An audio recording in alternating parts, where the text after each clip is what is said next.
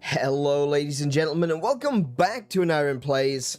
My name is An Iron, and today we are taking a trip back into the past to play the sucky games wait, no, hold on a minute, that's not me. That's Angry Video Game Nerd, I got that wrong, hang on a second. We're taking a trip back to the past to check out one of the hidden gems, quote-unquote hidden gems, kind of hidden by Sega themselves. I'm watching you. A game called Crusader of Centy, a game that was a big deal for Sega, actually.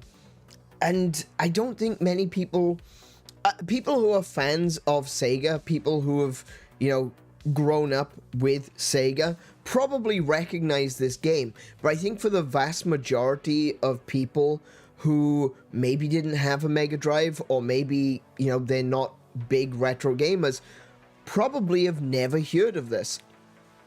And it all comes from a situation that Sega realized that they were in, and that was that they didn't have any RPG games. They had, I think at the time that Crusader of Centy actually released, it was called, they had Phantasy Star, and they had Shining. Two Shining games, I think. Shining in the Darkness and Shining Force. But they wanted more. They knew how popular RPGs were on the Nintendo Entertainment System, on the Super NES, and they wanted a piece of that pie. As you would. As you would. You're looking for a piece of that market share. But Sega wasn't really producing a lot of RPGs. Phantasy Star is a phenomenal series. I highly recommend it. If you've played Final Fantasy, if you've played Terranigma, if you've played Secret of Evermore, if you've played Arcana, there's a bit of a deep cut right there, Arcana. I'd recommend checking out Phantasy Star if you've never played any Sega games before. The original Phantasy Star is a little bit jank. Not gonna lie, it's a fun game, but it is definitely a product of its time on the Sega Master System. But I would recommend the ones that are available on the Mega Drive. You know, Phantasy Star 2 and onwards. Really do. Phantasy Star 2 was one of the games that I played as a kid, and I didn't really understand what I was doing, but I enjoyed it for the time that I was playing it. And I'm like, I don't really know what's happening. I didn't understand RPGs as a kid, which is why I often say that the first RPG I ever played was Final Fantasy VII, because it was the first time I sat down and played an RPG game, specifically a JRPG game, and understood exactly what I was doing. It made sense to me. A friend of mine explained it to me. I watched him playing it over his shoulder. I borrowed it. I played it. It was great. I loved it. And it was only after Final Fantasy VII that I was able to get an appreciation for other RPG games. But I had played other RPG games beforehand. I just didn't get it. Final Fantasy II was one of the games that I played as a kid. And if you know anything about Final Fantasy II, and I don't mean Final Fantasy IV, I mean Final Fantasy II, then you are going to know very well that that is a really bad place to start. Yeah, they've got that locked down, right? Pretty much the way it works with Final Fantasy II is, if you stray from the direction they want you to go in, you will encounter monsters that are way too powerful for you to fight. Like, right at the beginning of the game, right? Right at the very start of the game, when you first, after you've woken up, you've got an option. I think you either go left or you can go right. You can't go right. You cannot go right. You are level 1. They are level 60. You cannot go right. This is an illusion of choice. I didn't get it as a kid. I'm like, how the hell am I supposed to win this? All right, that's it. I quit. You know? And I went back to playing Legend of Zelda: Link to the Past. Anyway, the game Crusader of Centy, Sega was like, we need RPGs. Have you seen how well they're selling? Look at all these sales that we don't have. We've just got Phantasy starting, Shining series. Shining is another one. I'm going to be playing the Shining series, starting with Shining Force, not Shining in the Darkness.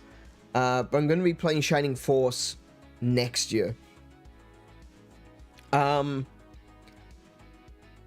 We need more RPGs.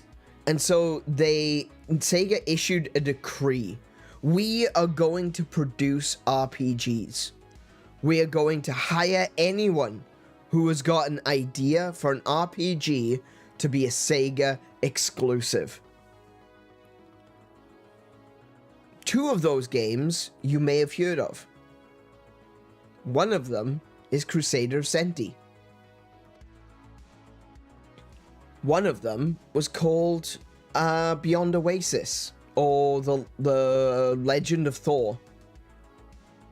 I think Legend of Thor is a bit more famous than Crusader of Centy, and that's all down to Sega. That was kind of Sega's fault, because Beyond Oasis / The Legend of Thor is a game that has been re-released time and time again. It was on the Wii eShop, it was on the 3DS, it was on the Mega Drive Mini when that released, but not Crusader of Centy. The first time Crusader of Centy was re-released since its original release, all the way back in the 90s, was on Nintendo Switch as a part of NSO. Not even available for purchase, just a part of NSO. It doesn't appear on any compilations that I'm aware of. I've looked through a few of them. It doesn't appear on any Sega compilations. It doesn't appear on Steam or anything like that. The only place that you've been able to get it since its original release until its release on the Switch was emulation. And sure, a lot of people play emulated games, but if it's a game you never heard of, you might not pick it up. Everyone's played Sonic. Everyone's probably played games like, let's think, Altered Beast, Golden Axe. You know, the classics, the Sega classics. I don't know how many people know about Crusader of Centy. I've known about it for a long time, and I've wanted to play it for a long time. I just never got around to it. But we're going to do that. We're finally going to do that. We're going to start it today. A game which was given pretty good reviews at the time of its release, but was called a Zelda clone. It was derided as a ripoff of Legend of Zelda: A Link to the Past. Now, that might be a bad thing for some people. For me, that just means more Link to the Past. I'm okay with that. I'm alright with Link to the Past ripoffs. Play Newtopia. That's another good one. That's not really a Link to the Past ripoff. That's more of a original Legend of Zelda ripoff, but still.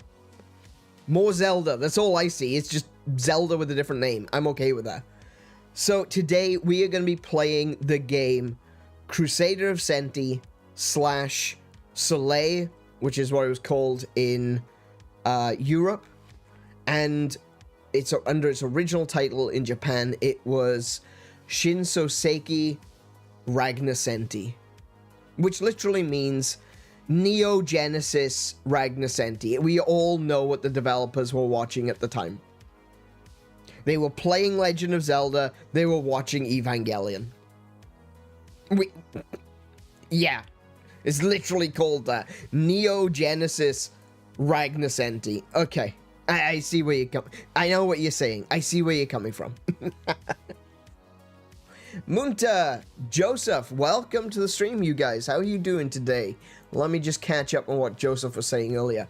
Final Fantasy IV was my first real-time playing an RPG. I believe it's what inspired me to learn to read back then. So long ago. That's actually a really good story. It's a story that I've heard a few times. You know, a lot of people saying that they got their start in reading, like their desire to want to read, and even like learning other languages because they wanted to play a game that maybe wasn't available to them.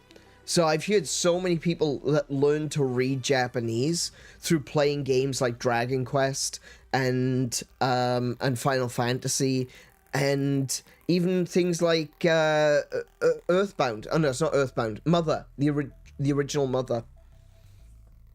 Because that was another game that Mother didn't get a re-release until the Wii U. Mother was like locked off from the West. Everyone complains about not getting Mother 3, which fair enough. But we didn't get Mother. We didn't get the original one until the Wii U. It was stuck on the Famicom for so long. Alex Kidd. Oh, Alex Kidd's another really good one for the Sega. Not gonna lie. I enjoy Alex Kidd. The only thing I don't like about Alex Kidd is the stupid boss fights, which are rock, paper, scissors boss fights. And I don't mean like rock, paper, scissors mechanics. Like, you know, like you've got in Pokemon where grass beats water, water beats fire, fire beats grass. No, I mean literal rock, paper, scissors. Boss fights are literally just random. If you've never played Alex Kidd, right, I do recommend playing Alex Kidd. I really do. I just think that people need to be aware of that before going into it, so that you know that the boss fights will be bullshit. Absolute, unmitigated shitstorms.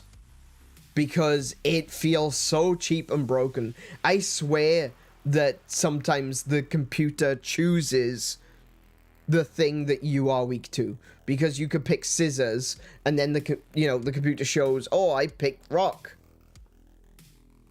Yeah, okay. I bet you did. I bet you did. I forgot about the rock, paper, scissors thing. Loved the game, though. Yeah, exactly. Everyone forgets about the rock, paper, scissors thing. Everyone remembers that Alex Kidd was a great game. And everyone forgets the rock, paper, scissors part.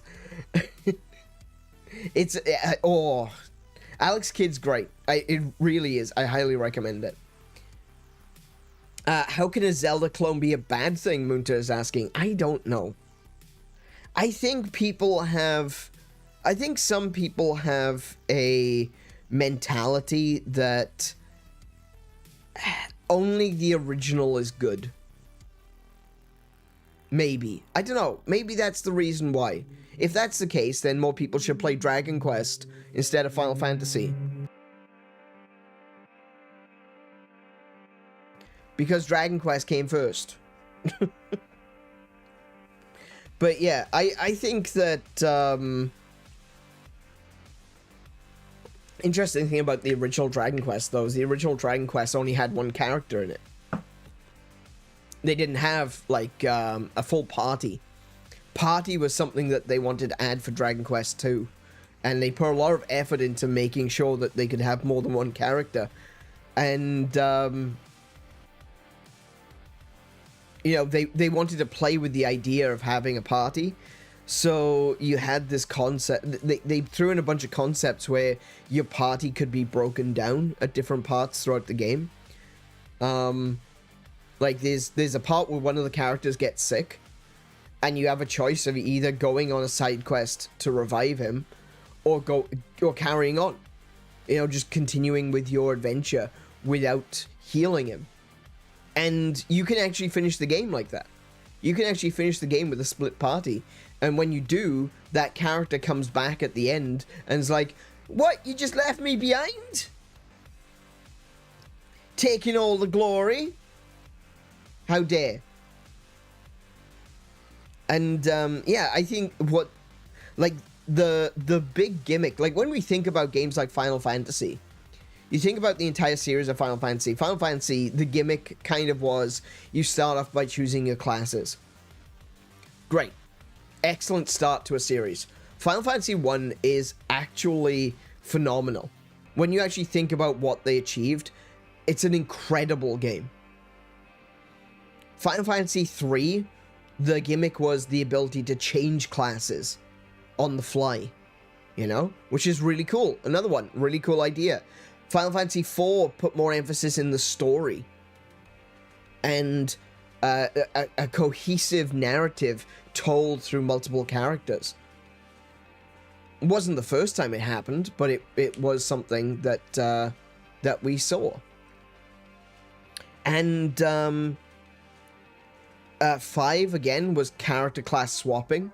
6 was the concept of Magicite, and Magicite would then roll over into Final Fantasy 7 and Final Fantasy 8. Final Fantasy 7 with the materia, Final Fantasy 8 with junctioning was very similar to Magicite. You know, every Final Fantasy has a little gimmick. Dragon Quest 2, the gimmick was there is more than one character. That's the gimmick. More than one character.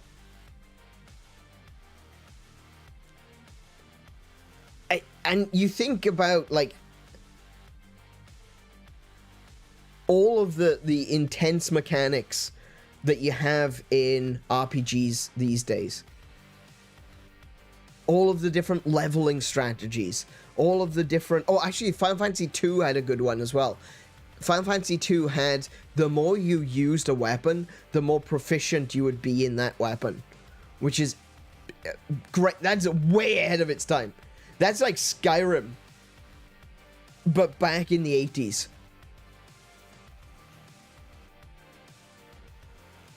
And when you talk about Dragon Quest being the first, or really the first JRPG, well, it wasn't really the first RPG.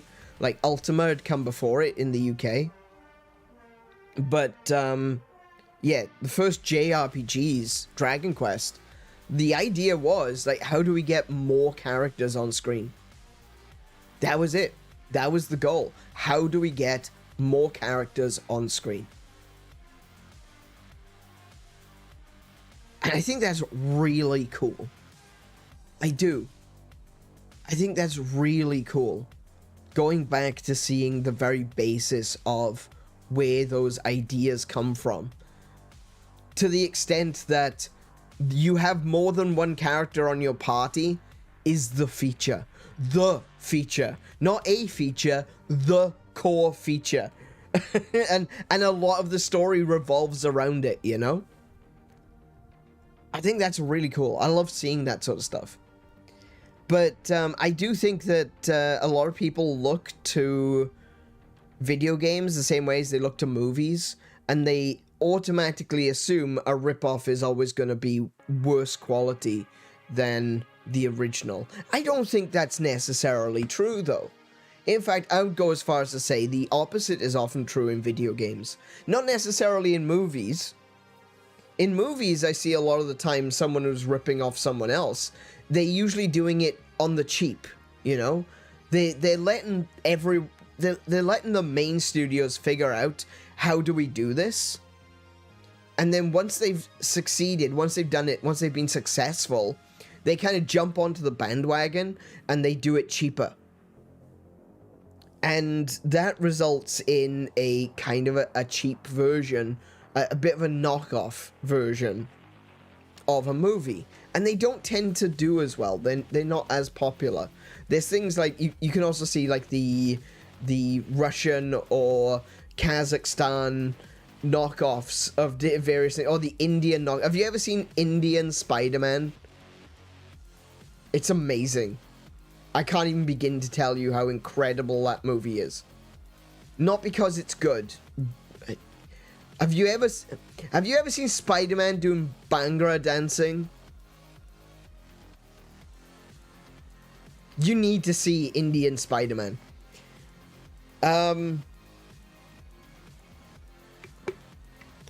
But I think with video games,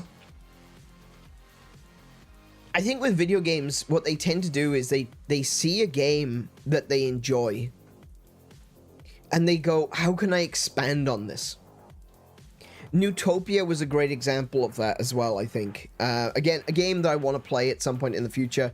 I don't know if I'll have time to play it next year. It all depends.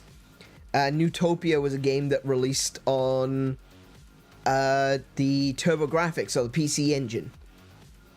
And Newtopia was literally just the Legend of Zelda with better graphics. That's what it was. It was the original Legend of Zelda, the Hyrule Fantasy, with better graphics. And a lot of people criticized it for that. It's like, oh, Zelda, this is just a Zelda ripoff. Yeah, it is. That's just more Zelda. I'm okay with that. I'm alright, you know? I'm okay. Whenever they release new Doom games, you know? Because that was the thing, is we didn't have a word for FPS back then. They were called Doom clones. So, you would have Doom, and then you'd have something like, John Romero made his own Doom clone. I think it's called Arcane. If I remember correctly, it was called Arcane. Yeah, I'm pretty sure it was called Arcane. And then you had a bunch of other studios that would come out and they would use Doom, which would be essentially a complete Doom conversion mod to turn Doom into other games. And we got games like Blood.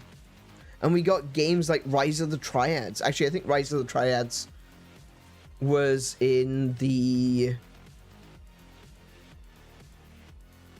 Ooh, I think that was in the Duke Nukem engine. I might be wrong about that one. I'm pretty sure Blood was in the Doom engine. Was in the id Tech engine. And, oh my goodness, my brain has left me. Hang on. Hold on. My mind has left me. Doom clones.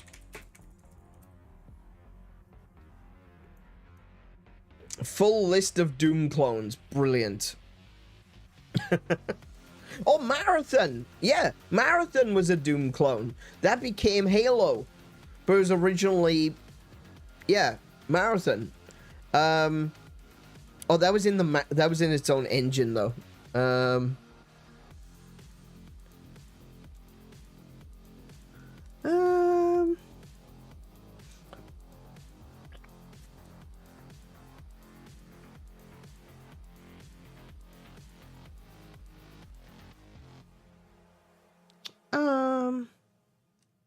Anyway, all of these were called Doom clones, okay?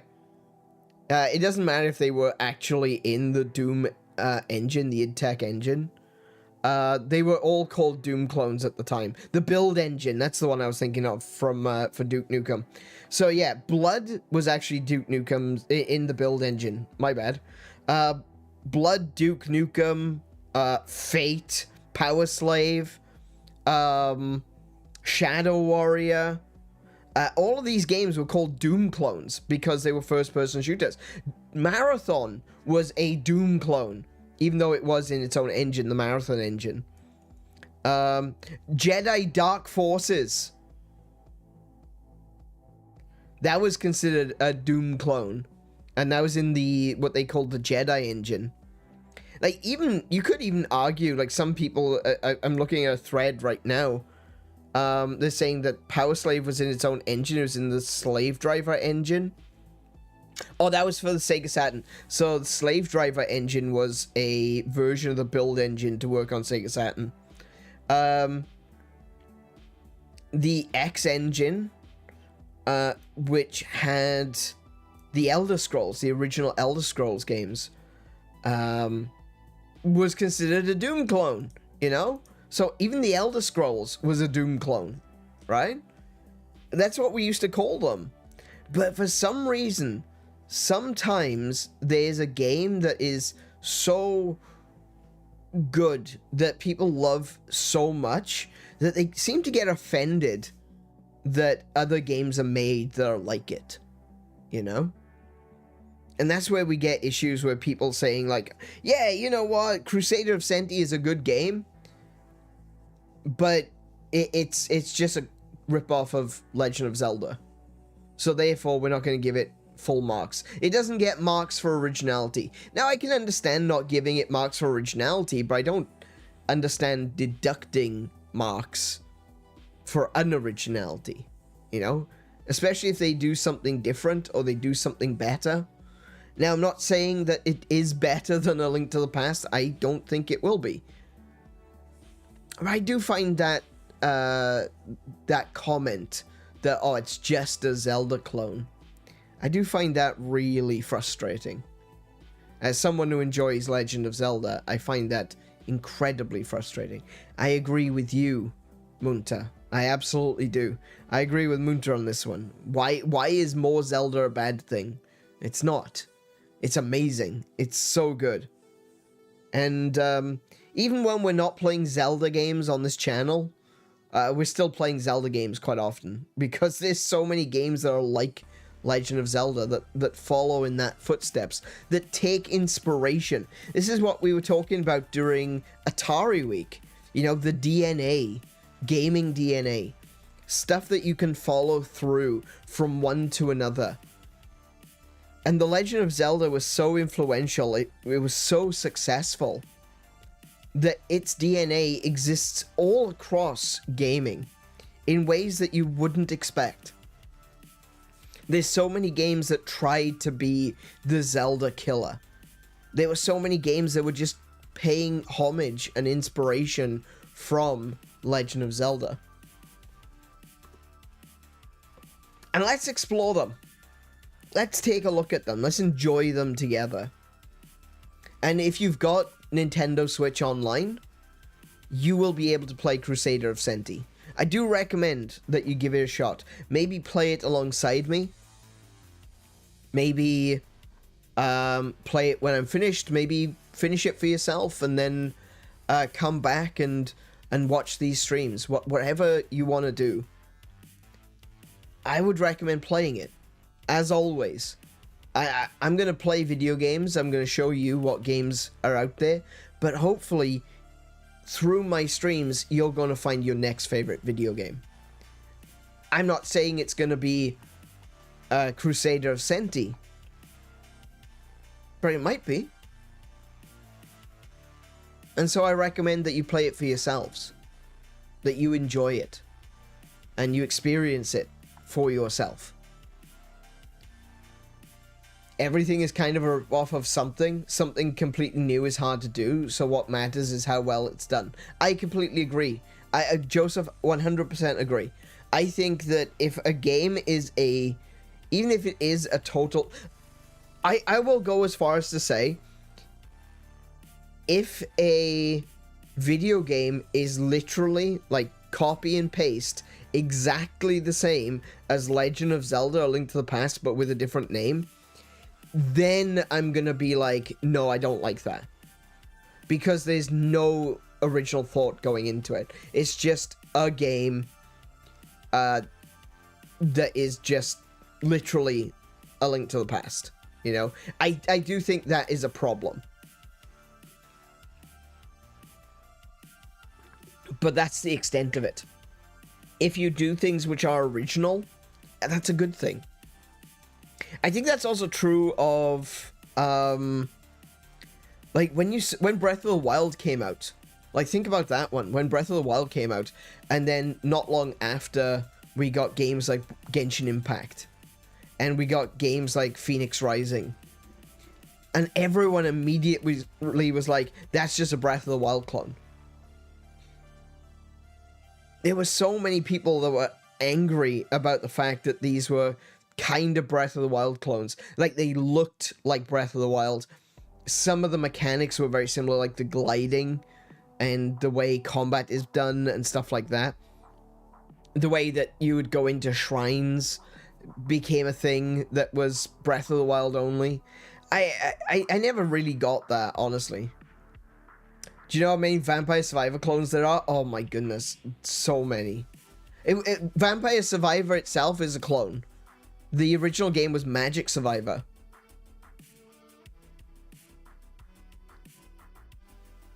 It's kind of become its own its own genre now. Survivor clones. But I mean, I personally, I'm not a big fan of Vampire Survivor. I didn't enjoy the mechanics. I really like the Hollow Cure game though. Hollow Cure is just so good. I've been meaning to get back to it, but you know, time being what it is, always moving forward, I never have enough of it. The glider has forever influenced viewer perception. Yeah, absolutely. I completely agree with that. I think that that's something which has been a situation. Like, the glider was such a big deal to Breath of the Wild that someone sees a glider in a video game, they think, oh, Breath of the Wild. Which isn't really fair, I don't think. Holocure really turned into their own thing. They really did. They've got so much going on with Holocure that, like, so many different things, so many original aspects that they added to the game, that Holocure really did become its own thing. And with having so many characters, and they're constantly adding new weapons and items and stuff, it really does continue to make it its own game.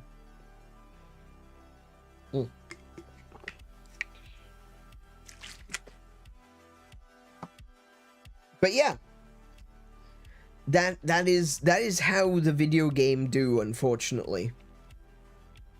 I think a lot of people kind of lock on to this idea of this is the game, and therefore anything else is a ripoff. And I think that there should definitely be a division. There should be a division, a big dividing line that says this is a ripoff and this is a clone. And I think clones are fine. Ripoffs, not so much. And I think that Crusader of Centy, based on what I've read, now I haven't played it myself, but based on what I've read, it does seem that it is a clone, not a ripoff. Like, they weren't going into it saying, oh, we need to beat A Link to the Past, but they clearly took a lot of inspiration from it. It was just unfortunate that a lot of the reviewers at the time were very, very quick to say, this is a ripoff. And I think that may have hurt its reputation. But the game's got very original mechanics, and we'll get to that when we get to that. Those devs took memes and in-jokes and churned out so many interesting items and built on mechanics. It's great. Oh, still talking about Holocure. Yeah, absolutely. The developers of Holocure are very in touch with the community. And that's why it continues to grow and be successful, is because they're always listening for new ideas. And I feel like that's something that developers should be doing. Even big developers need to be listening to their audience. And that's kind of the situation we're in right now.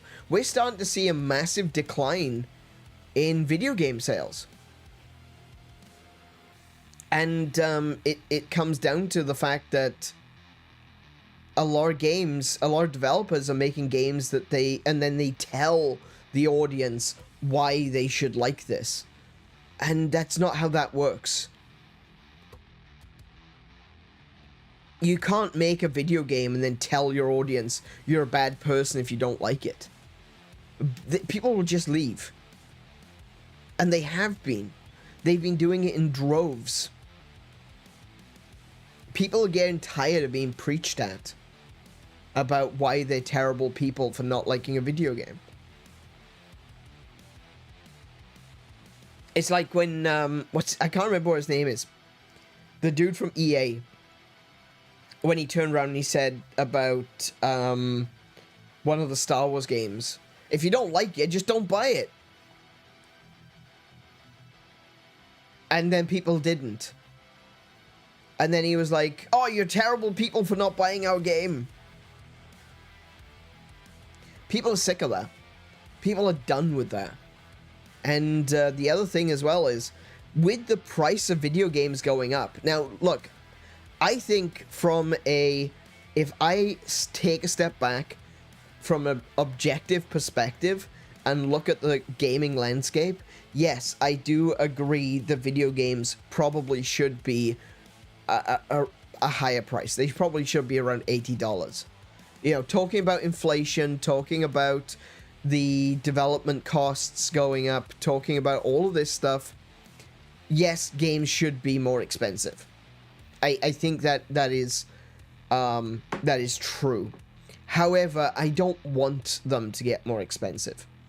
And the reality is that the more expensive video games get, the more of a niche luxury item they become. So the higher you price something, the less people are able to buy it. And this is the paradox of raising prices.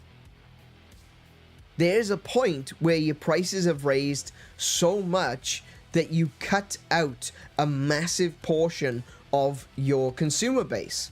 And in doing so, as you raise prices, you completely and utterly slash the number of people buying games. And that can be irrevocable.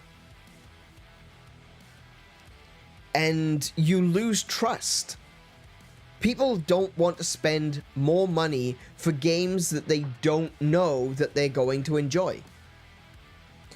And with all of these new things that they keep throwing in, that the audience at large is saying, we don't want that.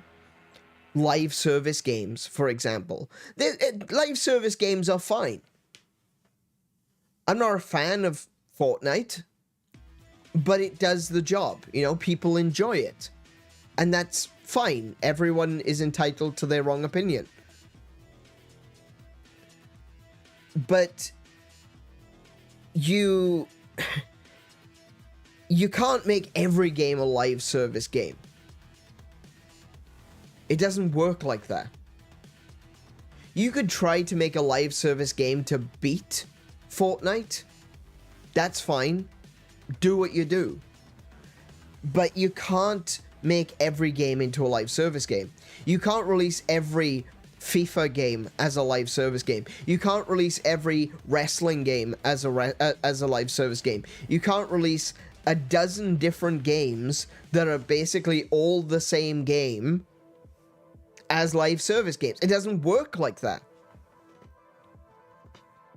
It just doesn't. People can't divide their attention to all of these different games, especially if the live service games are so expensive. You know, you gotta buy the game. You gotta buy the battle pass. You gotta pay for microtransactions. You gotta make sure that you're competitive, so you gotta buy some of the upgrades. You know?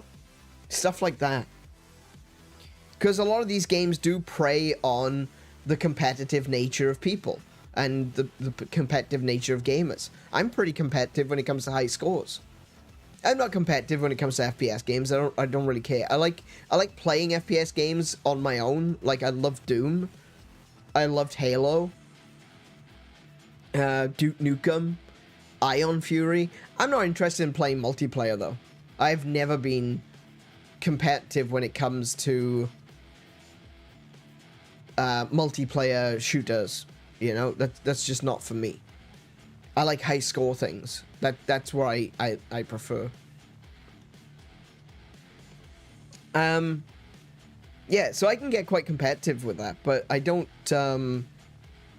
get competitive with online games. I do think, though, that it does prey on people who do get competitive. It really locks in on that and says, oh, you want to be the best? You want to be the very best like no one ever was? Well, you gotta pay for that. You have to buy blue.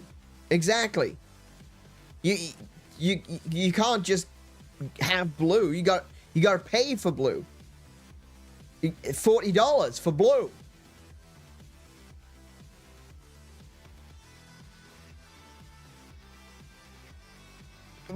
Okay. Apparently. Yeah, so you can't make every game a live service game.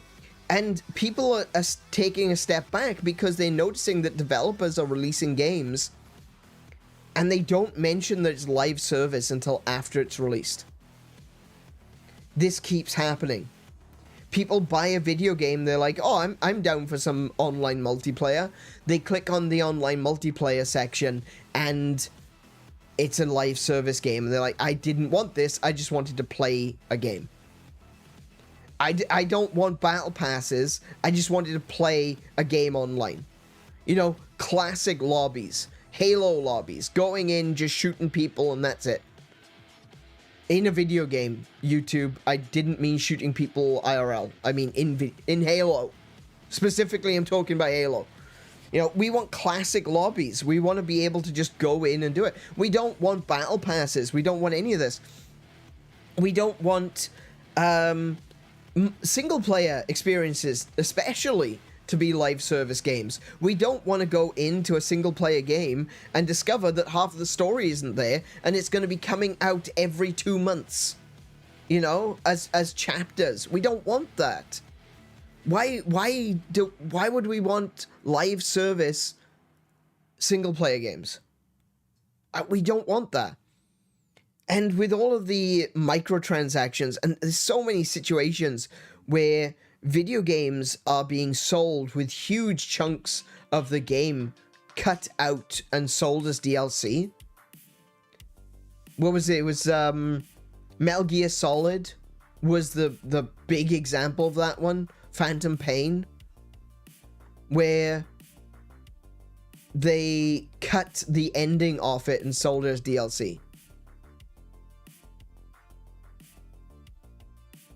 Like, you couldn't actually finish the game without buying DLC. I mean, you could finish the story, but the story wasn't complete.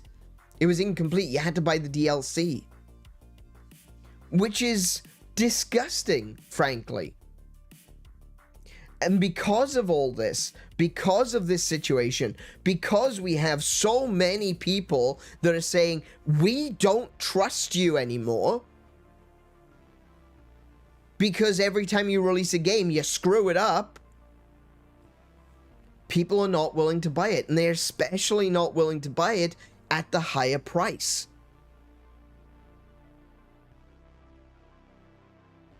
It's a problem.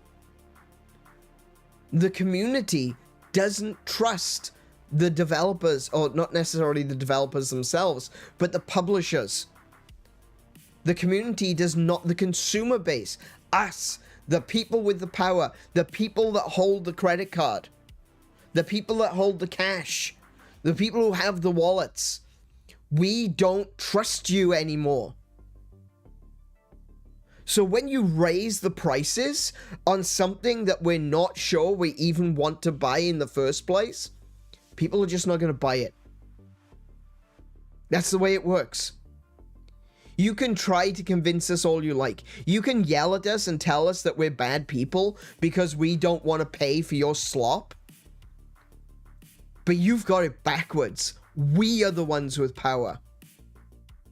We are the ones with the money. If we stop paying for your game, you disappear. And we'll just pay for someone else. Sorry, I'm getting heated now. I'm getting so sick and tired of these companies. We are the ones with power. Never forget that. They want to convince you that you do not have power. They want to convince you that you are nothing. They want to convince you that you just need to shovel that slop. Oh, just keep playing the games that we give you. And, you know, celebrate product and, you know, get excited for next product. But we don't have to do that. We don't have to do that. And I think the price increase of video games and consoles that has happened this year, especially this year, has really woken people up for that. People are aware now. Now, hold on a second. I was enjoying these games. I don't like some of these things, but I'm not paying extra for elements for a game that I don't want.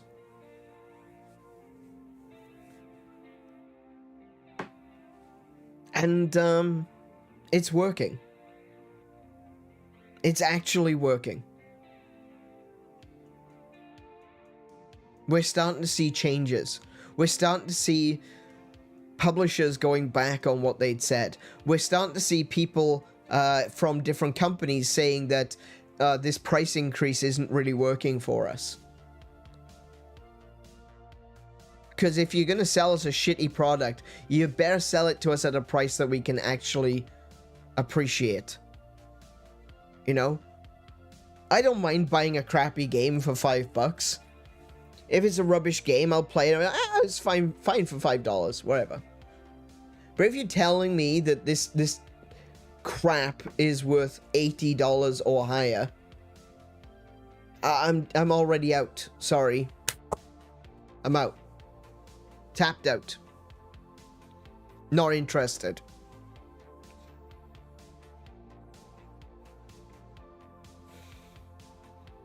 Which Marvel game was it that basically the first game keycard? Oh, Marvel vs. Capcom on PlayStation 4. Pretty sure it was a Marvel vs. Capcom game. So I think that was Marvel vs. Capcom 3, which was a disc. And the disc didn't have anything on it. I think that was the first time. That was actually even worse, though, because that game also had essentially DLC, but it was done in the style of the older games. So, you know, like with Street Fighter, you get Street Fighter 2, and then you get Street Fighter 2 Turbo, and then there's Super Street Fighter 2 and Super Street Fighter 2 Turbo. The World Warriors Edition, Street Fighter 2, Ultra Super Street Fighter 2, the Super Ultimate Final Warriors Edition, plus, you know, and every time you'd be rebuying the game, you know? It was basically the whole game, just rebuying it with minor upgrades. That's how we used to do DLC. Marvel vs. Capcom, that particular one on PS4, they did something similar, except that it was patches, if I remember correctly. So basically, they did this thing where you had to buy the Ultra. If you wanted to buy the final Super Ultra Edition version, you could buy it as DLC, but it was the same price as a full game. So you may as well just go out and rebuy it.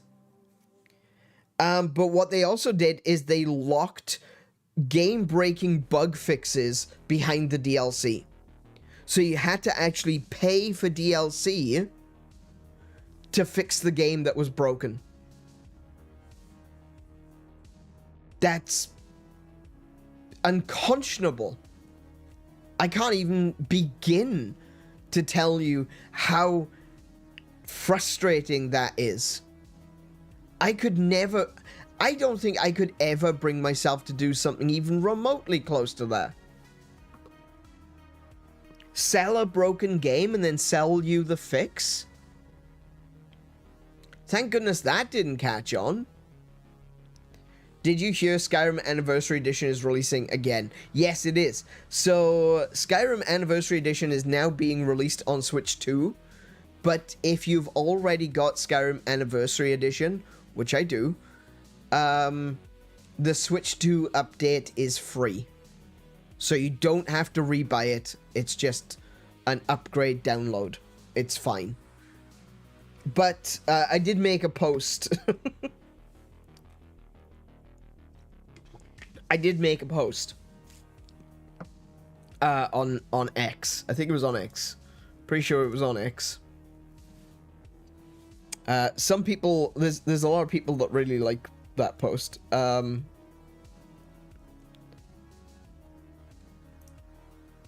Oh, actually, no, it wasn't this post. It was a different one. Okay, so I made the post on X. One day, Bethesda will stop re-releasing Skyrim. It may not be today. It may not be tomorrow. But one day, it will be the last time. Maybe they will have made Elder Scrolls 6 by then.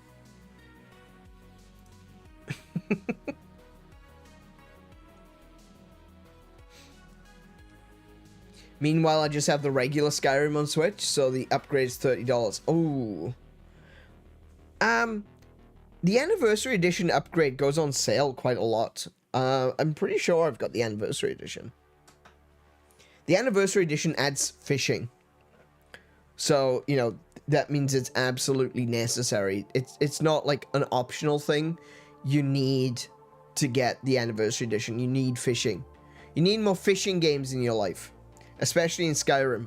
But yeah, no, I did see that that there was another one. A new update that was being released.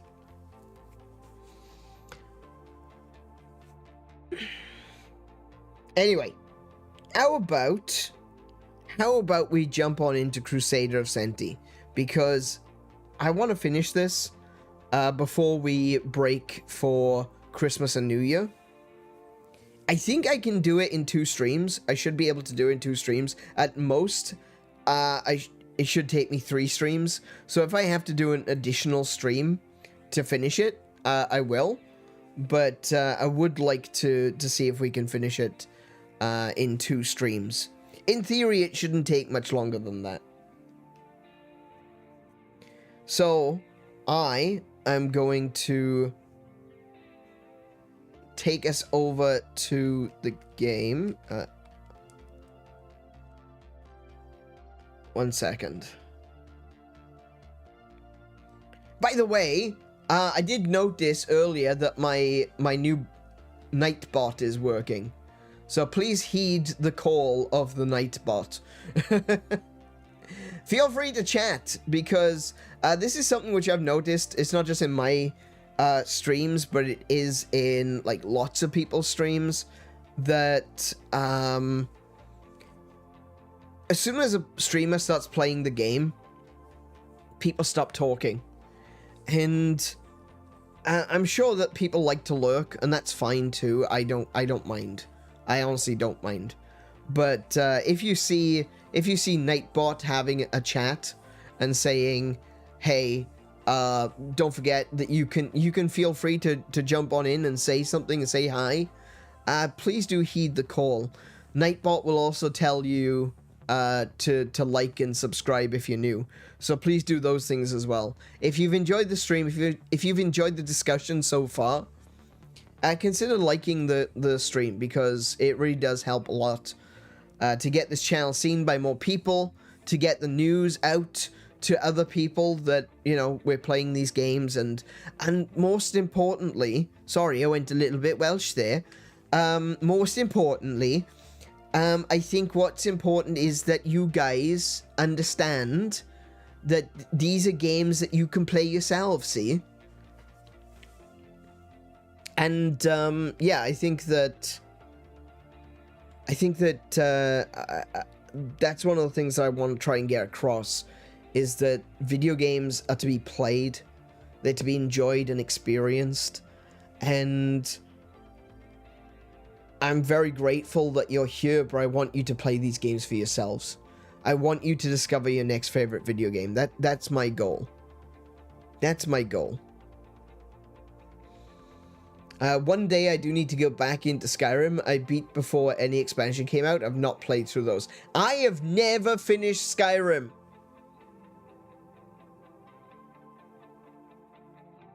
The furthest I've gotten is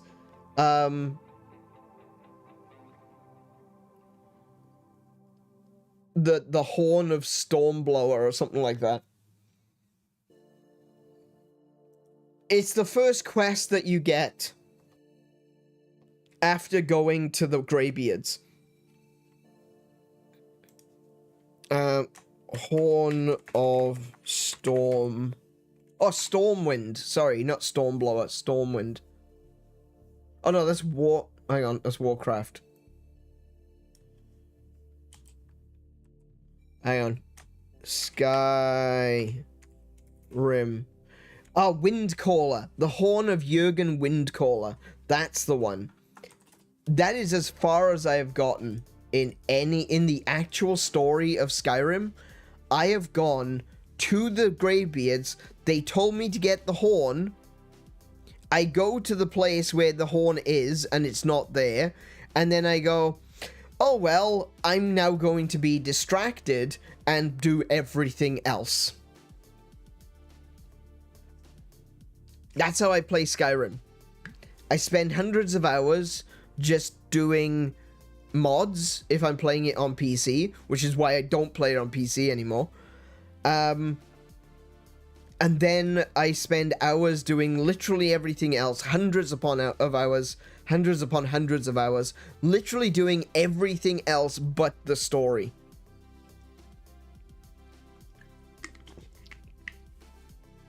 Maybe I should play Skyrim on stream, because then you can kind of keep me narrowed in, being like, oi, you're doing it again. You're going off and doing things that you don't need to be doing. Do the bloody story.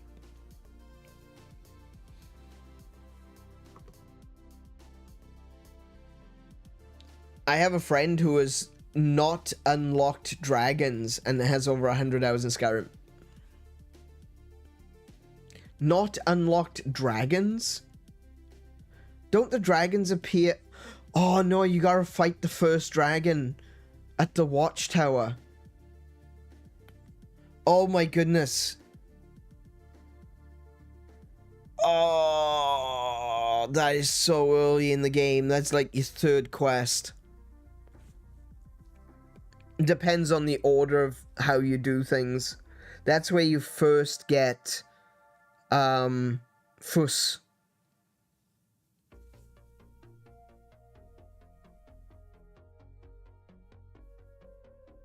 Oh wow. I've at least gotten further than that.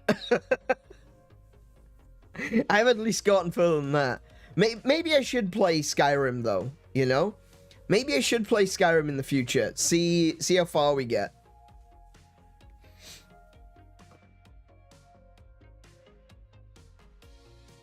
See how far I get before I get distracted.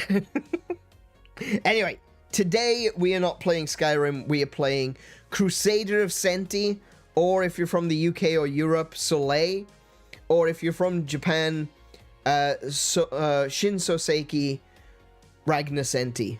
Neon Genesis Ragnacenty.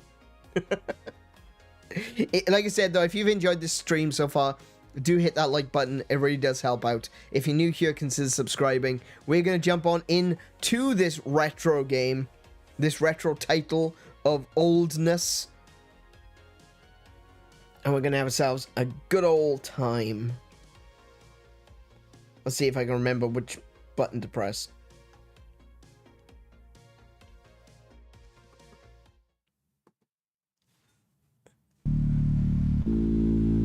The Age of Darkness without light. Creatures who wander this world were later called monsters by humans. They were feared by everyone. No one knows where, when or how these creatures came to be. Have they been here since the start of humanity? Or were they here since the start of time? Who's to say?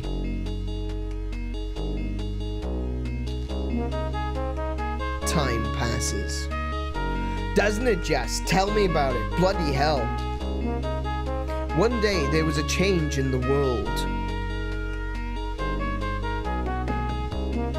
A great beam of light struck the earth and diffused through the darkness, filling the earth with light and destiny. Most of the monsters had no resistance to the light and quickly perished. A seemingly endless period of time passed.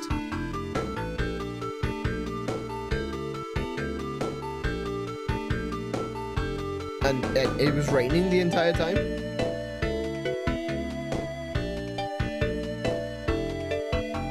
I'm loving this music.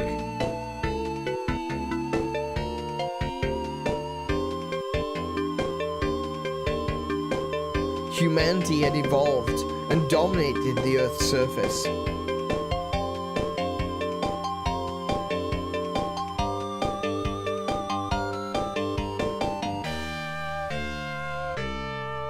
Those look like little bunnies. I don't know, the little green bunnies?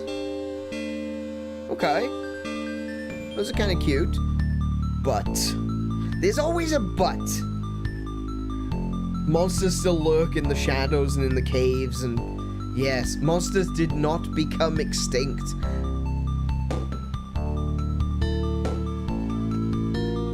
They hid underground and increased in their numbers.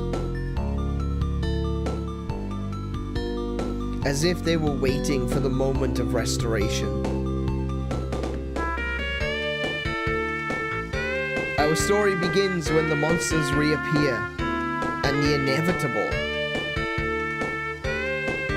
conflict between man and monster ensues.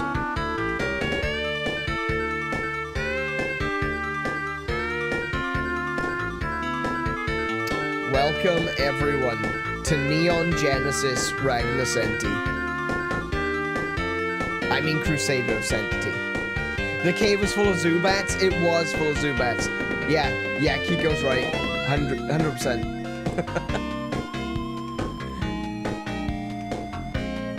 We are going into the future at the speed of regular time.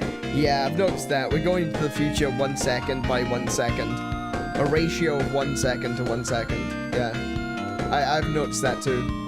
The funny thing is, I'm getting older by, I'm getting paid by the hour and getting older by the minute. I don't think that's fair.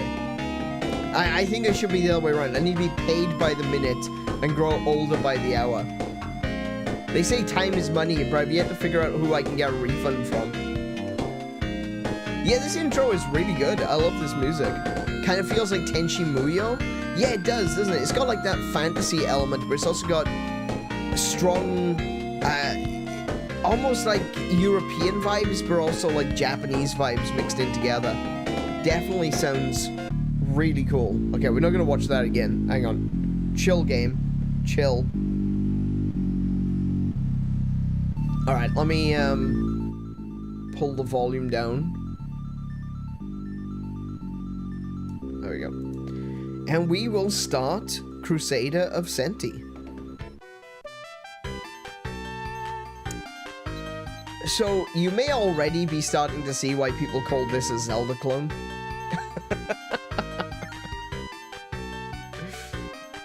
That's a lot of letters. I can fit my whole name in there.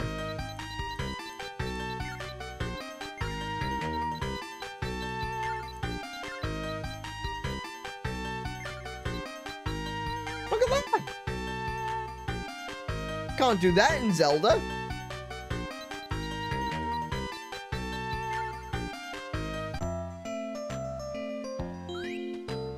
And now, the moment you have been waiting for. A birthday party for an iron. Oh, it was my birthday last month. Yeah. Cool. Oh, I just noticed the conspicuous sword and shield on the dresser. I'm gonna guess that that's gonna be my birthday present. Thank you all for being here today. Happy birthday, Nyrin. You are now 14 years old. That's correct. I am 14. I am not 40. That is not true. I am 14. She said so. The game is right. I have a present for you. It's gonna be the sword and shield, isn't it? It is a sword and shield. Excellent. This is the sword your father used. He was very strong and kind, but he lost his life in battle. I really don't want to hand this sword to you, but it is the law of this land to hold the sword and go to battle when a boy turns 14. That sound... Oh my... Look at all them frames!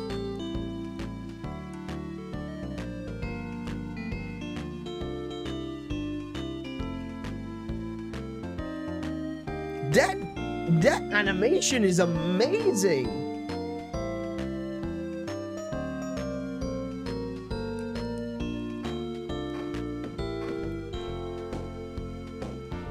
I don't know what the buttons are.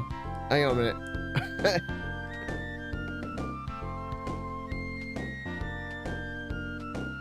Hang on a second. I need to see the controls. User guide. Let's see now.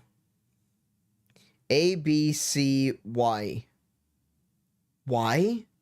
Oh, yeah, of course. X, Y, Z. That's right. So that... Please don't tell me this uses a 6-button controller. So, A is attack. B and C don't seem to do anything. Oh, right. So, right. If I press A, I don't attack other people. I just talk to them. Okay. Yeah, the whole thing about, you know, I think it makes a lot of sense in a lot of these fantasy stories that it's the law that you've got to protect yourself. The idea of going to war at the age of 14 does seem very, very dark.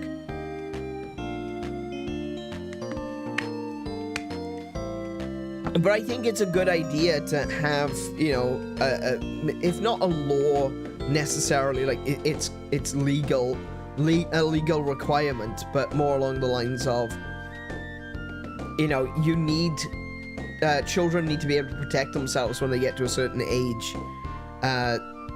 That once you hit the age of 14, as this game puts it, at that point you need to be able to protect yourself when you're going out and about.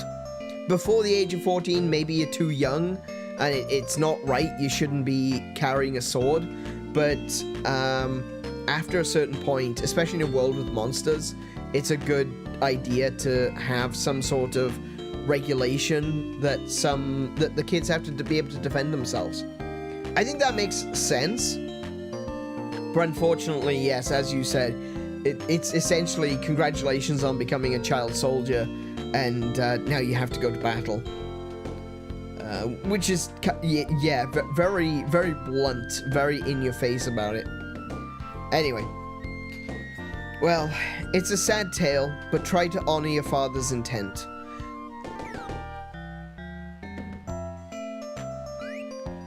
Wow, I want a sword too. I can't wait till I hit the big one. So the big 1-4. Okay. Billy, I have a sword too. Not a rusty one like that. It's a brand new sword. Happy birthday, Nyrin. That's a beautiful sword. Okay. Firstly, I have to say, Huh? Fireworks? Is someone leaving today? By the way, is it the day brave Ammon leaves? Let's go see him. Don't forget to give me a send-off too when my turn comes, okay? Oh, Billy, becoming a hero is not an easy task. You'll never become one if you don't train yourself at Rafflesia Training Ground. Come on, hurry. I like Ammon. I like all strong heroes. So that just kind of happened automatically. I was just going to talk about this rotational... This animation is great. I love this. That's so good. Report your birthday to His Highness the King. Okay, we'll do that.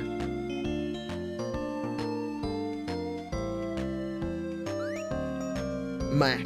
Bow wow. Yippee-yo, yippee-yay? Do dogs usually say yippee-yo, yippee-yay? Max house, don't feed him because he'll get fat. Nyrin, yeah. Don't feed the dog. Don't feed the dog till he gets fat. That's not good. But yeah, I was gonna say the presentation of this game is already, like, really good. You can easily lose your life at the training ground too, as well as the treasure. Who starts a conversation like that? Oh, hello. Did you know you could die while training? I do now. As well as treasure chests, there are also coins hidden under the grass. Coins hidden under the grass?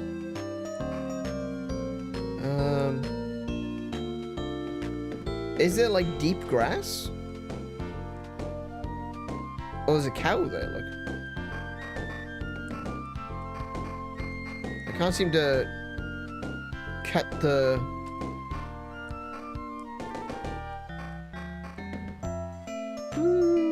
I'm not seeing any deep grass. Oh, chickens.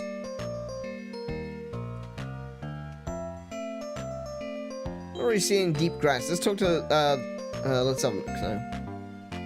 That's my house. That's the house of the crazy woman that tells you you're gonna die when training. Oh, this crazy woman, what does she have to say? The land shape of Dahlia Valley is very complicated. There are monsters too. It's not a place for a kid like you. Even if you have a sword, don't go there. Okay, so that's somewhere I need to go. Got it. Old man. Oh. That's cool. I am here, what I missed? No.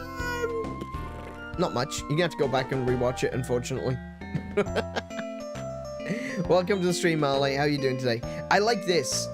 First of all, I just want to say, like, the way that the shadows go over the top. It's I don't think the Mega Drive could do actual transparent pixels. So the way that they've done it like this, with a dithering effect, is really cool. But I like this. Look at the way that the old man reacts. Just by going near him, he raises an eyebrow to take a look at you. I like that. That's cool. Wise man, I see you've grown old enough to carry a sword and iron. Now, have you heard about the medals? No, I've been told I can die while training. The training ground consists of beginning, intermediate, and expert courses, containing bronze, silver, and gold medals. Collect and take them to the castle. The king will exchange them for the holy sword and a true sign of a hero. The true sign of a hero. Okay, so I've got to prove my worth, get these medals, and go see the king, and the king will give me a holy sword. Okay, that's interesting.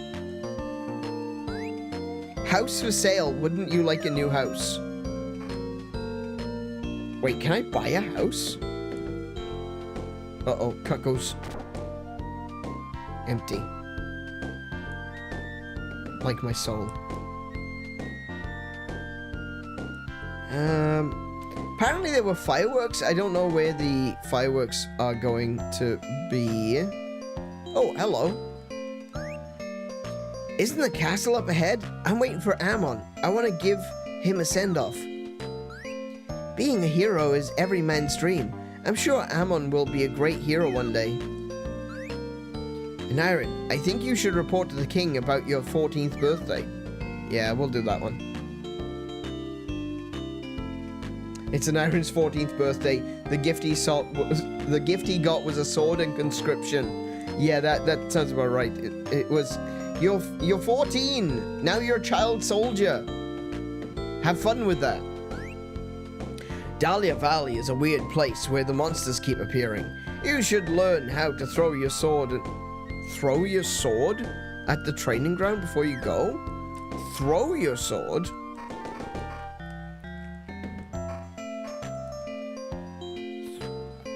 Oh, okay. Well done, Ammon. You have passed the trial. Here is your reward. Thank you, Your Highness. This sword will be a great encouragement. Your journey will be a long one, but I expect you to do well. Good luck. Yes, Your Highness. Does he have giant ears? Does he have giant elf ears? Am I just seeing things? I kind of want to explore the castle.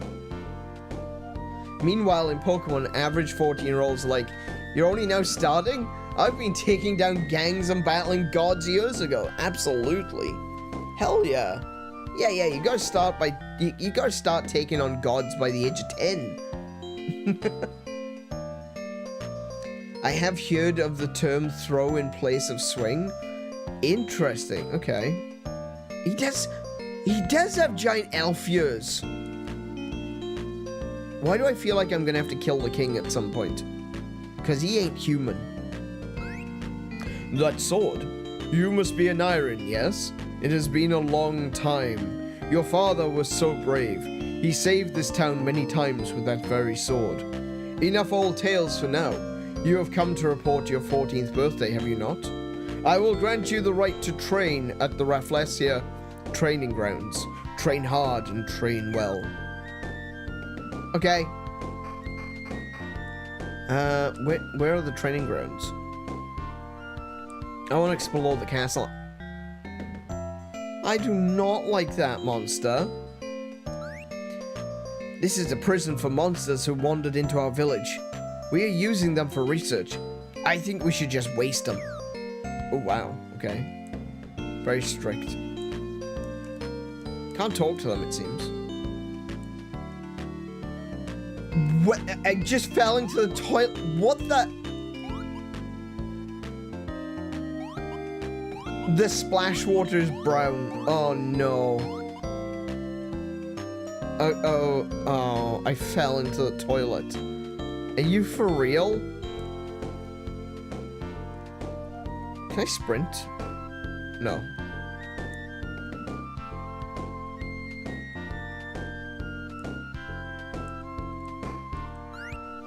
How busy I am. Hey boy, don't go near the fireplace, it's hot. I just fell into the toilet, okay? Apparently I can stand... Apparently I can stand in this bucket of water too. That's a weird level of detail.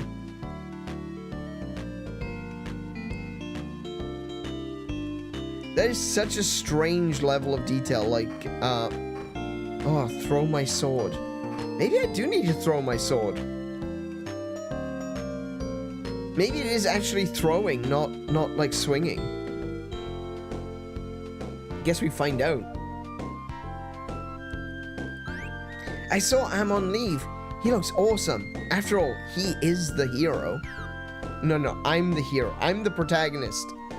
I'm the hero. Fountain of Heroes. Young man, take your sword. Now is the time to fight. Yeah, I guess that the world just exists in this perpetual state of having to fight against monsters. What is this? Is this like a school? Oh, it's a church.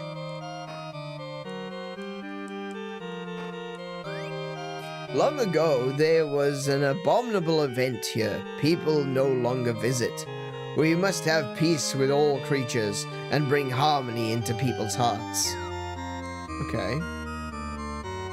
I also noticed that you know, that W is on the wrong line.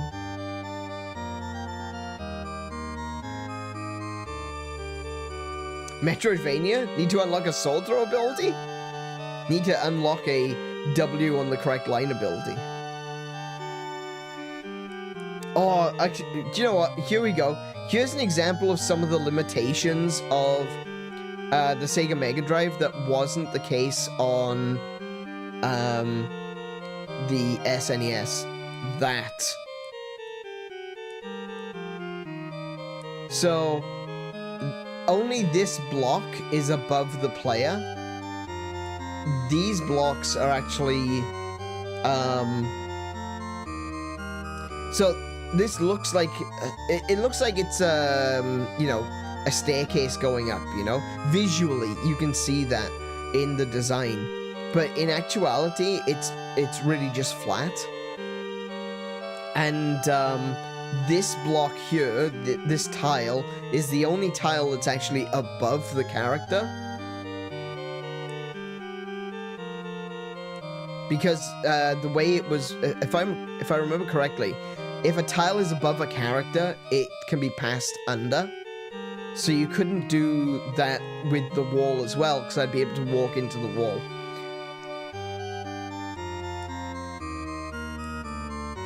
Not really a criticism, it is what it is. It's just interesting, in my opinion. I've been thinking, ever since I spoke to your mom,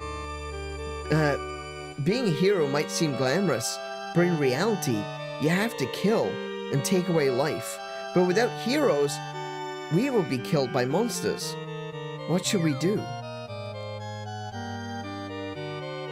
Yeah, I think I'm gonna need to go to the training ground to unlock that sword throw. I don't know where the training ground is, though.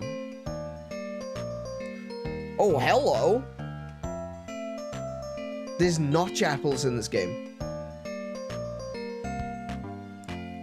Where do I need to go? I'm so lost.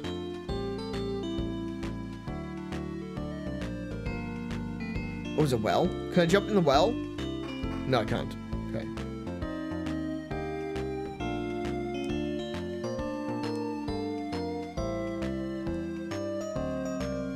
Maybe if I go, like, I saw the bridge on the far left of town.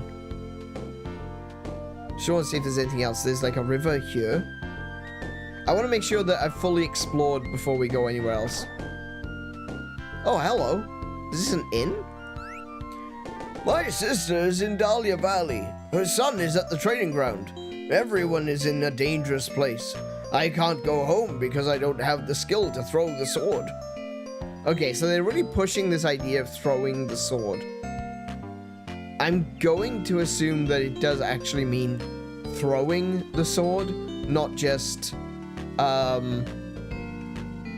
swinging a sword. Oh, hello.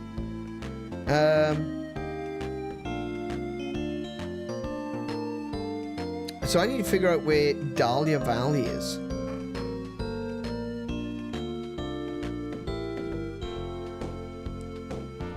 It could be south. Oh!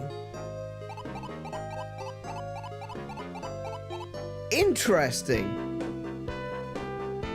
So Dahlia Valley is to the left. What's this?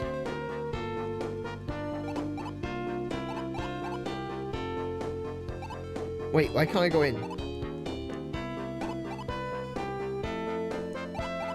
Hang on. I'm confused. Okay. Wait, what's that shadow? Oh, hold on a minute. Look at that. That shadow in the water.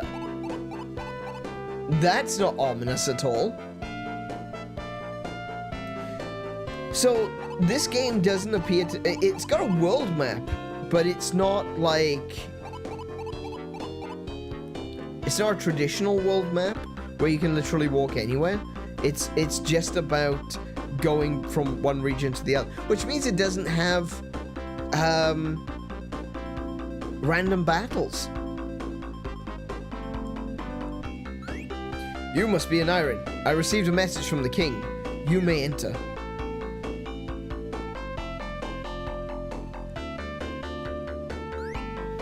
Hey, Anirin, did you go to the plaza just west of Soleil?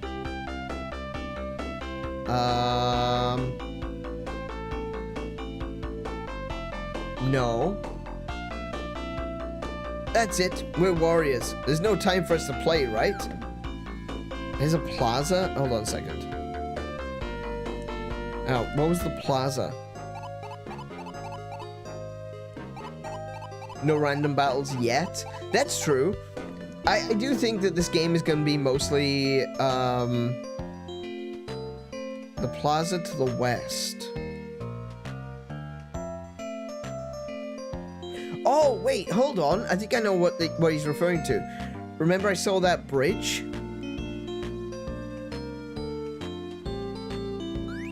To the plaza, everyone's playground. Be friendly and share.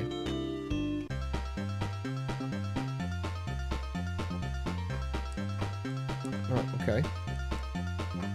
Oh, this is where... Okay.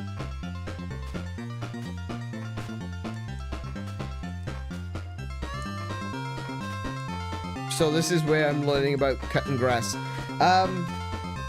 That is really interesting. So the way that you cut grass, it's very specific. It's very specific what you are aiming at. See the way that the sword swings where I'm not cutting the grass that's above me?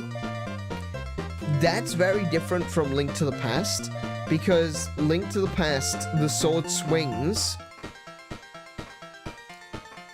in a diagonal pattern.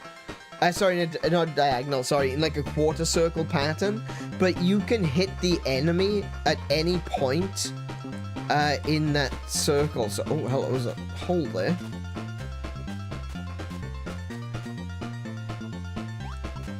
Interesting. I wonder if that's going to be a mechanic in the game where you hide in holes.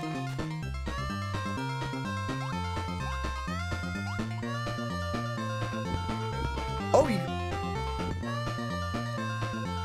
Hi? Ah! That's a monster. What the heck?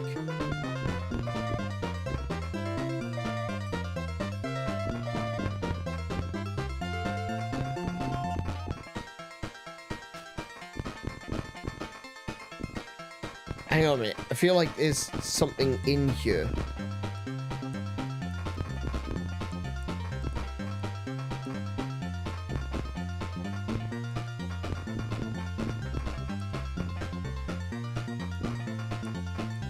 See how it's very specific which things I can which things I'm hitting and which things I'm not hitting. Weird that you can break rocks with your sword, though.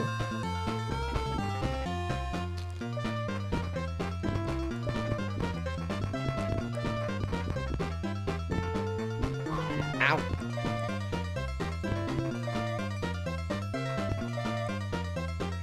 Okay, so I've already lost a lot of HP.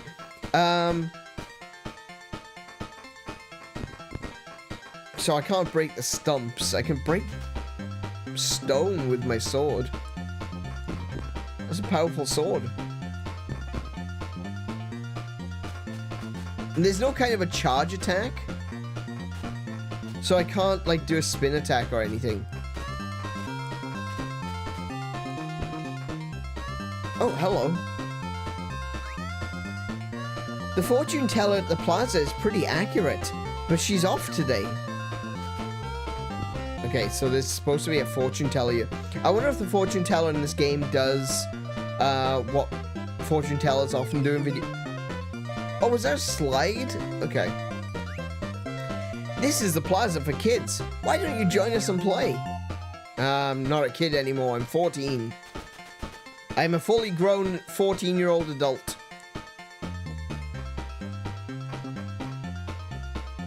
What's that? I reckon stealth is going to be a big part of this game.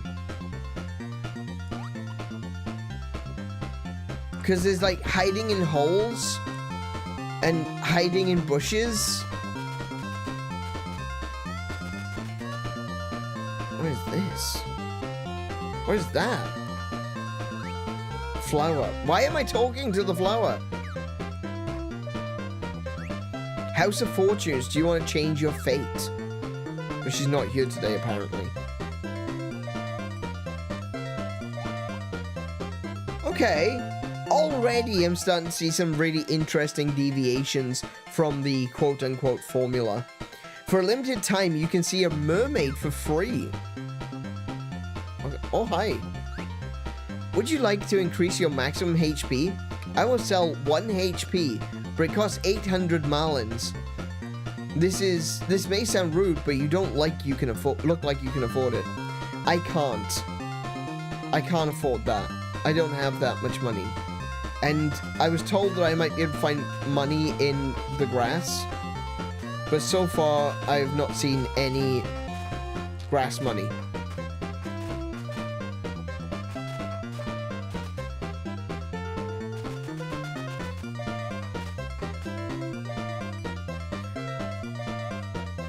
Alright, so it does look like the control scheme, at very least the sword play, is going to be a bit more specific, a bit more intentional than A Link to the Past already.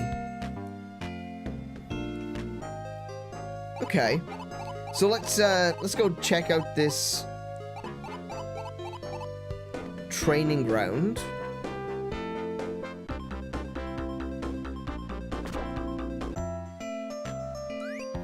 Sword thrower. I am an expert at sword throwing. You are very lucky, my boy. You can buy the sword throwing skill for just 20 malins. It looks like you don't have enough money. Come back when you have some hard cash, son. Right. Okay, so... Oh, there's more grass here. What's this? Expert course. Come and try if you can do the accelerated jump. I can't do that. I am the instructor. You know the purpose of this training ground, don't you? Yes. Then give it your best. What's this one? Intermediate course. Come and try if you have the ability to jump. I do not have the ability to jump. Beginner's course. Very easy. Anyone can clear. Okay, right. Let's see if we can... Oh, look. So there was some gold in here. Ah, okay. Yeah, so the sword swing is a little bit misleading. Because you can actually get too close, look. You see how I didn't cut the thing that was directly in front of me then? I'm cutting the one next to it. So you gotta be very cautious about where you're standing. It does seem like it's, Can I climb that? No.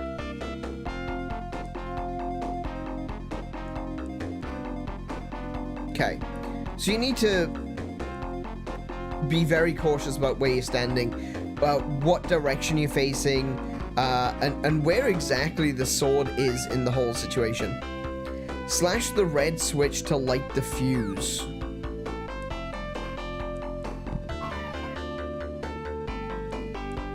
Ah, those are spikes?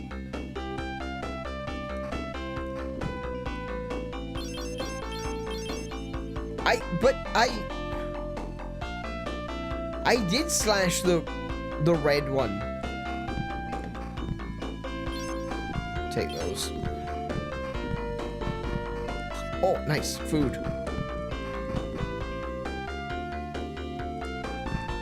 Oh.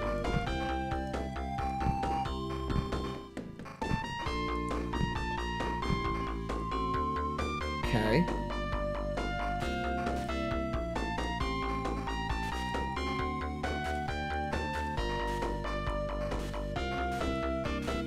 Give me gold. I need 20. I need 20 gold. Give me 20 gold.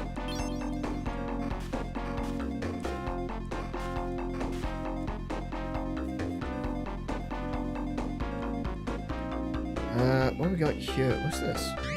Oh!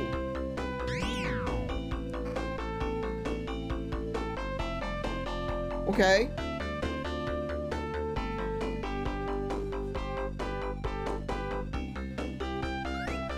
You must be new here. Let me give you some advice. You must learn the running jump on your own. You can't learn it here. It seems we can only complete the beginner's course. Let's take it easy. Okay. Yeah, I definitely can't. Oh, wow.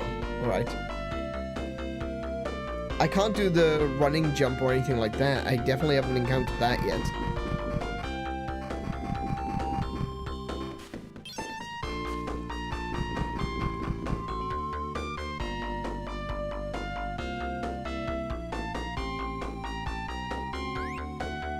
Monster Crossing, be very careful. Okay, I don't want to go that way. So, like, everything I interact with my sword. Like, whether it's boxes or, bloody hell, chests. I'm not opening them. I am breaking them open with my sword. Okay, I've got 20 points now. Not 20 points. Sorry, 20 coins.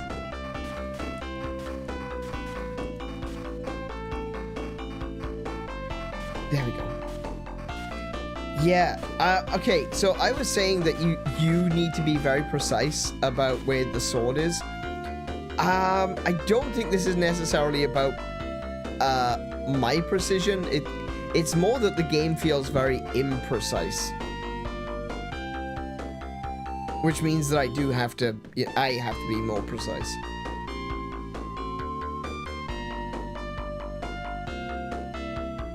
needs a spin attack. It really does. I don't know if it will have a spin attack, but we'll see.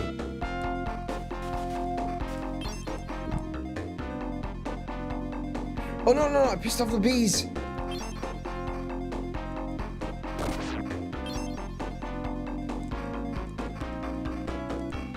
So you can definitely see the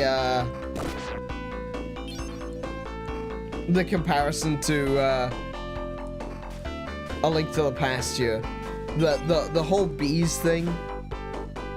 Very A Link to the Past.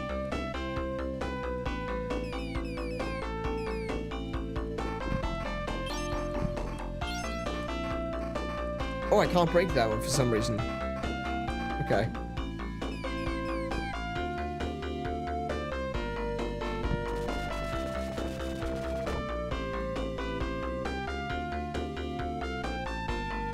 This training ground idea is pretty good, though, because it puts you into something of a safe environment to be able to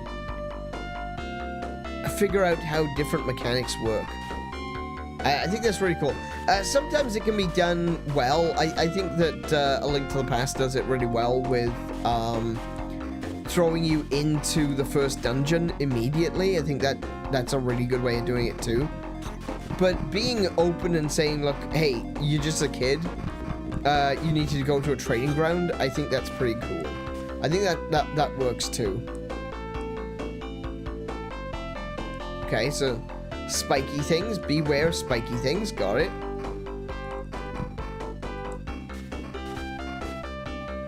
Oh, wait, am I swimming? No, I'm wading. I'm just walking through. Cat Nacelle, welcome to the stream. How are you doing today? It looks like they spent more time on making the game look adorable than making sure the animations read well. I think the animations... I don't think it's necessarily the animation that's the problem. It's the hitbox. With A Link to the Past, obviously, wherever you see the... maybe you're right. Actually, maybe you're right. With A Link to the Past, obviously, wherever you see the sword is where you hit. With this one, it's definitely more... The sword is a block in front of you. And so, yeah. Definitely understanding why this game got so many comparisons with A Link to the Past, though.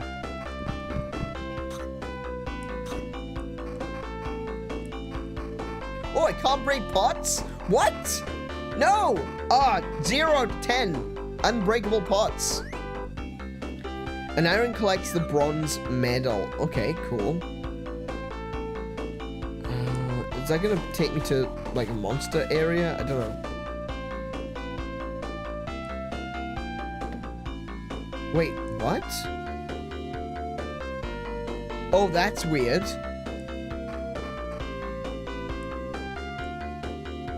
So, hold on. I am going off screen on the right, and I appeared on screen on the right. That's really weird. Very strange game design right there.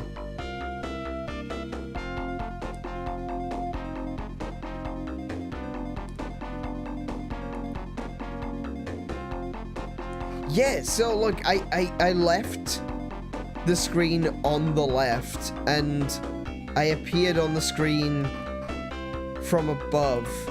That's so strange.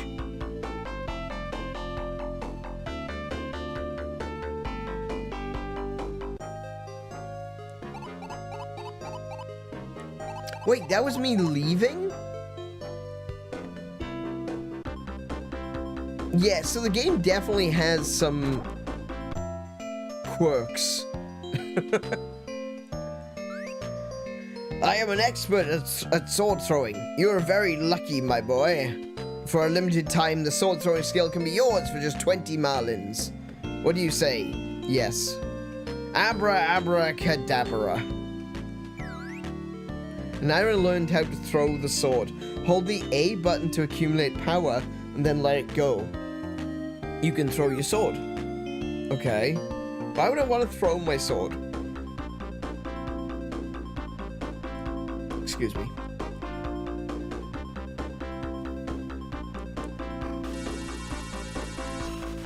Oh! Okay.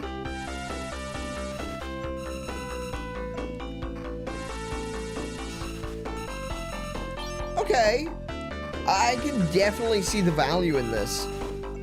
It would be nice if it would act like a boomerang and allow you to pick up coins when it comes back to you.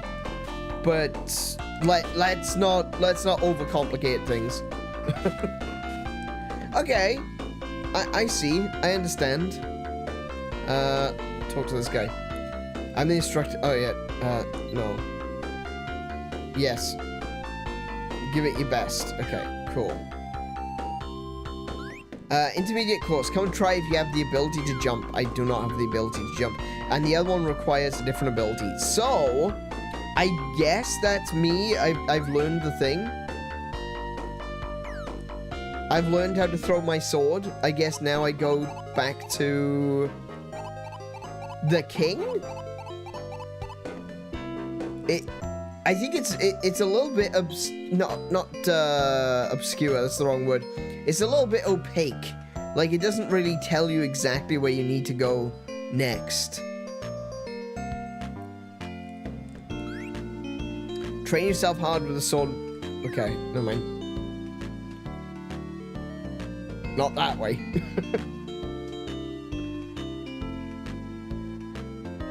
Oh, I just learned this. Hang on, he told me about the sword throw.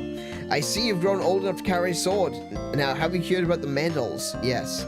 Then collect the medals with patience. Okay, so I need to get all 3 medals to get the holy sword, which is something which we don't have yet. I guess we go to Dahlia? Let's see if we can go here yet. No. Okay. Let's go to Dahlia Valley and see what happens. Vague. Yeah, that is exactly the word that I'm looking for. Vague. I was going to joke earlier about needing a giant boomerang from Breath of the Wild for lawn mowing, but this isn't far off. It really isn't.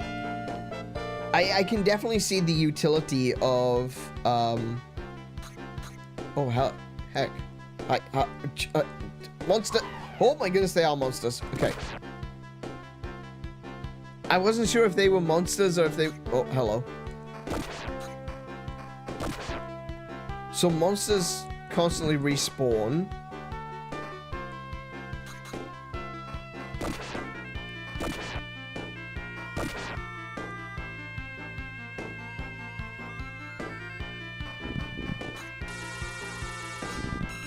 Oh! Oh, okay. So I need to move it.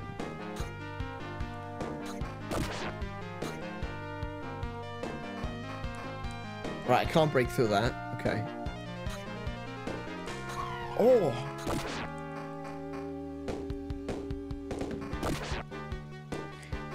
It's definitely a lot more forgiving when it comes to attacking monsters.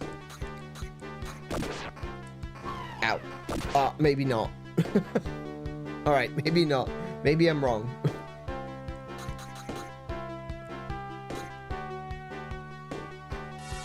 It definitely doesn't feel quite as specific as okay, as when you're trying to cut the grass. When you're cutting the monster, when you're fighting monsters.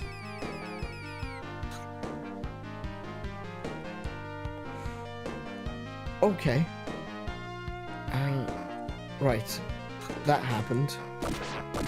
When fighting monsters, it definitely feels a lot more, I don't even know what the word is. Forgiving, I guess. Okay, so I opened that up.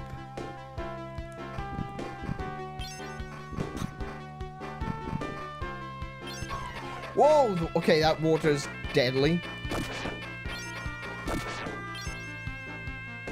Okay, don't go in the toxic water. Got it. Okay, that I can't get through.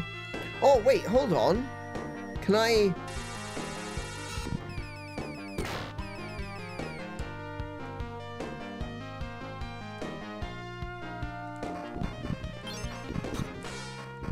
I don't even really know why I'm doing this. I just want everyone to know.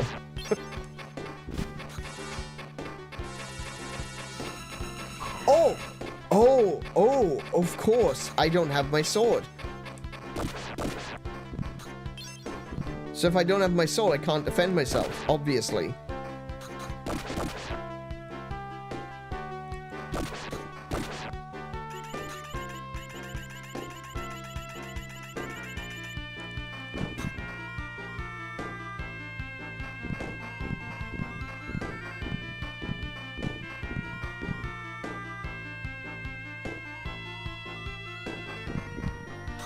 Nice. Food. Delish.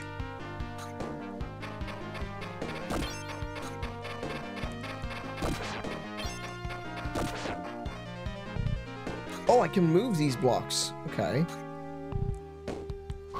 Ow.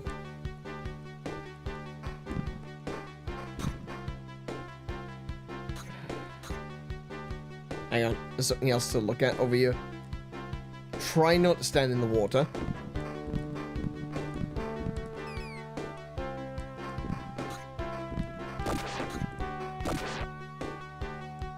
I guess the water is like a quick way of getting down.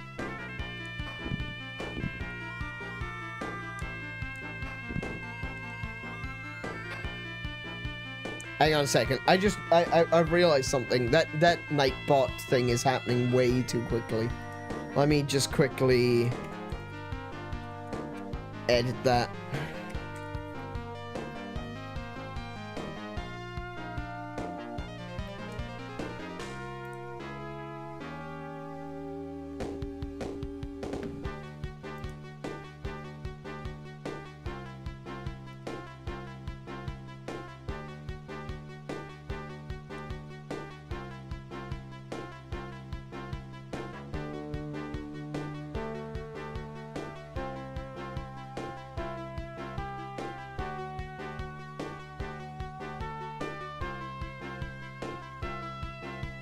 I can finally scroll back mid-stream. You shouldn't be able to. I'm going to be removing that right now. That should not be happening.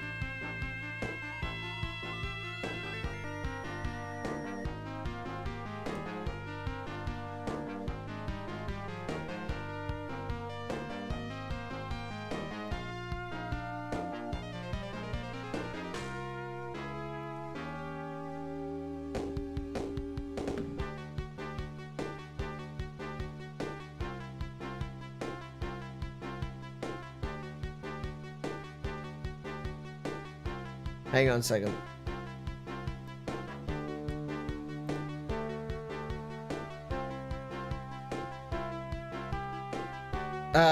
You shouldn't be able to. DVR is turned off.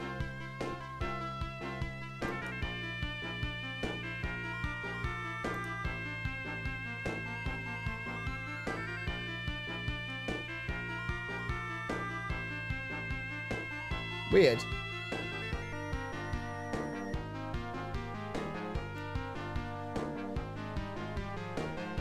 Or maybe I can't change it while I'm streaming.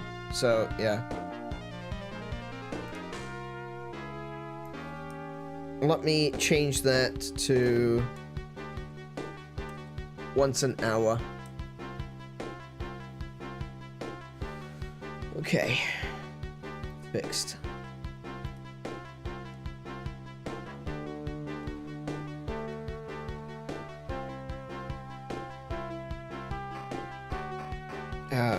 Oh, hair. Okay.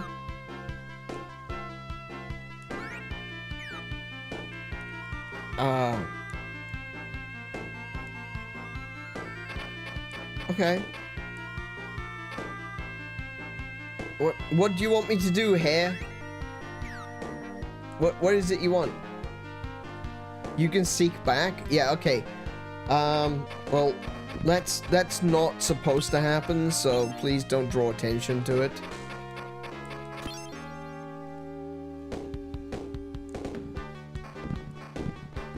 I feel like I've missed something. Like, I've missed an important thing that's supposed to tell me what I'm doing, what I'm supposed to be doing, where I'm supposed to be going.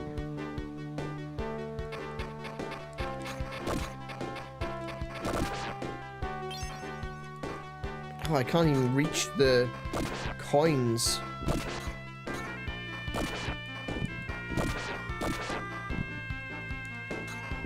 So if I use this... Yeah, so that basically is a shortcut back down. So it's not even necessarily just a... Wait, so this must be... Oh! I completely missed it. What the heck? The old lady won't come out of the fireplace, so I will eat you instead.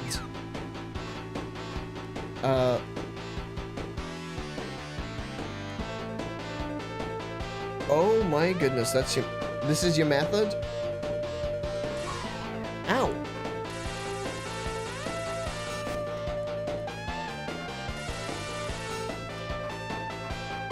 Wait, how... Wait.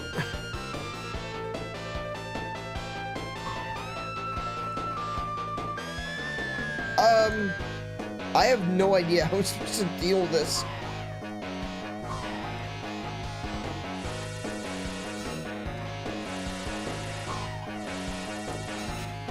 Oh, I've got to use the sword throw on him.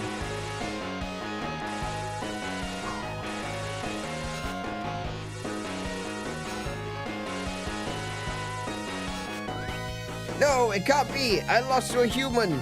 And to a mere boy. Oh, poop. Oh, poop? And now his maximum HP increased. Oh, poop? Really? Okay. Oh, thank you.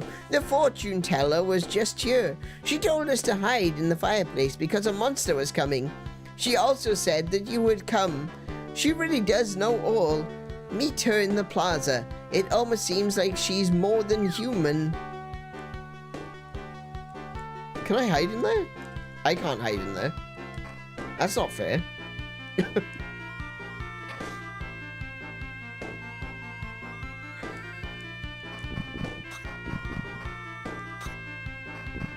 Oh, so this is just... Okay, a bunch of apples. Got it. Alright, so this should take me all the way down. No? Most of the way down.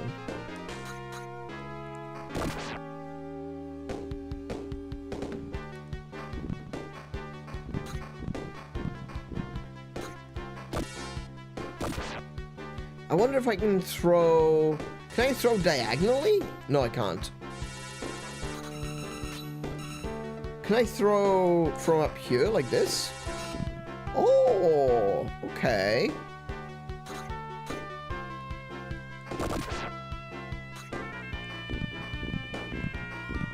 Interesting. I don't know what that's gonna do though, because you can't... From what I can tell, you can't really climb up waterfalls. You can only slide down them. So, can I... No, yeah, I can't go up that way. So, is there some way, then, of getting down there? So, the water that comes from above... Yeah, I can't seem to jump down ledges. And I can't get past this rock. This particular rock is unbreakable.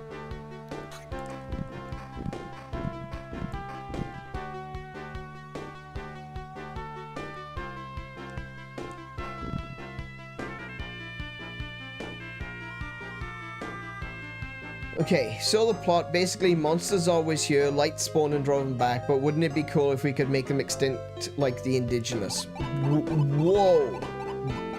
Excuse?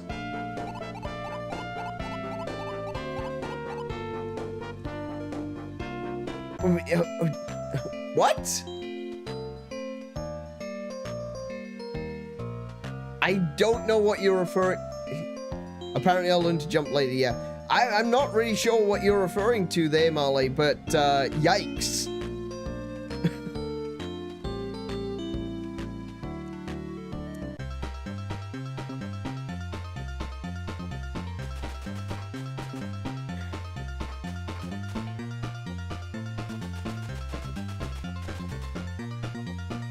Is it not the plot? I mean, only in the sense that monsters are trying to kill everyone and we're trying to fight.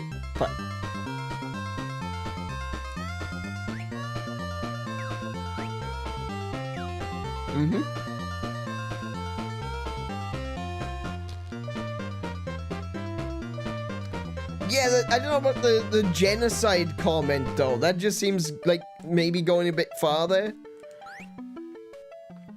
Let me see your future. No, it is for free. Oh, you're the one who will change the fate of this world. There will be a great change upon yourself. From this moment on, you will only be able to speak to animals and plants. Seek their help and harness special powers. You must try to see what you were not able to see before. You must lead the future. Though it may be difficult, do not give up. Wow, so she just straight up just taking my ability to speak. Wait, is that really what just happened? Oh, you can understand my words? Just like the fortune teller? Humans have come a long way. Then you can talk to animals too. If you could talk to me. Oh, by the way, the fortune teller was saying that she's going to Iris. I don't know where Iris is. What? Jump!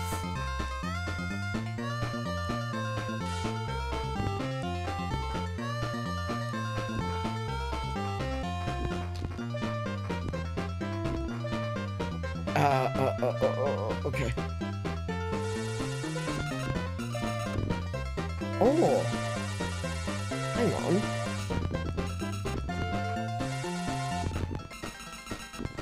Okay. Wait, am I not able, have I actually been stopped from being able to talk to humans? No way.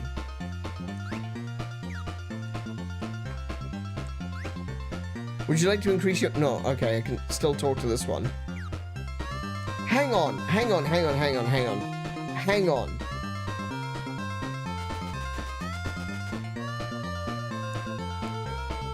You, child. Whoa, okay.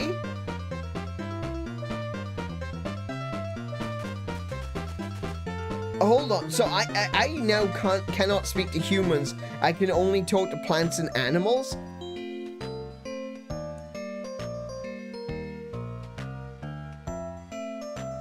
Chicken, come here. Hares are very cautious animals. They don't easily trust humans. If you have an animal who understands you, you might have a chance. They say there's a village of animals at Anemone Coast. I'd like to go visit. I'm trying to talk to you. Well, you're a human, are you not? Why do you understand my words? Oh, this could cause some problem. Okay. Did I just curse myself, or is this actually a part of the plot?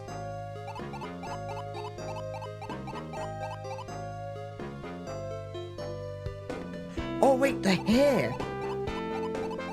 Hold on a second. There was a hare at the top of this mountain. She's a mermaid, not a human? Just a mermaid running a shop in the middle of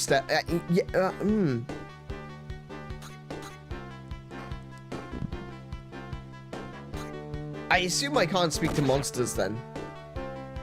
Yeah, now I can talk to the hare, so, okay.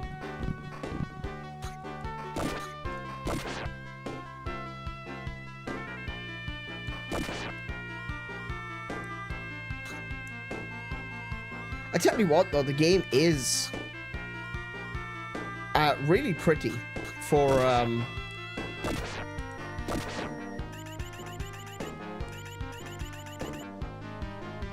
like it doesn't immediately strike me as being like a Mega Drive game. I think, not to say that the Mega Drive looks bad, but it has some issues. Usually when you put on a Mega Drive game, you can look at it and go, oh yeah, that's a Mega Drive game. There's just something about the color palette options that makes it really stand out as being a Mega Drive game.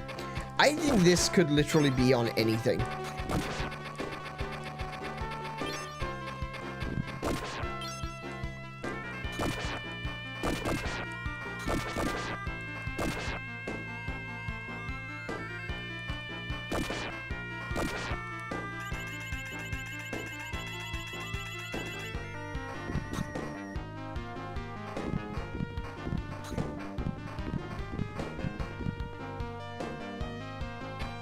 Ah, damn it. I forgot about the water. No, actually, I don't want to go that way. Change your mind. Don't want to go that way. The rabbit. That's what I want. Talk to you. You understand my words? How strange. Please don't tell me that's the only reason I come up. You want to go beyond here? Then you will need my help. But I will not help a human. They can't be trusted.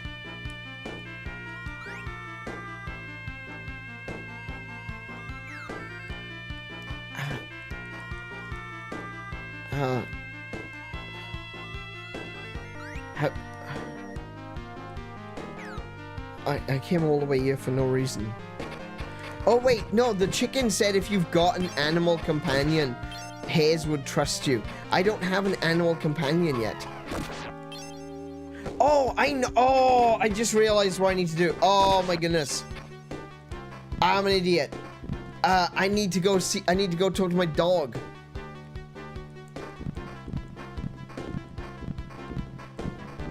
If I could talk to animals, the first place I should go is to talk to my dog.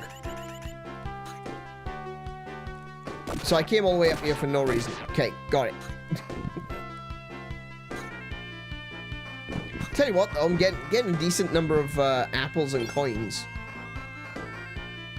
I don't like the way those bumps grow back. Yeah, me neither. That's kind of weird. It's even worse if you're standing on top of them, because they actually hurt you. And it's like, what are you doing? What are you doing, bumps? Why are you like this?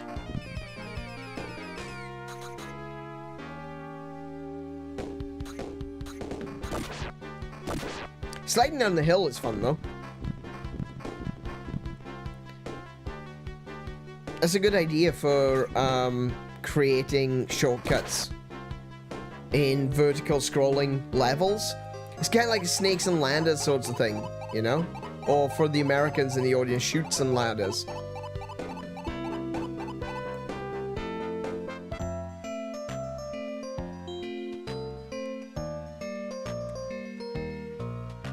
Let's see what happens when I talk to my dog. I imagine I can talk to my dog. Oh, an iron. How about some grub? I'm starving. Huh? Do you understand what I'm saying? I see. You met a weird fortune teller, didn't you? Don't worry. You'll be back to normal. I'll help you find that fortune teller. Mac the dog joins your group. Let's open the window to find out his specialty. The window. What's the window? Oh, the window. So there's the puppa. I'll bite the enemy to stop him. So the puppa will stop moving by touch. So if I've got the puppa, oh my goodness, look at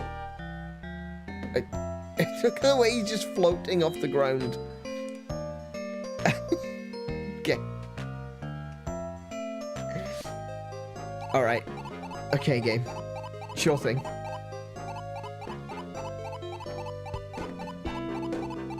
So, no, go back. Please go back. Please go. Oh, wait, I can change direction mid-road. Oh, okay, I can. All right. Nezuko, welcome to the stream. How you doing today? Let's hope your dog likes you. I know, right? It's like you finally figure out that your dog can talk, and you could talk back to them, and he's like, oh my goodness, I've always hated you.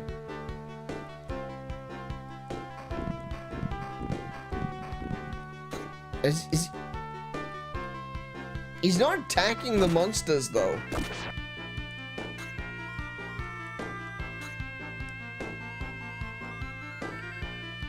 Oh! Wait, I can tell him to... Hang on.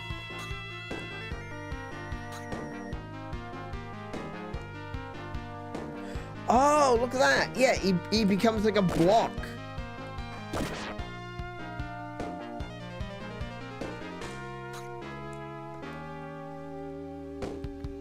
Ah, okay. So if a monster touches the dog, he becomes a block. Oh, interesting. This game is getting curiouser and curiouser, I gotta be honest. Such a weird idea, but definitely very interesting.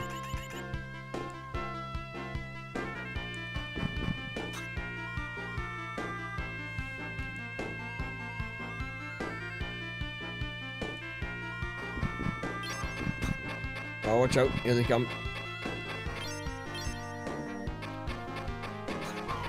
Ah! No, no, no, no, no, no, no, no, no, no, no! No! I'll watch... Bloody hell, okay.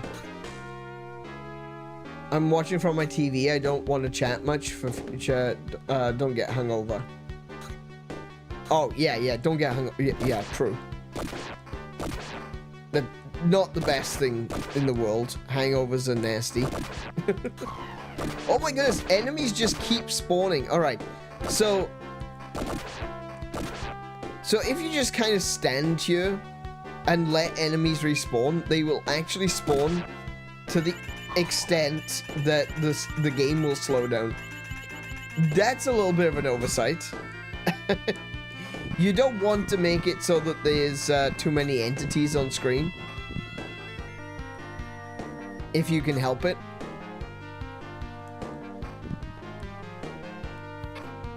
Right. You want to go beyond here? Then you will need my help. For I will not help a human. They cannot be trusted. No, not him. He's such a kind person, and I trust him. So please help. Oh, yeah? But you can say that because he's your master. Humans are really animals like us. Only language separates us. So humans that speak our tongue are our friends, right? Oh, okay, I'll help you. Excuse me. And boot. He literally just kicked me over. Now jump. You can never do it if you don't do it on your own. Jump. Oh. Naren gained the courage to jump. Okay. Wait, so does that mean that the hair doesn't come with me?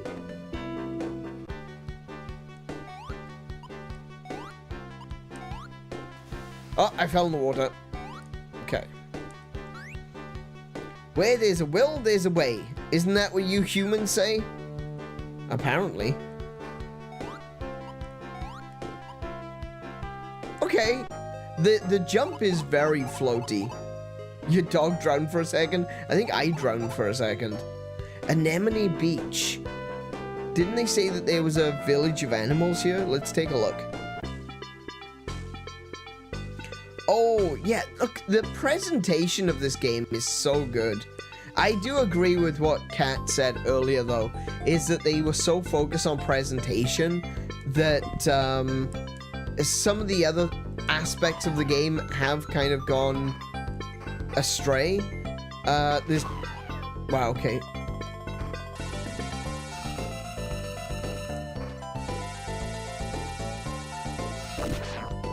There's definitely a little bit of, I don't want to say inconsistency, but the game does have some issue. Ooh, oh, hello.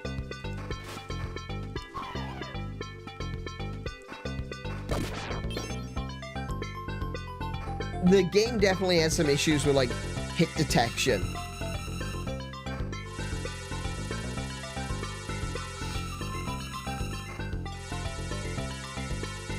Ow! Oh my goodness, they do so much damage. Okay, I need to stop hunting monsters. That's for Mondays.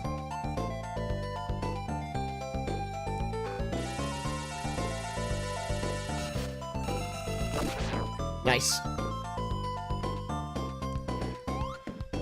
There's lots of bloody holes in the sand.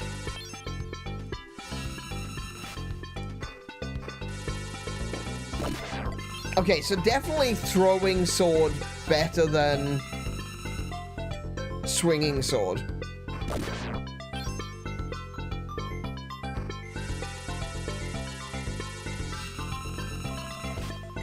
Up until the point where you don't have a sword anymore and you need to get away.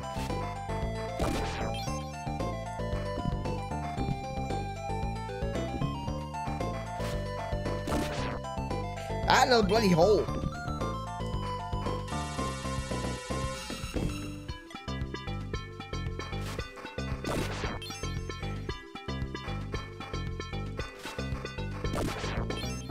Oh, hello.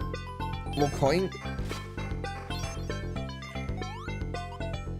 Those holes are dangerous, man.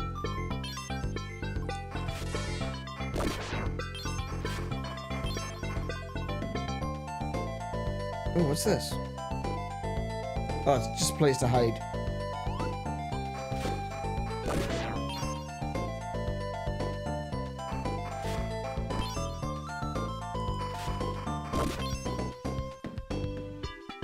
I think I might be at the village. Oh, hello. Wait, I can't... Well, I can't jump up there. Maybe this isn't the way to the animal village? Hold on!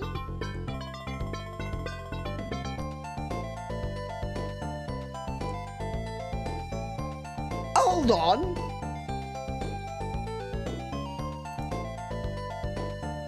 What are you doing here? This isn't your game!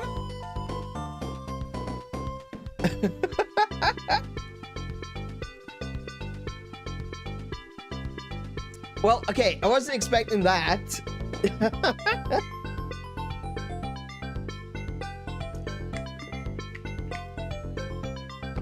It's just Sonic chilling out on the beach. Alright.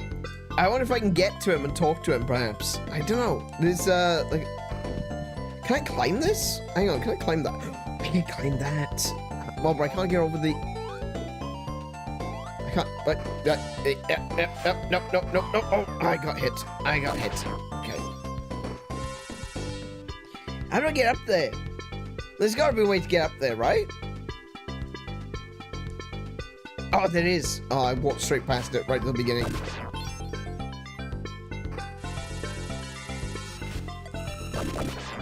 Oh, yeah. Look, throwing the sword is definitely the right move.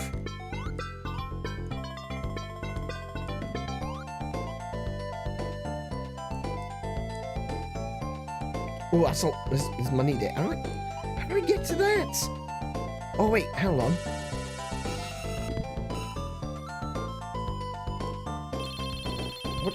What's that? Hold on. What? I...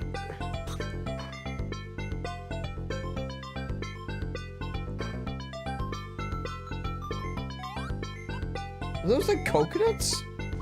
Oh, they hit. Oh my goodness, they hurt you. I thought that they were things I could pick up. I was wrong. I am mistaken. Oh my goodness, another hole. Okay. Alright. Oh my goodness, this is terrifying. Ooh, big jump.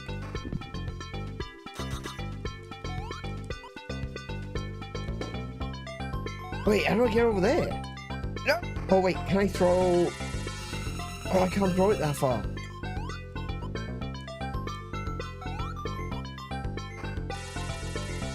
no.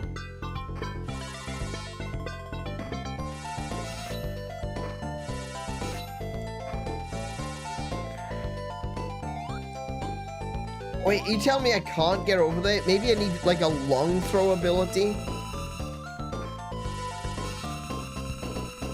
I can nearly hit Sonic with the sword, but I can't hit that thing.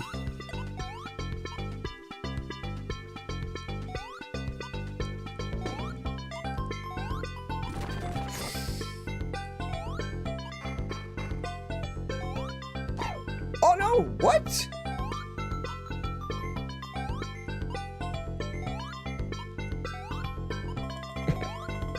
Straight into the hole. Oh, okay. So if I walk over it, it's fine, but if I jump on it, it collapses. All right. I'm getting it. I'm understanding. Thank you.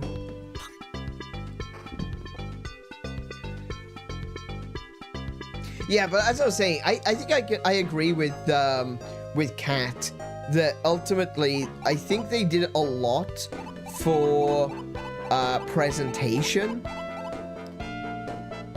but maybe they didn't spend as much time on polish of the controls. The jump feels very, very floaty, and the attack doesn't feel very precise. Especially against, like, non-moving objects, so like the grass or rocks or those weird creepy lumps. I'm not a big fan of the creepy lumps personally, but the way that you attack things, it feels very loosey-goosey on whether or not it actually connects a hit or not. At very least with monsters, it seems to be a lot more forgiving in that regard. That a good swing is still going to hit a lot of things. But the jumping is quite floaty. The what was the word that Kat actually said earlier?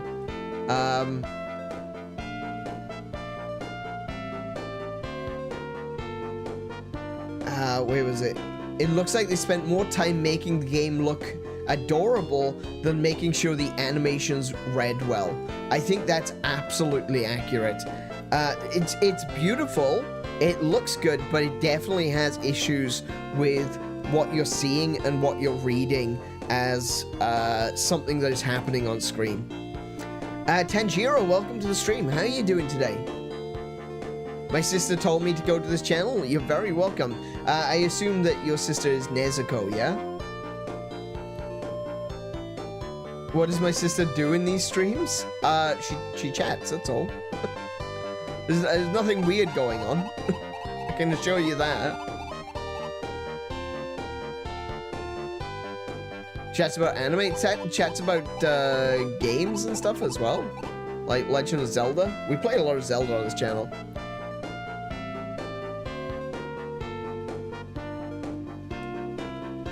Hot Daisy. We need to go see Hot Daisy. I don't know who Hot Daisy is. Am I going to be disappointed by this? Because, oh my goodness.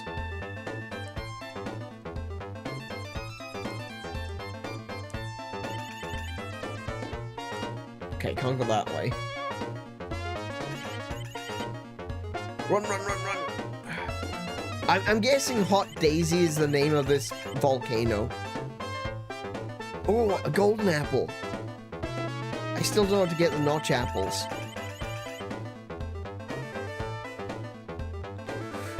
What's a dragon made of fire? Ow? Oh, no, no, no, I don't have a sword. Help.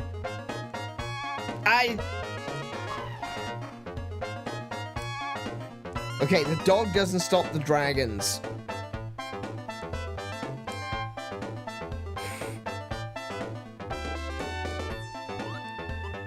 No, no, no, no, no, no, no, no, no, no, no, no, go away, go away, go away, go away, go away, go away. There's two of them. Oh, no. Oh, there's three of them. This just keeps getting worse. Oh, no, no, no, no, no, no, no, no. And I can't reach that. All right. Oh, that's just straight death. Okay. Yeah, I'm gonna go with what Kat said about readability. This is actually really difficult because I keep feeling... Wait, did that really just send me back to the title screen?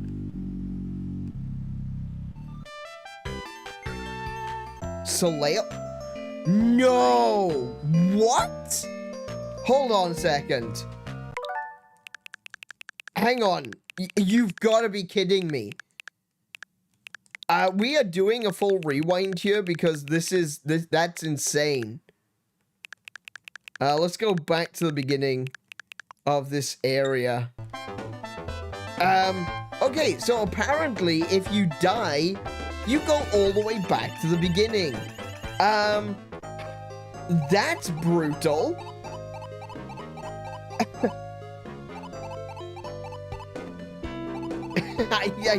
All right. Game, chill. All right. Good Lord.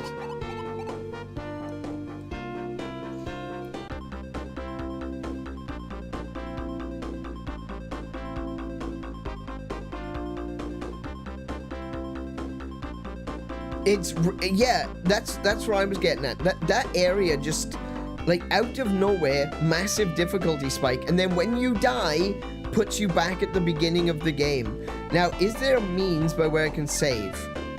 Okay, I can save. Could you, yeah, there we go. Wait, was I actually saving? Data's been saved. Yeah, there we go. Okay. Maybe if I die, I don't go all the way back to the beginning, but that felt... you know, we're living in we're playing a game from a world where auto-saving just wasn't a thing, so... beginner course? I don't want to do the beginner course again. I want to do... Come and try this if you have the ability to jump. That's the one that I want. As a human, you've only got one life. Accurate? Yeah, true. That's a good point.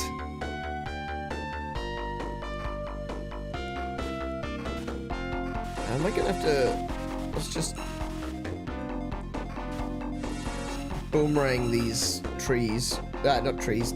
This grass. What are these? Oh, the switches that you actually have to jump on. Okay.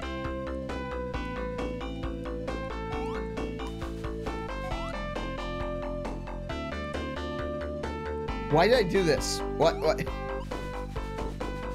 Okay. Oh my goodness, it's actually faster to jump. You get quite a fair way up the waterfall, but once you hit the waterfall, you can't jump again. So I guess we don't go that way.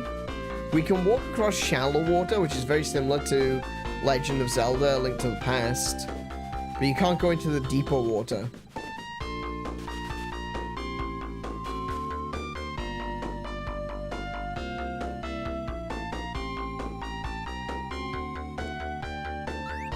You can step on any red button with a circle by jumping on it. Okay. But what does that do? Why am I jumping on red buttons? What am I activating?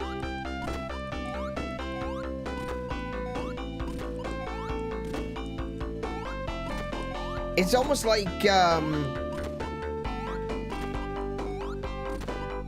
I don't want to be overly critical, but it almost feels like this game was made by aliens, you know? It's like, you're jumping on buttons because buttons are in video games. But why am I jumping on buttons? What is the purpose of the jumping on the button? Oh yeah, I can't speak to humans anymore.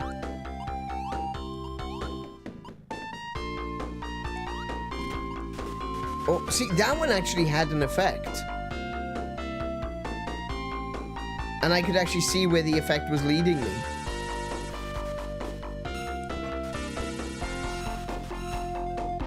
Can I jump up that way? No, I can't. Oh, I guess I go... This way then.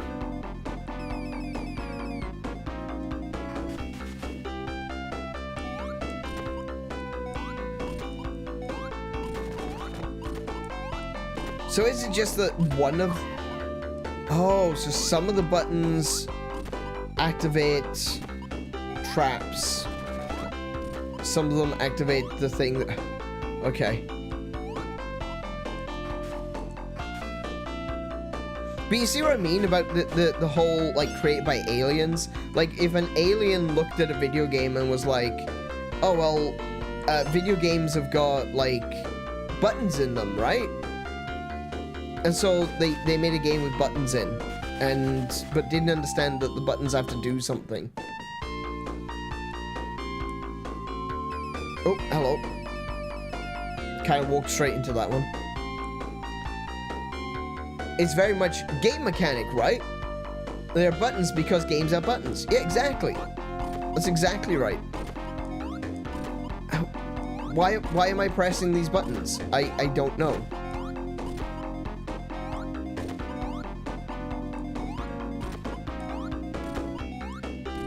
Am I doing this for a reason, or am I just wasting my time?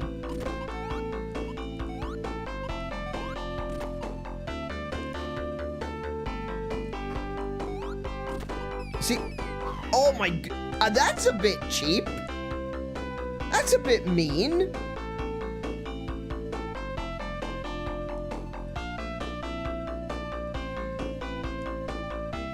It did a thing, it got pressed down. Oh, that's a good point, Joseph. True, true.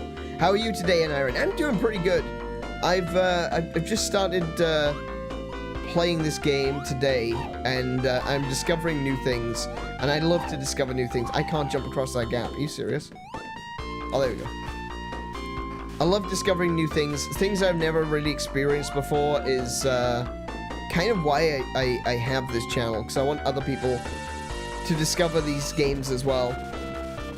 I don't know how much people will want to play this one. It's for all the reviews that said it was a not Tears of the Kingdom, a Link to the Past clone. It doesn't have much by way of Link to the Past cloning. Definitely has a really cool feature with the throwing of the sword. That's awesome. I like that. That's great. But there's a lot going on here, which,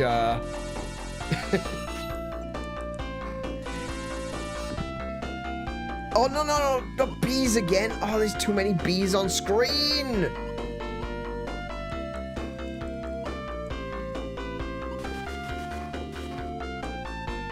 Are they just shoving me? They're just shoving me.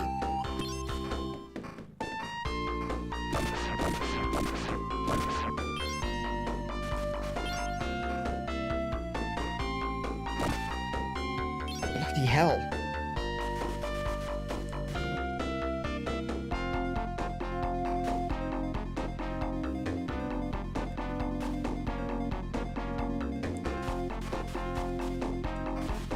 Oh, there's another block here.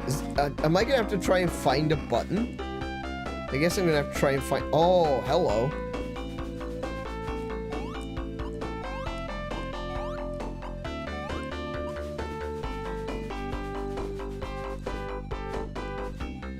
I can't even see where I am. There we go. Ooh, okay. I'm gonna just very quickly create a suspend point here.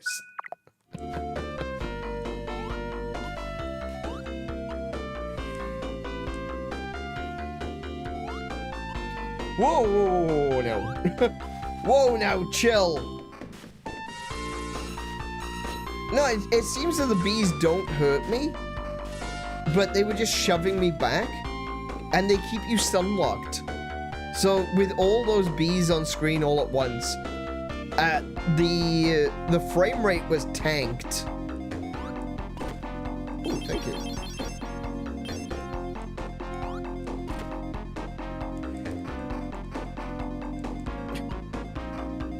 See...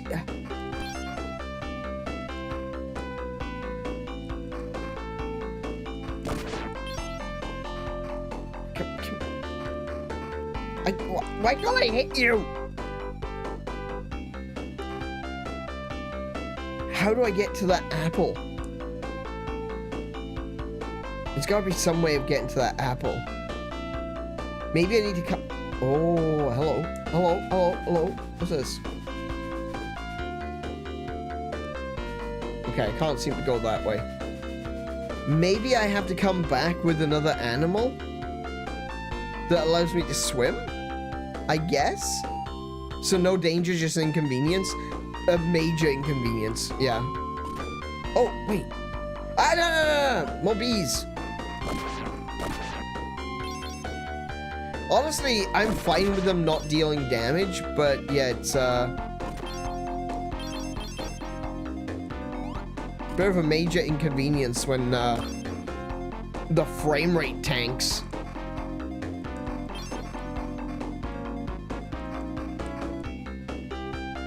Come here. I want... You see how far that pushed me? I can't pick that up. Can I jump on these? No, I can't.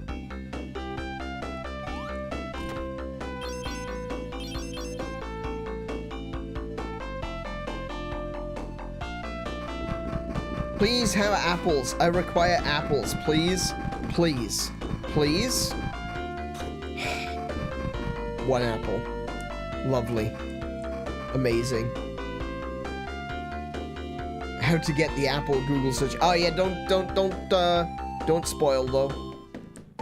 I'll figure it out in the future. I'm sure. I think I'm gonna have to come back with an animal that allows excuse me. I think I'm gonna have to come back with an animal that allows me to swim.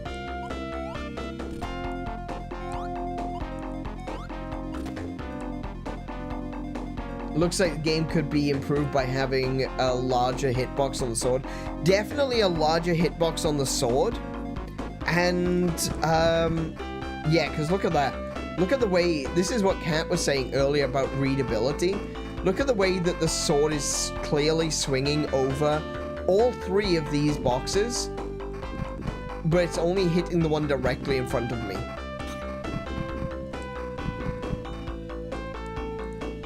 So that's a little bit of an issue. Replacing the doggo. That's the kind of the whole point of the game, I'm pretty sure.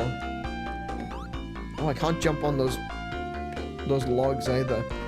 Pretty sure the whole point of the game is to collect an entire menagerie of animals to be your fighting companions. I can slide down there. Yeah, sure. Oh, whoa! Okay. That's all the way down. I don't know what that button did.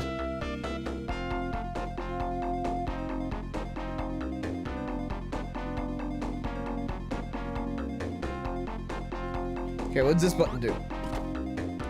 Coins. Okay.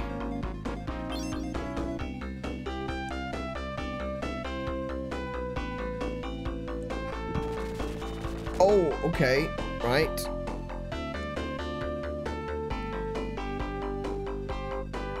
I do think this game has amazing presentation, though. Like, the quality of the graphics.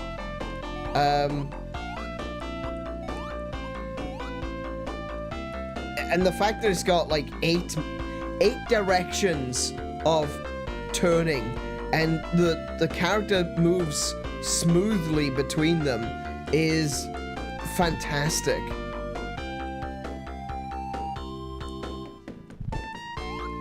Oh, I can jump. Wait. Oh, I can jump on top of the...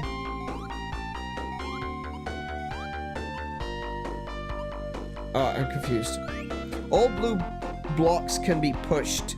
Connect all before turning the switch on. Oh, I made a mistake, didn't I? I may have made a mistake there. How do I undo that? I guess I'm gonna have to...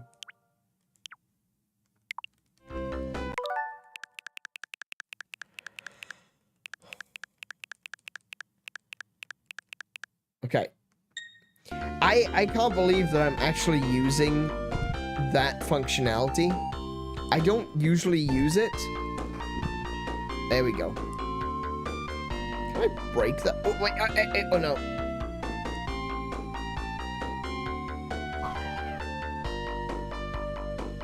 I don't usually use it, but it seems like this game has...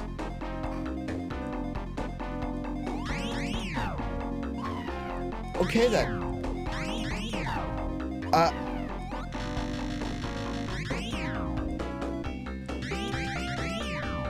Right, okay. Are you serious?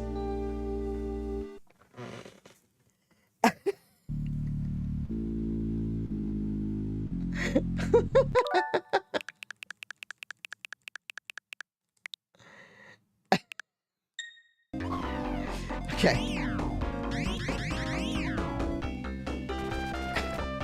I can't believe that.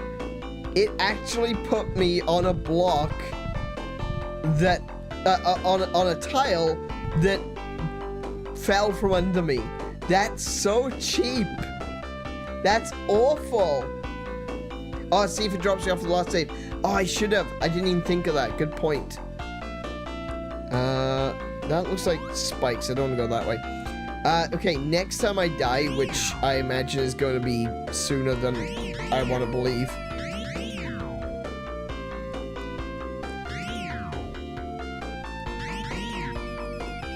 There we go. Okay, I got it.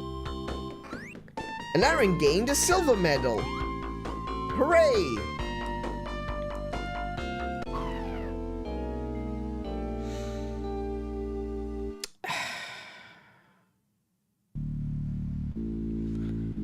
Okay, well, no, I did that on purpose. We did that on purpose because we're going to see where it drops you off. If it drops me off at the save. It says Rafflesia School, but it drops me off at the beginning of the area. So, yeah.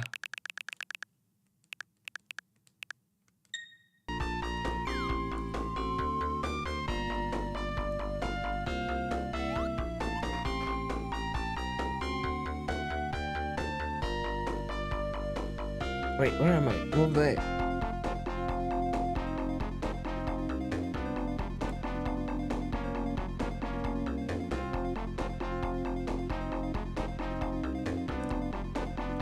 Wait, I just realized where I am.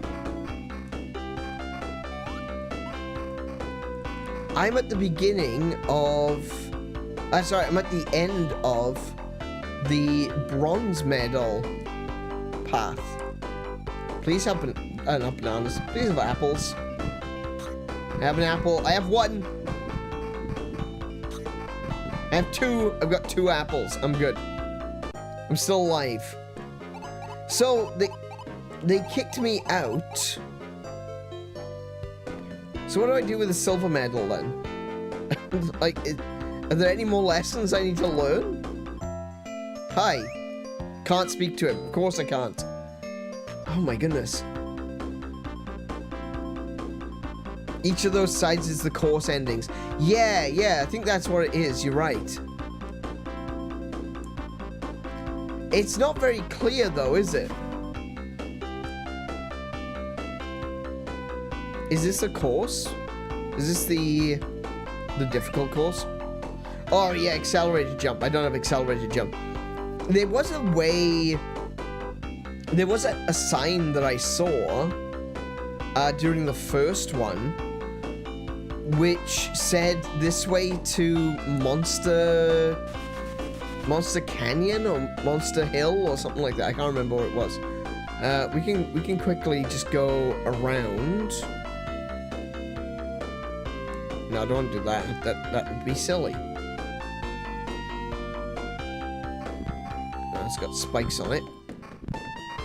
Okay. Yep, cool. But I'm very curious about this monster place. Oh, please have apples.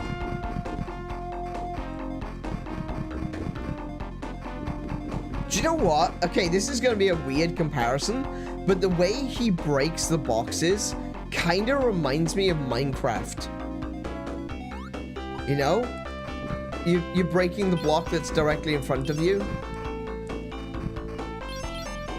And the way that the sword just swings, you know? It just reminds me of the pickaxes in Minecraft. Yeah, so this is the one. Monster Crossing, be very careful. Let's have a look. What's in Monster Crossing? Oh, big monsters. Oh, I pushed into the lava. It's a Flareon! I just killed a Flareon.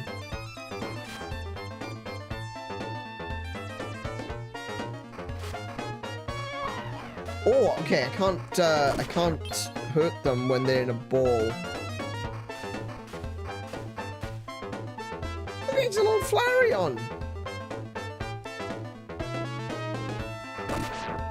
It's a little dead Flareon, but it's a Flareon. I guess I can't go this way. Maybe I need accelerated jump, or I need something similar to it. Oh my goodness, none of these monsters drop hearts by the looks of it.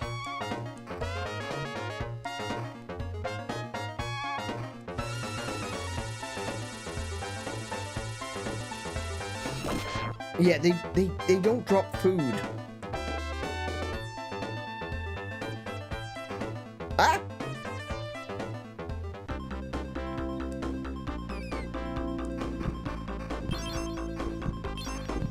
I don't know where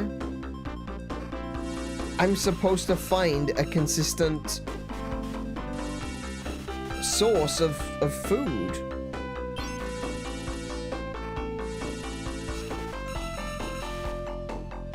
I love the way that the sword works. Essentially, in this game, you've got a Legend of Zelda boomerang as your primary weapon, which I think is cool. I love the boomerang. The boomerang is some of the best items in a Zelda game.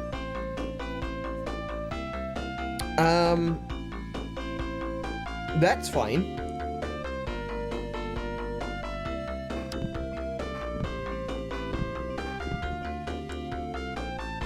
But I am having difficulty trying to figure out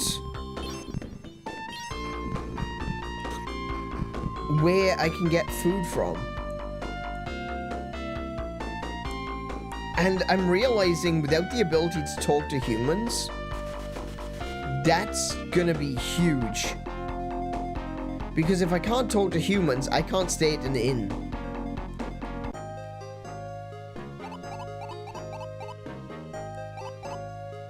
Okay, so I definitely can't go to this location.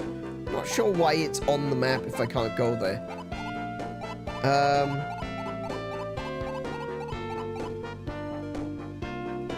How do I heal? Always a classic go home and sleep? That's possible? I can't shop either. No, I can't. I haven't encountered a shop yet, but it does seem like I don't have those options. Can you not shop for gold? Shop because gold is universal? I've got a lot of money, but so far I've not found any way I can spend it.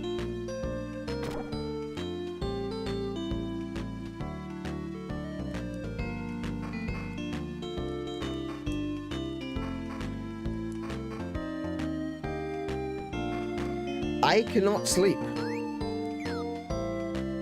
I can't even talk to my mother.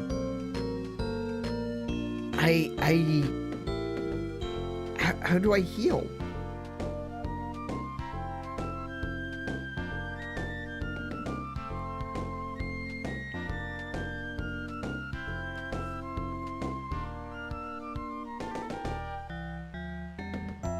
So this one looked like it was an inn. And of course I can't talk to the innkeeper. I don't know what to do. What do?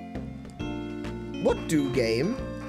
How I mine for sleep?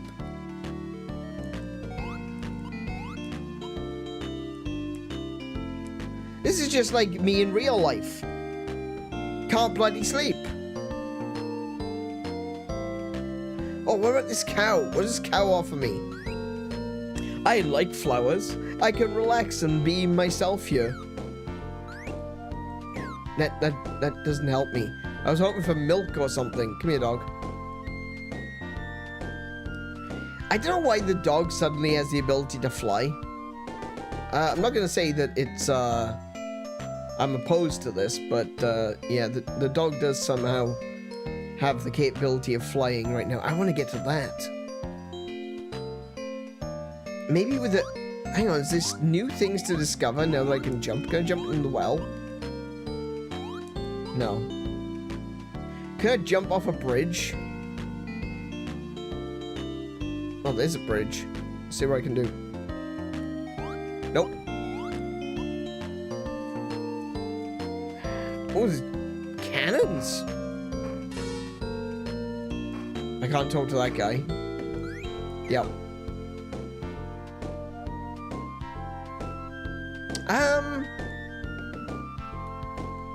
Yeah, I'm a bit scuppered right now. I have no idea what to do.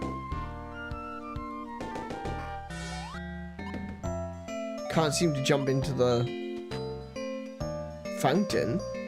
I could try going to the what's it called? The fortune teller. The fortune teller I can speak to still, as well as the mermaid.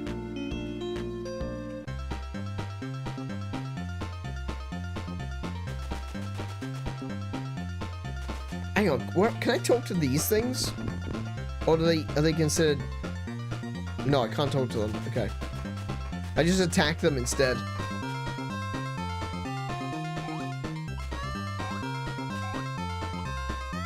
Child? No. Should have guessed.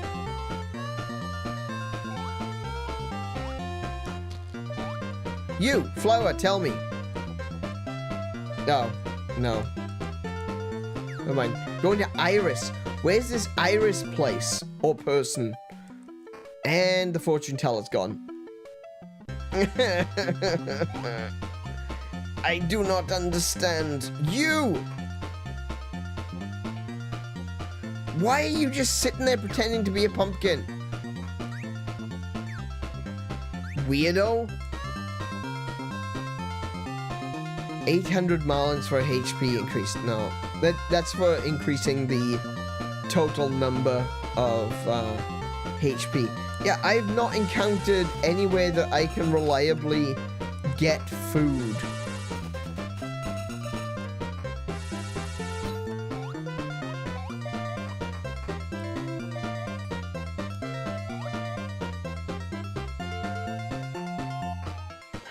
Okay.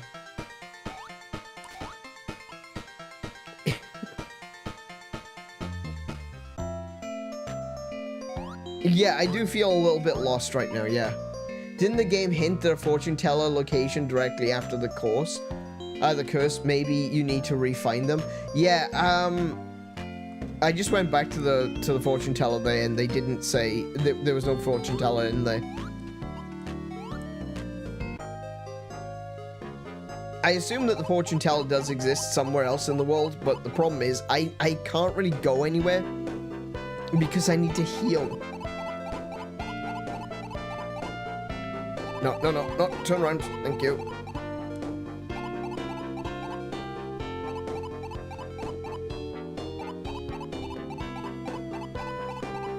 Because the only place that I could go, as far as I can go, is up, the name of this place was like Hot, what was the name? Hot Daisy, which is the name of the mountain, I guess. I did find a lot of food on an enemy beach, so maybe if I...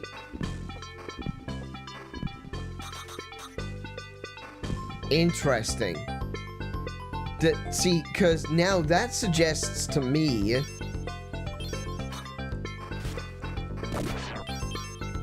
that there's always food in certain places. So if I leave... and re-enter... there's always 4 apples here. Interesting. Okay. So you can reliably farm apples right there.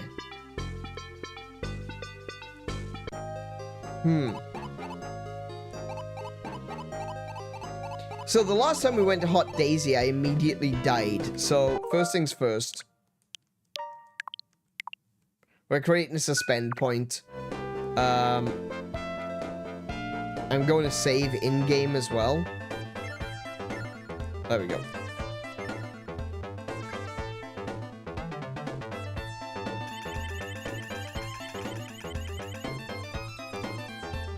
Last time you got HP increase, it also filled you up. That's true.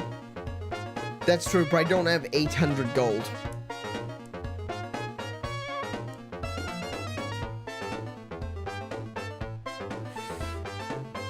Okay.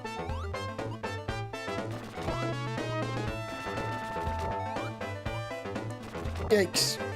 Yikes. Oh my goodness, there's so many of them.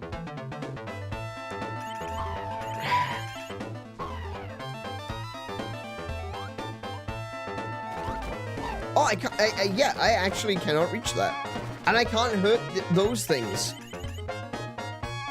I think I'm here too early. Oh, now I can't go back.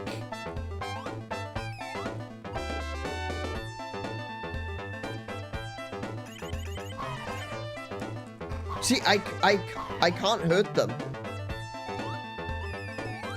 Oh! Oh my goodness, that's... This is really tough. Like that's insane. Oops, wrong button. That's insanely difficult.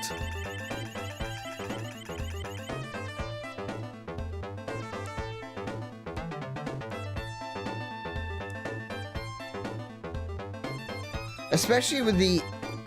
Yeah, I literally... Maybe I can throw the sword. No, I can't throw the sword at them either. So I can't hurt these things.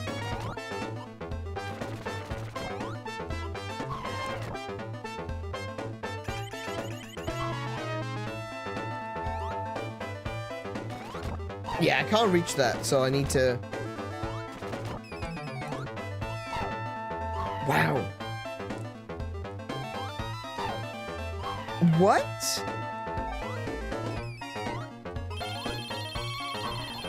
Okay, so that was just to get cash? Really? Oh my goodness, I'm gonna die now.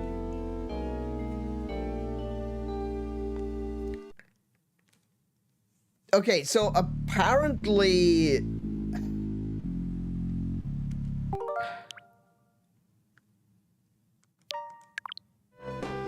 So it doesn't look like I can go that way.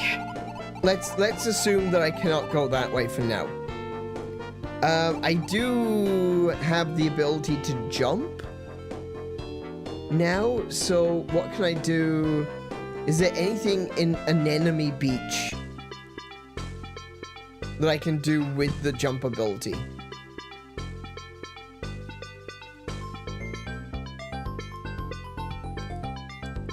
Oh wait, I already came here with the jump ability, didn't I? Oh heck.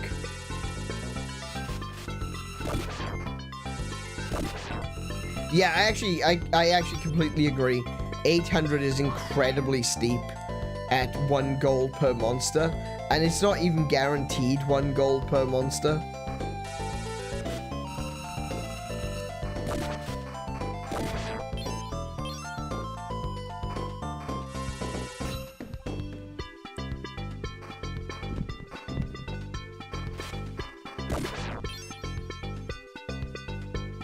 But then again, I suppose it's meant to be...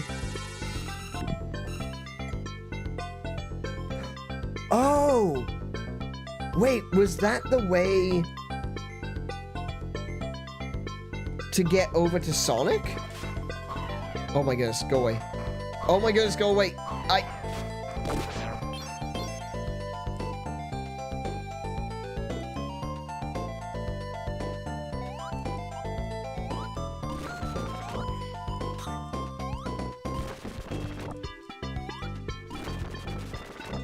It was! Oh, that's how you get there! Hi, Sonic! Tisk tisk! I'm a gallant hedgehog. Don't mess or you'll get burned. Oh, so he's just straight up having a go at a child.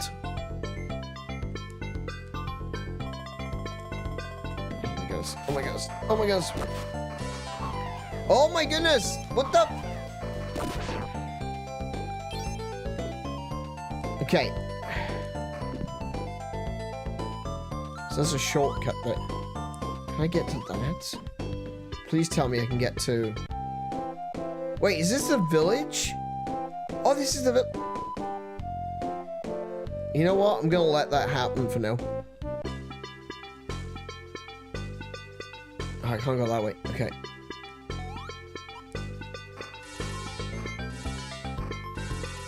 Oh my goodness, I can't toss... I can't throw my, my sword.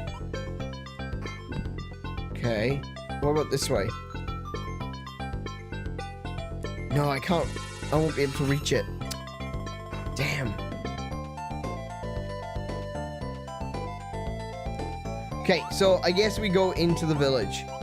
No, go away, Starmie. Imagine that Sonic is not relevant. That'd be wild. The sassy Sonic. Turn into a kill box fight. It really did. Like, if you allow those monsters to get on top of you, because you get stun locked by them, it just feels like they're just piling on. The village might take your money. If I'm lucky, maybe. What about this guy? Make way, make way, make way for Mr. Bear! Okay, what about the cat, though? Hang on a minute. Okay, I can't talk to the cat. Elephants. Elfo, we have an automatic door. Others have to step on it many times.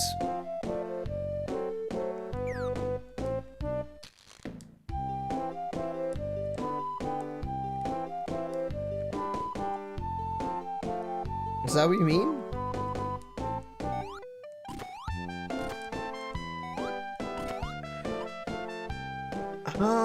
Oh, hi. That is a slightly higher resolution, more high fidelity elephant than I was expecting to see. Daddy Fant. Oh, okay. I can lift heavy objects with my trunk. Do you want to know how it's done? Yes. Okay then. Try to lift that board. Board? Oh, hello. How?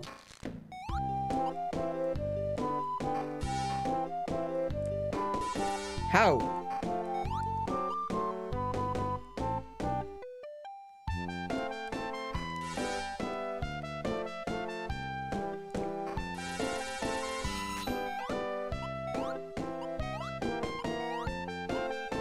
How?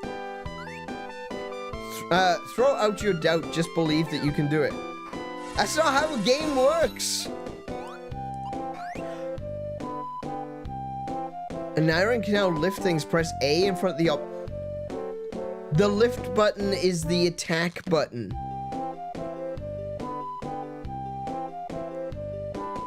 Also, release when jumping to throw the object even further. Okay. Oh, alright. Come with me, dog.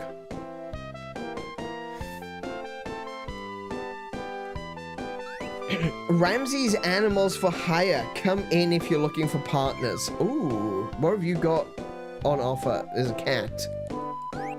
Kid, if you have me with you, I will restore your health one time when you are in trouble. How would you like to hire me for 50 marlins? No, not right now. Too bad. You'll be sorry when you're in trouble. Trust me, I've been in trouble a few times. You can hire your partners here. I will introduce you to them. Okay.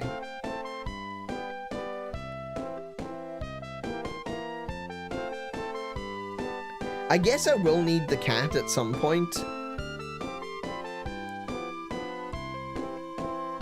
Oh my goodness, what on earth are those horrible things? Are they supposed to be monkeys? There's hot lava spewing out in Hot Daisy. It's too hot to go through. I hear there's an animal on the other side of that huge rock, but there's nothing we can do. If we move it, we'll be in great danger. I cannot allow it. Huge...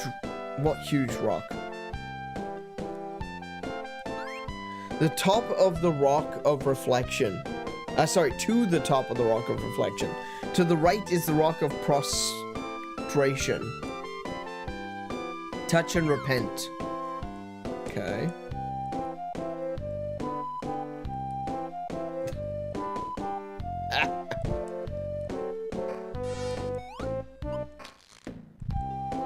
Okay. Okay. If you say so. Oh, it's one of these flowers. I heard a sad voice from the other side of that huge rock. It must be an animal. You look strong. Why don't you move it?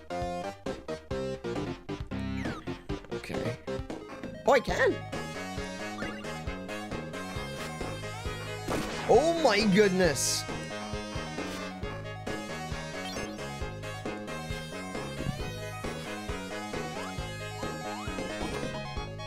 Okay, I turned that off. All right.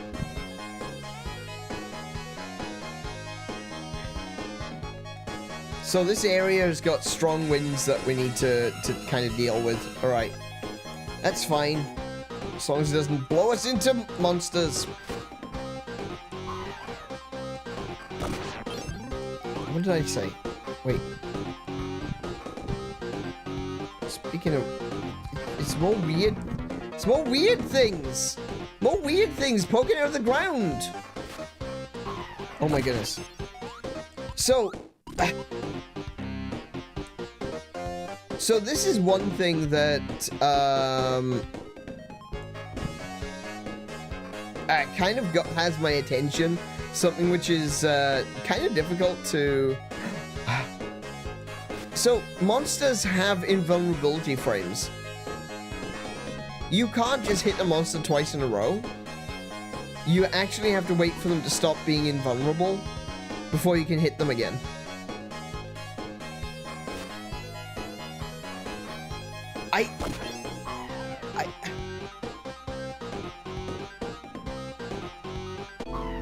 Oh, crap. Oh, no. When was the last time I said... No. No. No. No. Sorry. No. We'll go back. Look, we'll go back as far as we possibly can. Right? Oh, no, we won't. No, we won't. We won't do that. We're just going to be using the rewind.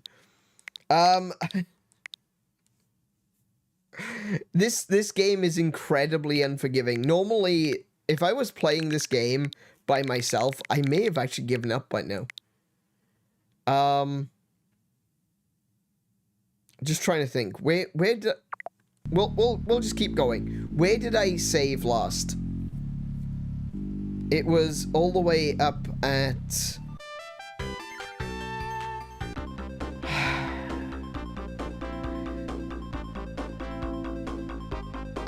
No. Wait, this isn't where I saved last. It was there, at Hot Daisy.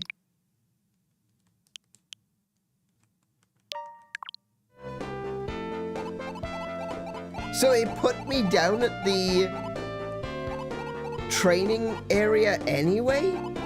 Oh no, I've gone the wrong way.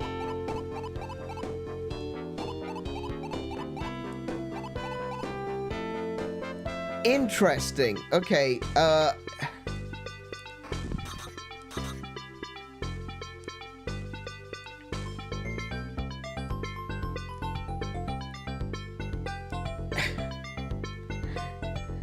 I don't even know what to say to that. I genuinely have no idea what to say to that.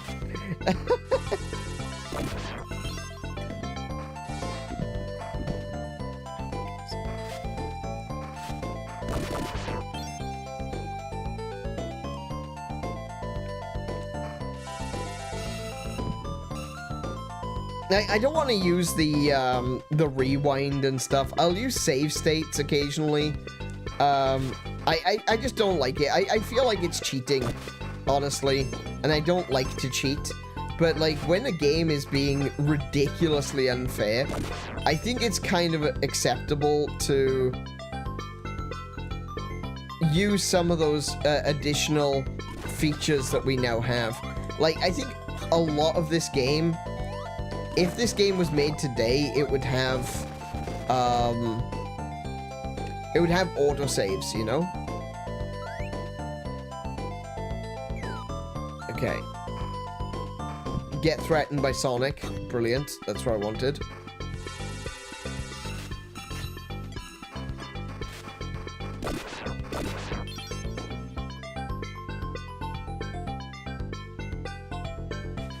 Oh, so you can't even pick that coin up. That coin is literally just a trap. Okay. Now then, I'm gonna save. Data has been saved. It says there, data has been saved. No worry, Tanjiro. You have a good one. We'll catch you later.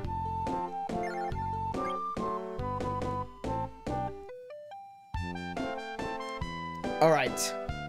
So, yeah, I need to pick up. There we go.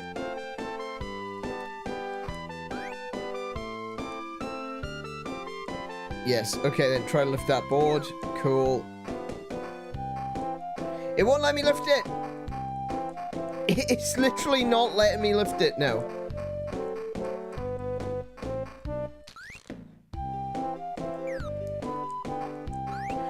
No way. Wait, hold on a second. Does he tell... Oh, that is so... That's so poorly designed. So he tells you to lift the board, but you can't lift the board until you talk to him again and he tells you to throw out your doubt.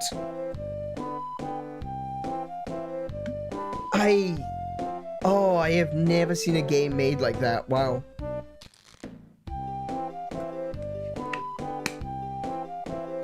I have never seen a game made like that. That's nuts. Why would you do that?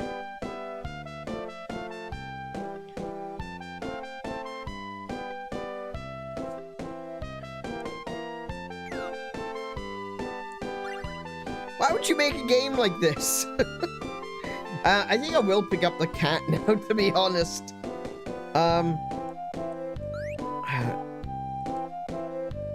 Yeah, I'm gonna hire the cat. Yeah.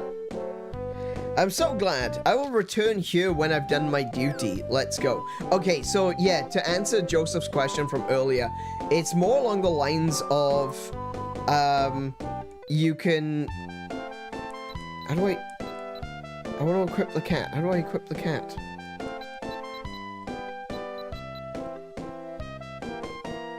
Oh, so I don't have to equip the cat. Oh, okay. Alright, interesting. So you don't necessarily have to have the cat actually in one of your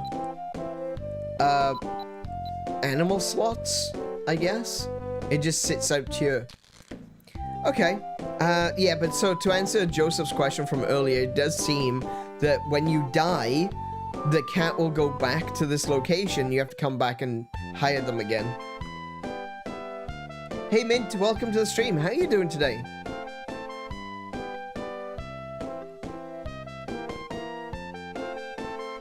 Oh yeah, scary monkeys. Yeah, no scary monkeys. Oh boy.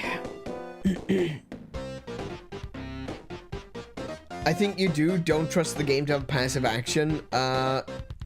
You're right.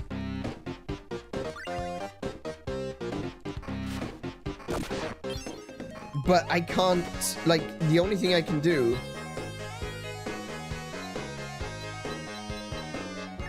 Oh. Yeah, look, yeah, I can't do that.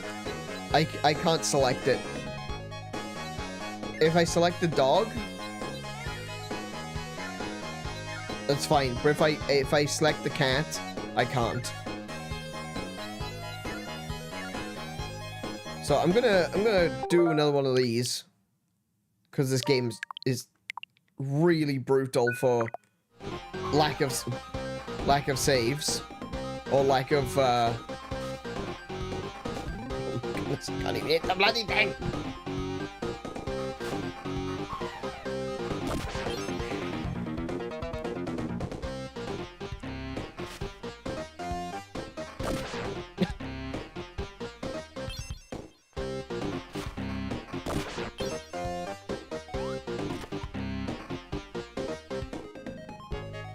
I'm not sure what that leads to.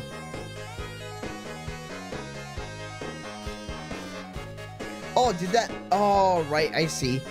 Getting that switch opens up this here. Which I can not stand on because of the wind.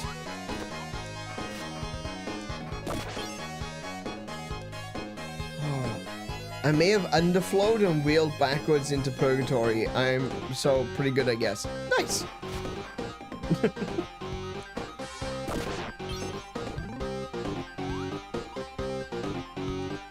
Oh my goodness, this wind.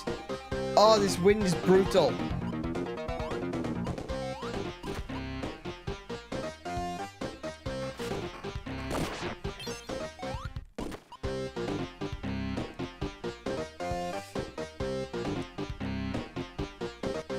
Okay, I don't know what happened there. Oh, as that opened up, this area over here has opened up.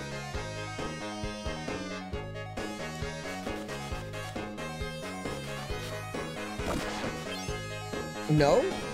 Oh, apple. Nice. No, maybe not this way.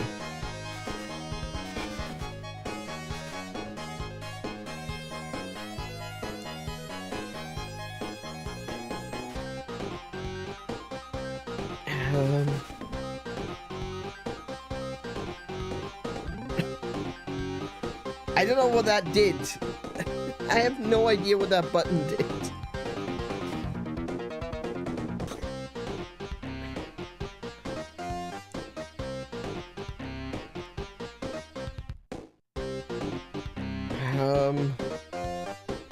Can I go to the... Oh my goodness, no. There's gotta be something over here, right? Like, what else would there be? There's nothing that way.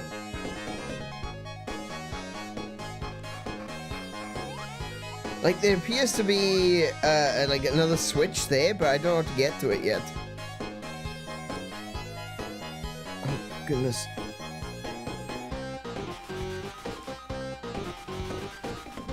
I was thinking maybe there would be, like, a path or something. Another apple.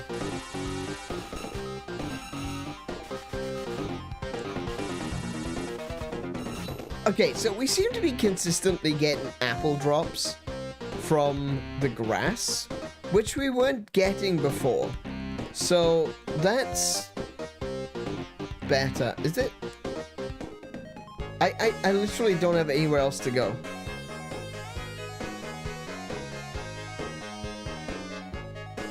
I don't know where else to go. I'm so confused. What this block? What does this block do? Nothing? Nothing.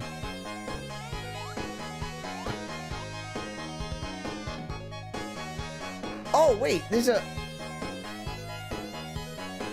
Oh, I got it. I know what to do. Right, okay. Okay. Got it. Yeah.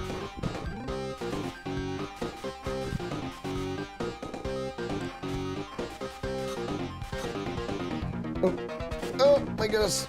No. Wind. Help.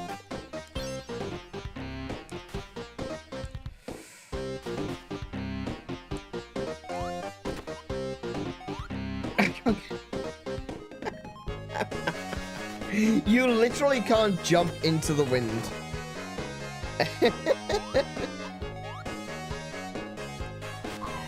Whoa. Okay, bit of an overreaction there.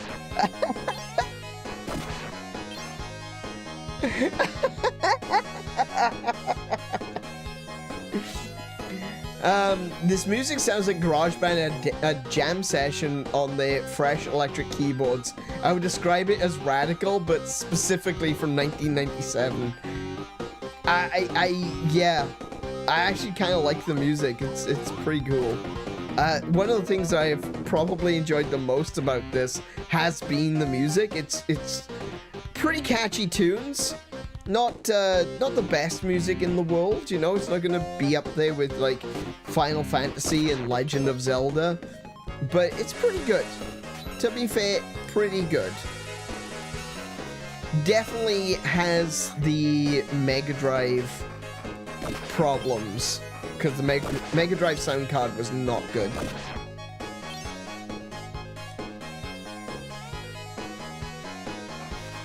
Oh my goodness, there's so many of them.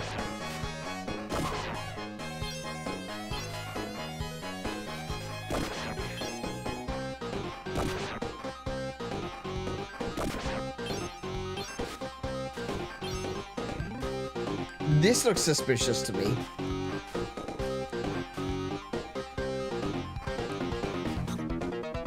Why is there... I just realized it's little shrimps. It's little shrimps jumping up and spitting fireballs at me. Why are little shrimps trying to kill me?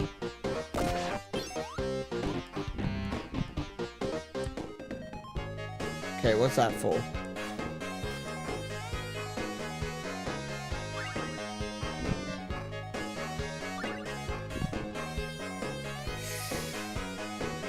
Okay, I don't know why I'm carrying this, or I need it for, but I'm assuming I need it for something.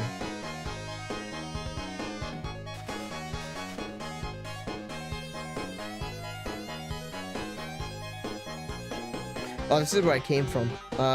Maybe across this bridge. Let's try the bridge. Oh, the bridge collapsed behind me. That's bad news, bears.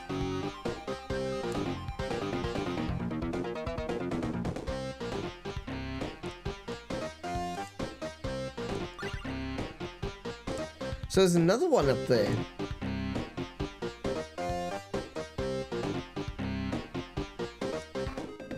I'm assuming I gotta carry it with me.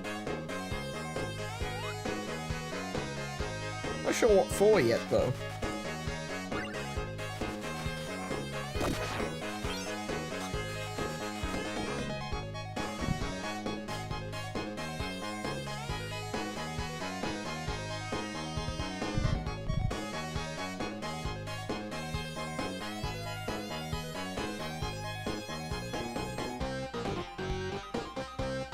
Oh my goodness, stop!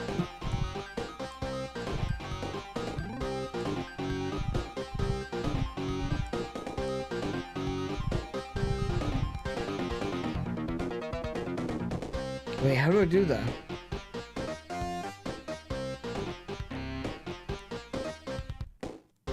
I need to get this one away from the wall. Is there some way of grabbing and pulling instead?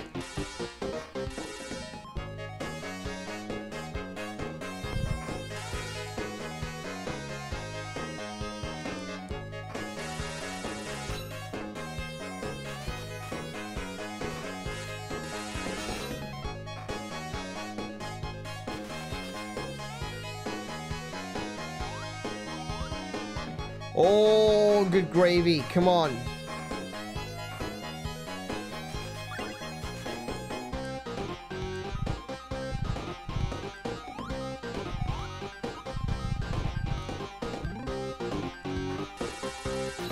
God, maybe I've misunderstood what I'm supposed to do here.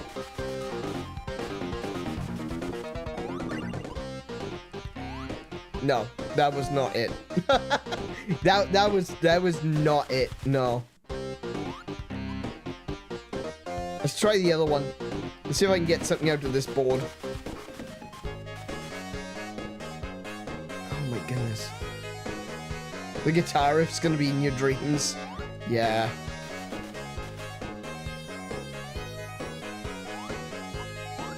Like, I can't... Oh my goodness.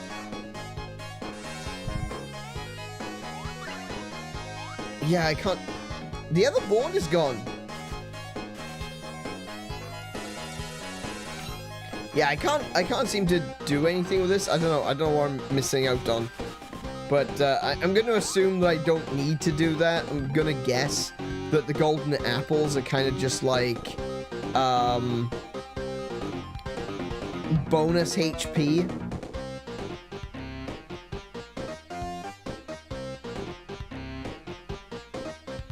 Come on. There we go. Up straight into a hole. Alright, so... Can I... No. Does that mean the board has gone back to where it was? Okay. Okay. What the?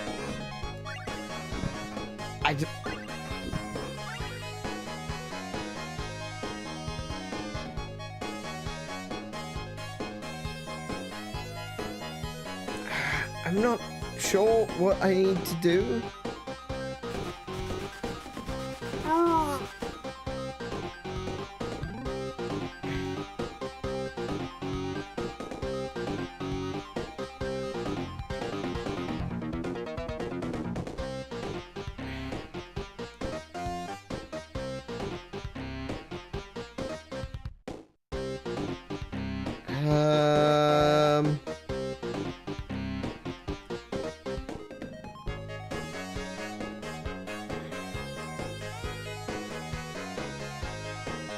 Can you test some? Oh crap! Yeah, sure. What do you want me to test?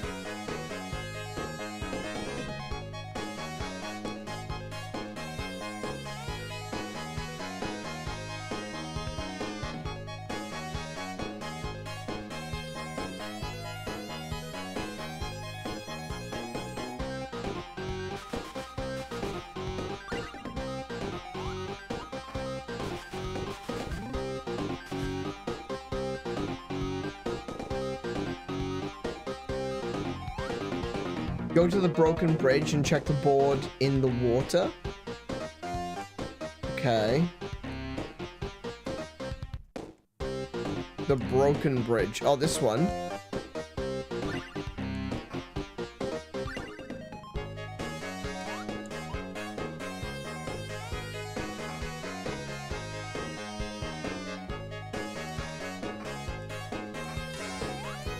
Oh, I can kind of stand on it now. Okay, I see what you're going for. Yeah. Interesting. Does that then mean that I can use 2 of them?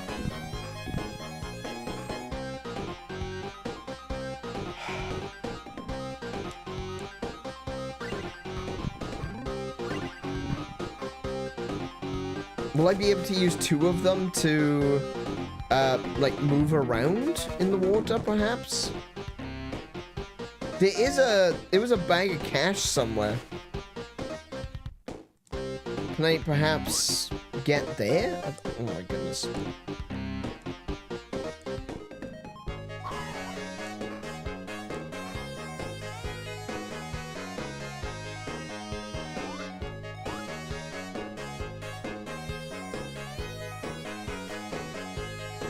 I'm looking to see if there's any other locations where I can actually jump off the edge, and there's not many places where you can do that.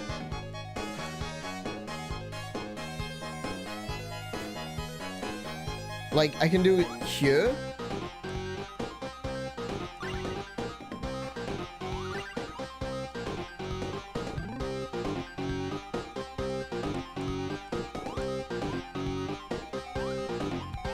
But then there's nowhere I can go.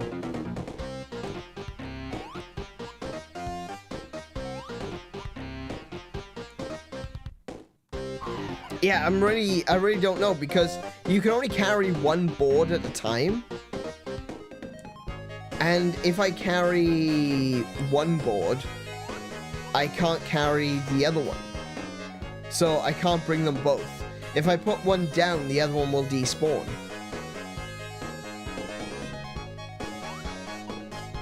Oh, sorry, if I put one down and go to pick up the other one, then it will despawn, is what I meant to say.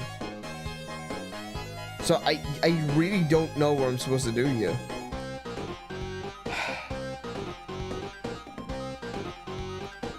And the wind is really frustrating because the way the wind pushes you.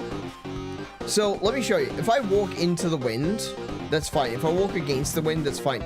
If I press up or down while the wind is blowing, it pushes me to the left or right, whichever way the wind is blowing.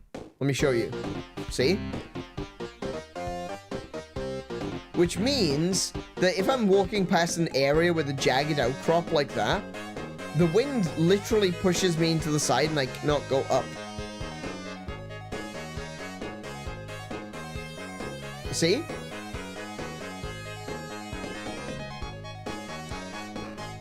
Like, it literally stops you from moving. The wind is overstaying its welcome. Yeah, you could say that again. Now, what's the deal with these craggy rocks? If I jump across here, am I gonna get hurt? No, I just can't hit the thing.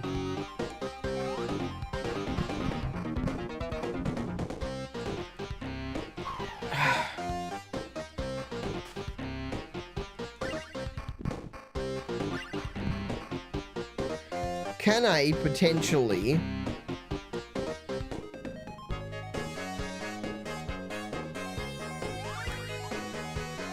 Oh!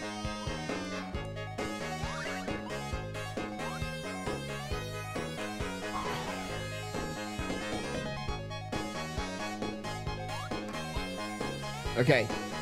Come on.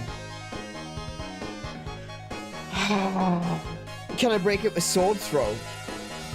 Oh, I can! Oh, nice one. Good call.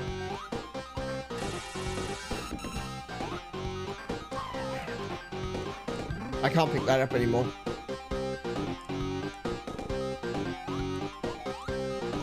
Oh my goodness, that wind! I assume if I go off screen here... Oh no. Now I can't go down. Hang on. If I can just go somewhere so the board goes off screen, I should be able to... Yeah, it's respawned. Okay, cool. Now, I don't know if I'm going to be able to actually... Yeah, this, this wind is starting to get to me. It's really starting to piss me off. I didn't want to do that.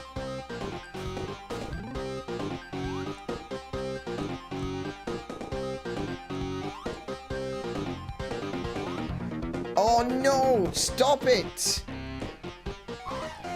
Are you serious? What was that?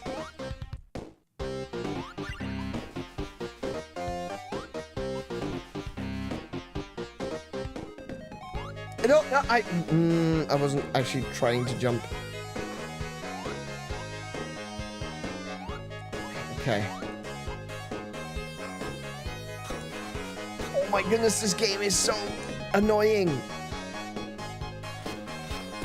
Wait, is this where I was supposed to go? Hold on. Okay, I think I found where I'm supposed to go. You seriously gonna do this to me with all that wind blowing?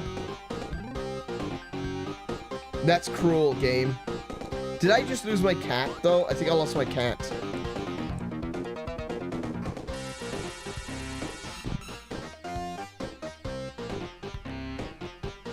If I do that, there we go. Oh my goodness, they just took the entire island away from me. Alright,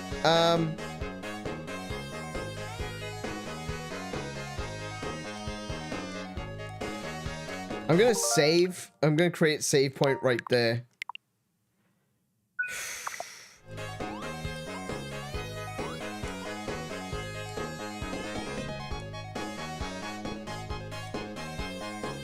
The cat's done his job? Yeah.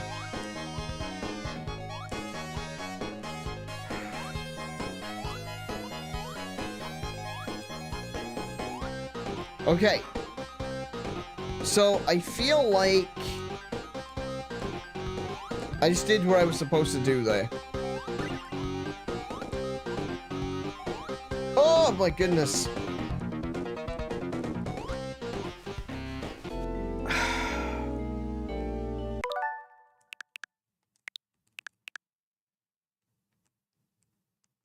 Yeah, I don't care anymore. I really don't care anymore. I don't feel like I know where I'm going, though. Please, an apple. Give me the apple!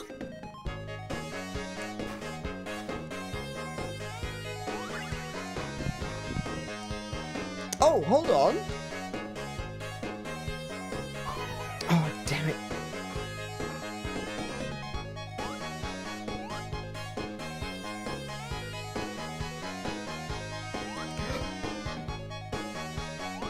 No, no, no, no. Oh my goodness. Oh, this game. This game. Stop. Just stop.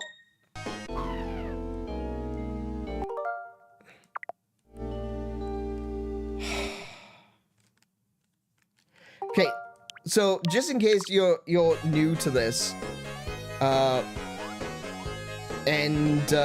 you've just come in and you're watching me play this horrible game. Oh no.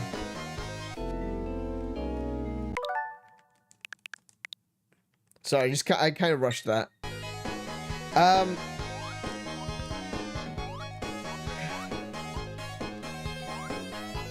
The reason that we are using save states and rewind is because this game is brutal when it comes to actually saving.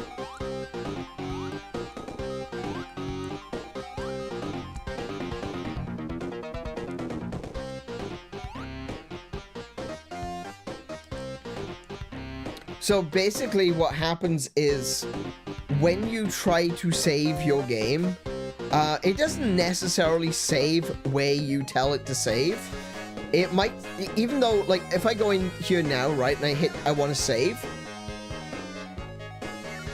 it won't actually save here.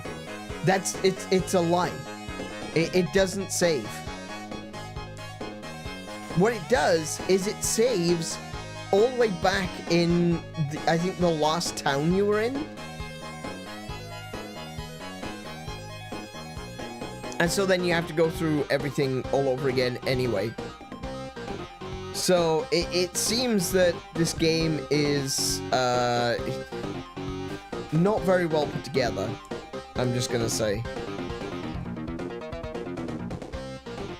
I was really hoping that this would be a fun look at, you know, Sega's answer to a Zelda game.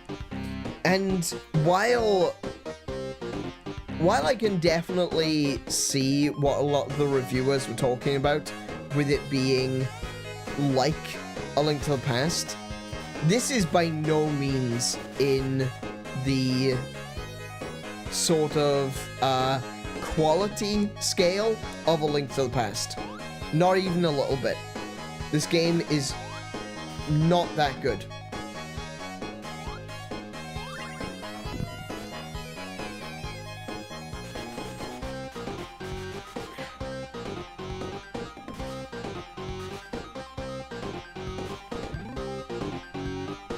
Like, I can't even figure out what exactly I'm supposed to be doing right now.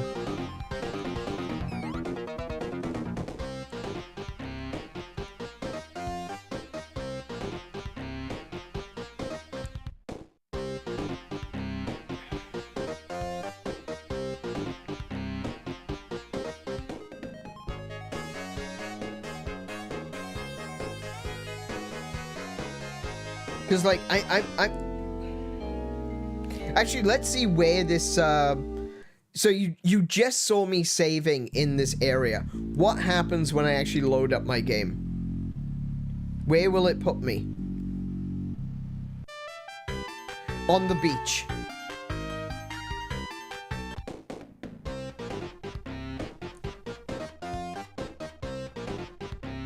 So, yeah. Wait. Hold on. That's not the beach. It said it was gonna put me on the beach. It didn't put me on the beach. But it has reset the entire location. So everything that I have done has been reset.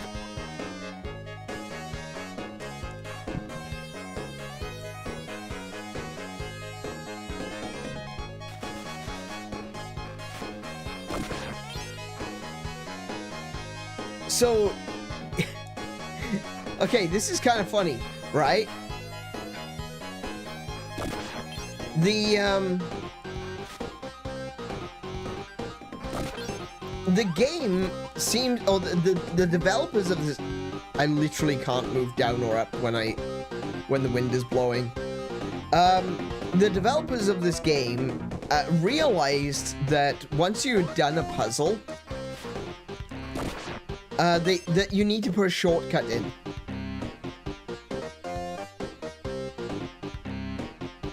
That you need to put a shortcut in so that the player doesn't have to redo everything all over again, right? But the shortcuts don't stay active. The shortcuts get reset.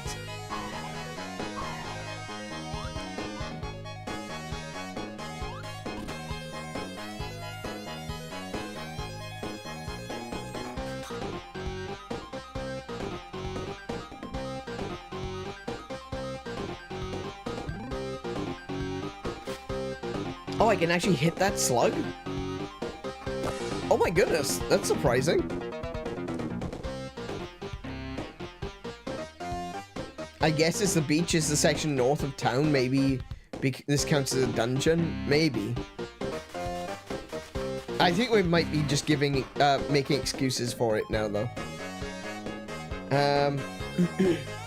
So did I do this yet? No, I didn't. Okay.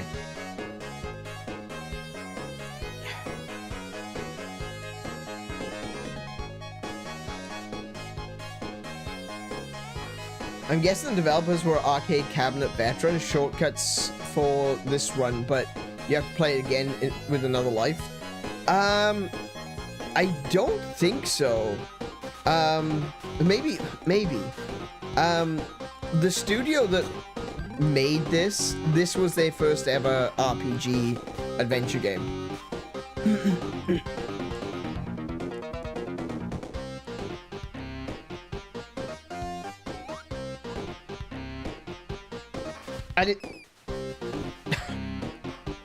And it's clear what their inspiration was.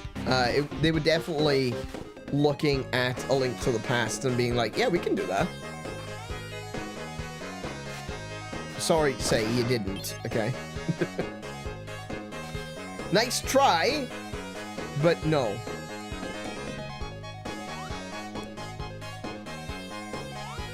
Unfortunately, you could be right. I don't know. I have no idea what their previous experience was.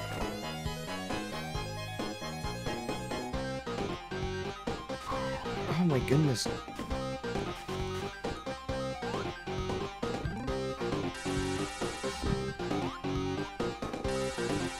I don't think I went this way before.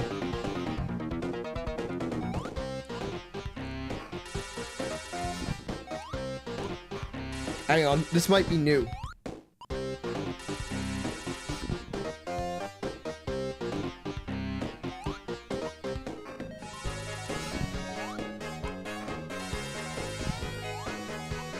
Oh, that's to get over there? That's just to get the money. I don't really care about the money, honestly. I was hoping that this was going to be a new route towards the end of this dungeon. But it's just cash. And you gotta wait as well. Oh my goodness, now I've gotta wait for the wind to come back.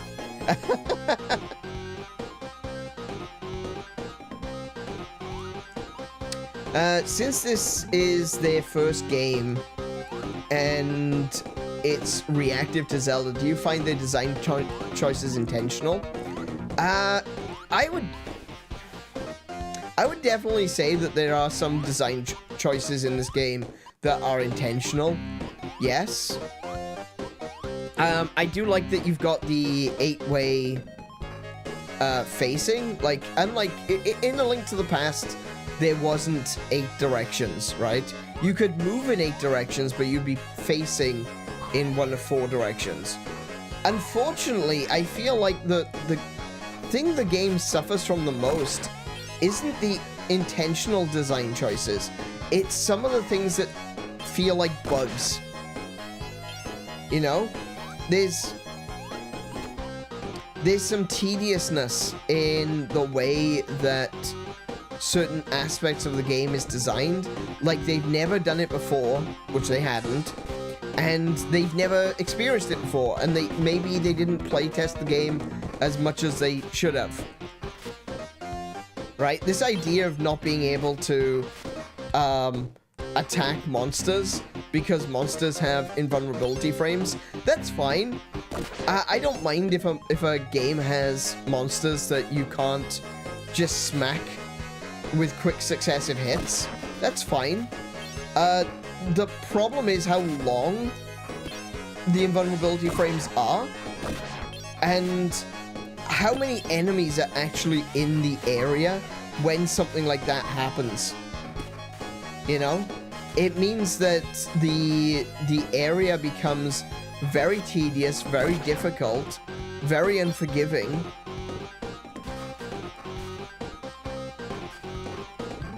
And it shows a lack of understanding of the genre. Admittedly, the genre didn't really exist yet, especially in terms of, like, Zelda clones. But I feel like they haven't really learned from...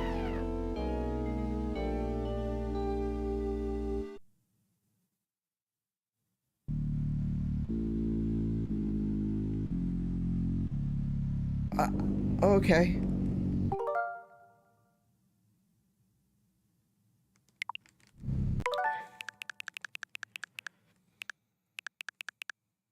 I feel like they possibly haven't learned from the positives from the Zelda series.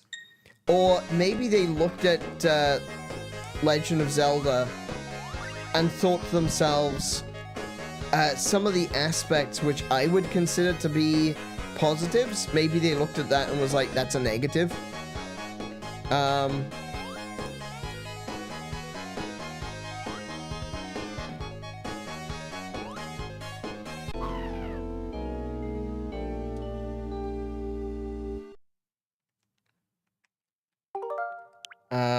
Yeah, okay.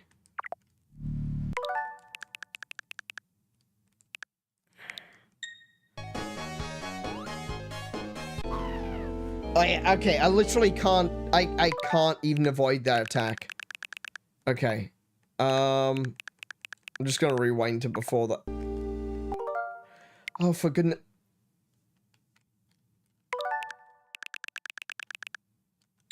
Okay. Alright, yeah, so... I don't think this game has a lot of bugs, but it definitely has some things in it that I would say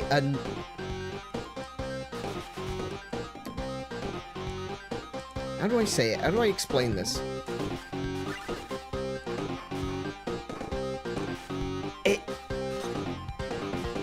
It comes from being genre unaware, I guess. You know, maybe they played a little bit of A Link to the Past, and they were like, oh, yeah, we can do that. But they didn't realize why some of the things in that game were the way that they were designed.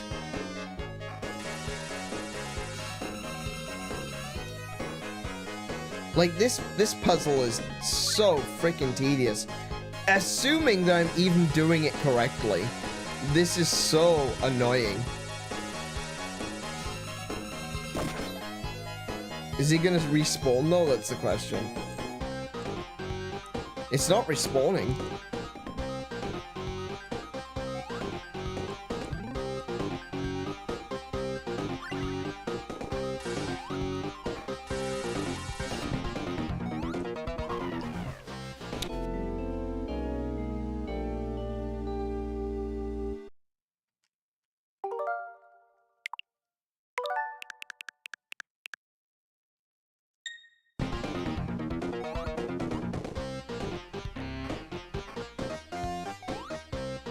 I don't even think I'm going the right way here.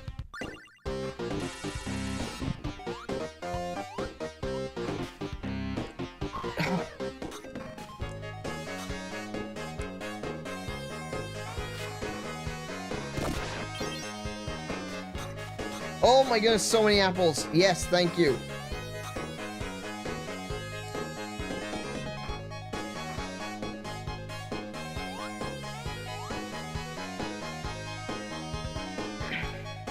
Like, one of the things I would definitely, like, looking at this game, one of the things which I definitely think is a design choice, but they didn't realize, like, how much of a bad choice it was, is the fact that the pickup button and attack are the same button. No. That's not good. That's very not good.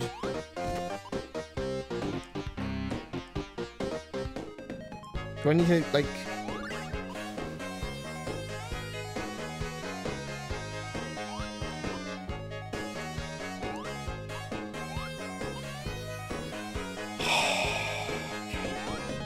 Oh, come on! One example is definitely the platforming. There's a reason there's no platforming in Zelda. Oh, maybe it's to go that way? Hang on. Wind's gonna blow. That pushes me off the board? Oh! Oh, what's that? Is that a monster?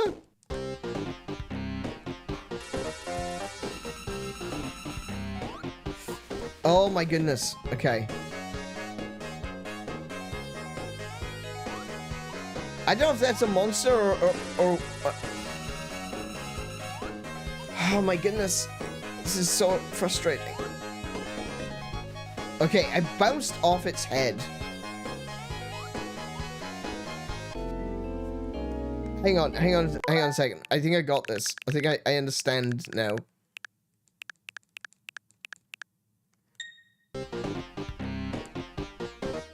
So this is one of the other things.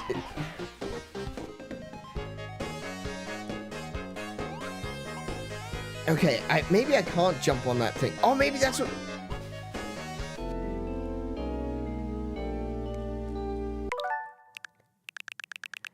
This game does not allow you to experiment. I think that's the best way to describe what is happening here.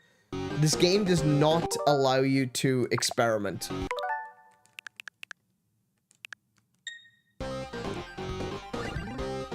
But I think I know what I need to do. Right, so the thing with... Oh my goodness. The thing with Legend of Zelda: Link to the Past, right? Let me just pause this a second, because otherwise I'm going to get frustrated at the fact that I'm getting pushed around by the wind.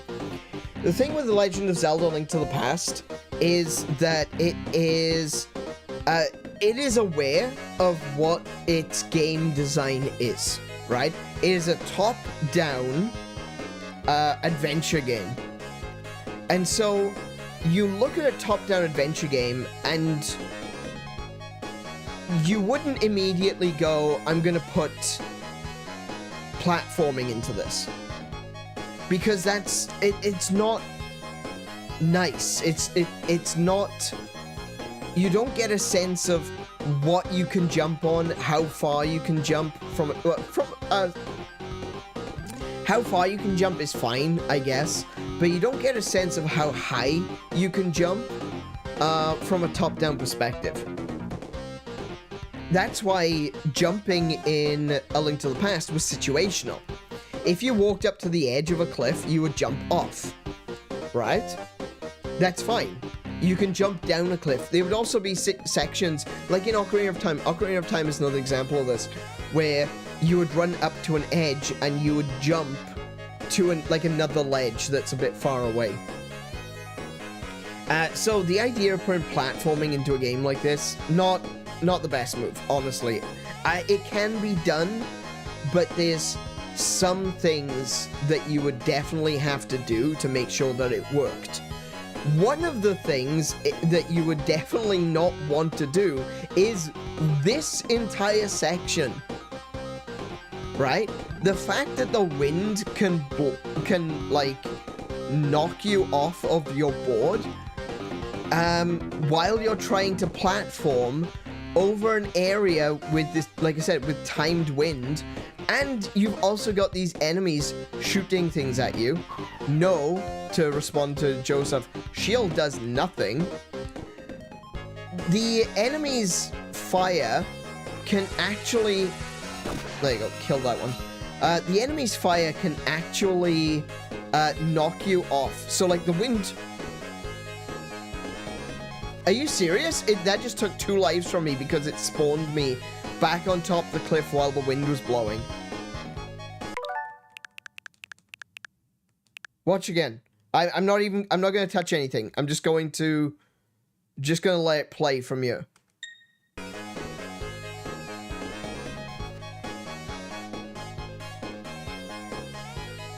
Two lives. 2 lives because of where it spawned me. Oh, not 2 lives, sorry, 2 health because of where it spawned me. There's inconsistency as well, because the wind will blow you off this edge, but the wind won't blow you off this. Watch now. Not touching anything. The wind doesn't blow you off this, but it does blow you off this edge. Why? Why is there a difference there? That doesn't really make sense to me. Like, why would they make it that way?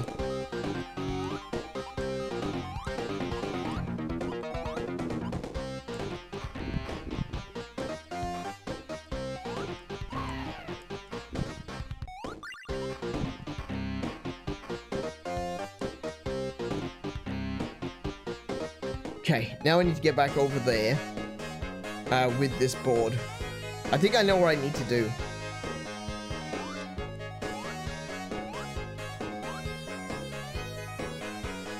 The platforming sections feel very arcade. Memorize, master, and pay us all the quarters. I don't know about that. I don't know if it feels arcade to me. I wouldn't say that it does. I think instead it just feels like it wasn't well thought out.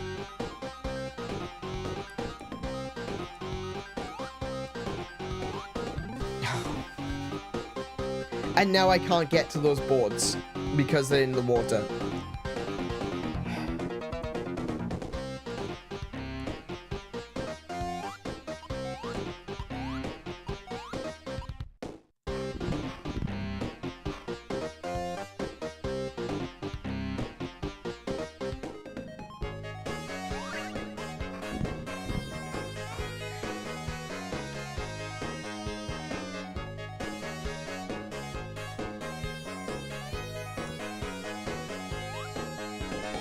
The only reason that just thinking about what you said there, Kat, the reason that I would say I don't think it feels arcadey in that regard is because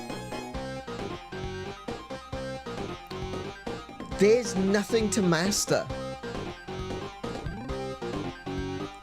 Like, it's not hard in the sense that the platforming is difficult.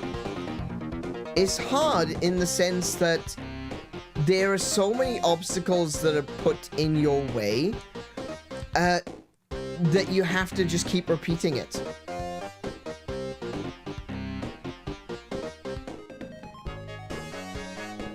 I know that's probably a distinction without difference. Oh my goodness, I did it. There you go. Oh, really? I've got 0 HP and you're putting me in a boss fight. Amazing. Okay. Octopus, who are you, boy? If you came for the penguin, I'm not letting him go. Take good dose of the penguin attack. Okay. I'm already dead? I died immediately? I didn't even have a chance to respond?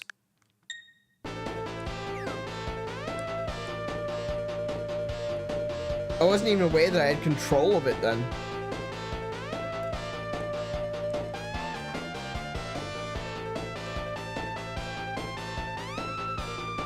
How do I even attack you? I guess with the sword throw.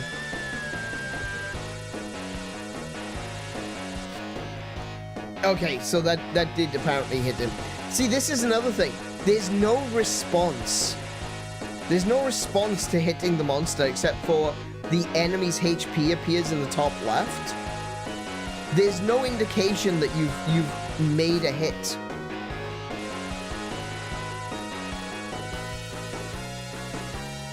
The enemy doesn't flash. There's no change. Oh, there we go.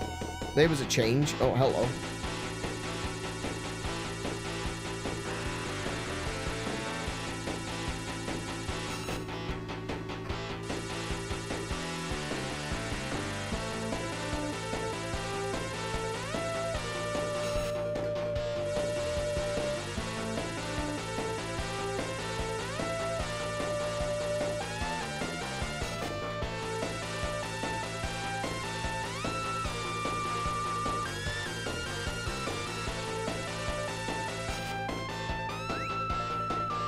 You good-for-nothing penguin!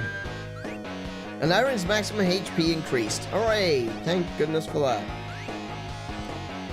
Thank you. I used to live in the icy island of Frisia, but we were attacked, and I was captured by that terrible monster. I am forever in your debt, and I have decided to join you to help you battle the evil forces, okay?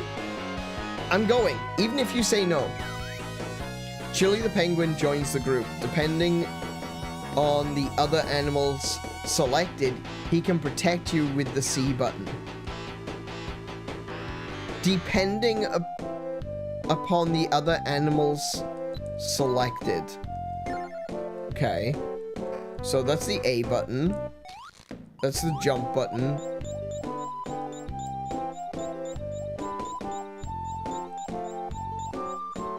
No, that's terrible. That's my shield? Oh, wait, and every time I use the penguin, it locks the dog in place.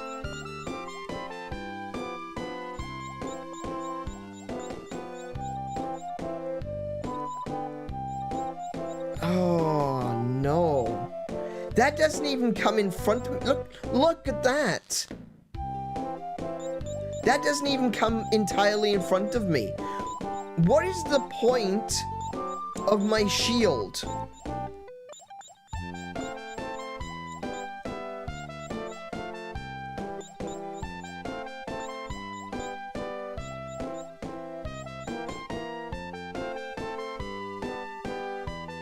Oh, this is incredibly disappointing.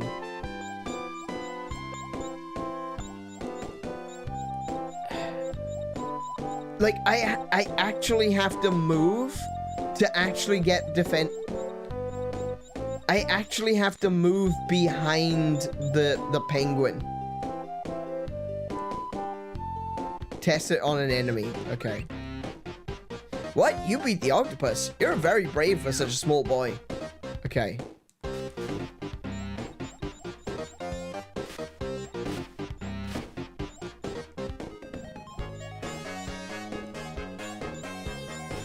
So, I don't think it's hurting it.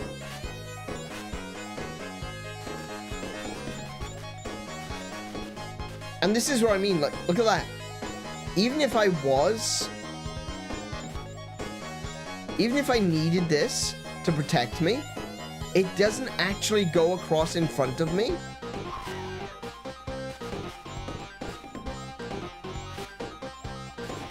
Oh, it does do damage. Oh my goodness, the amount of damage it does is so minimal.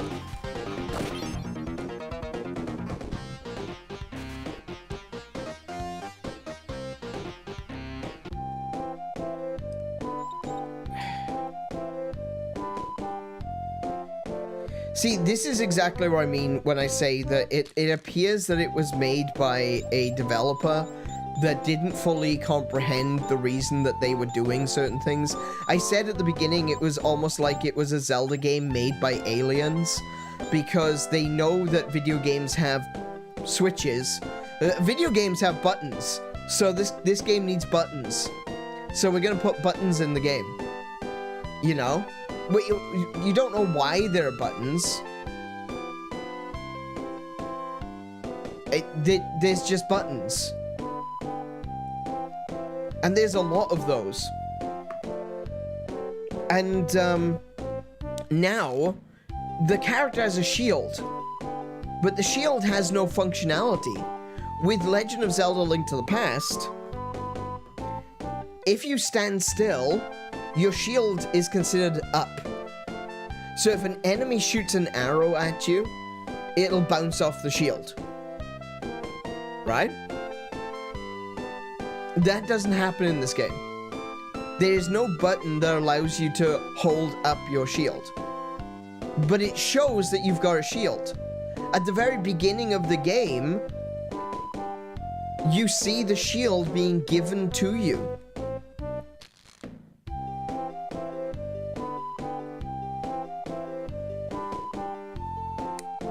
And then when you finally do get an animal that acts as a shield, it doesn't even come all the way in front of you. If I'm being attacked from directly ahead, this isn't covering me. Now it is, and not even entirely.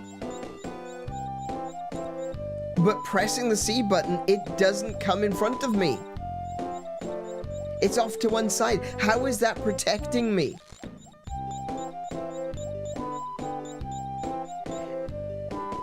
And the funny thing is, they even knew that this doesn't really work, because they even give you the comment depending upon your other animals.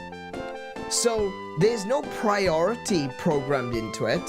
If you've got two animals equipped that use the A button,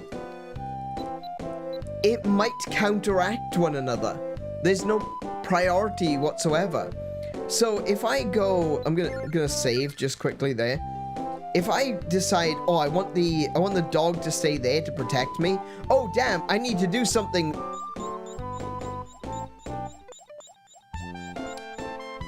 Use the C button, the dog is no longer protecting me.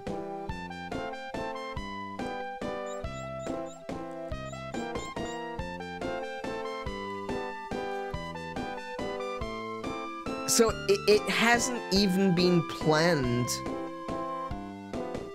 for how to deal with multiple animals. They knew that the animals needed to use the C button, because of course it does, it's the only button you've got left. B is jump, A is slash. On a standard Sega Mega Drive controller, you've only got 3 buttons. So the C button is your animal weapon. Item, whatever.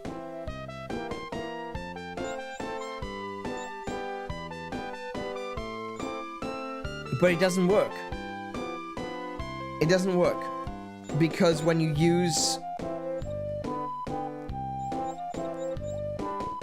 press C, it activates both at the same time.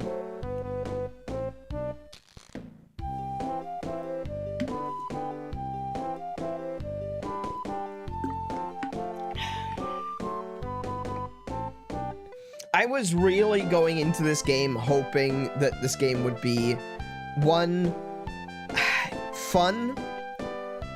I was expecting it to be... I wasn't expecting it to actually be... What the hell just even happened? Hold on. Did I just... How did I get pulled into that? I was walking past.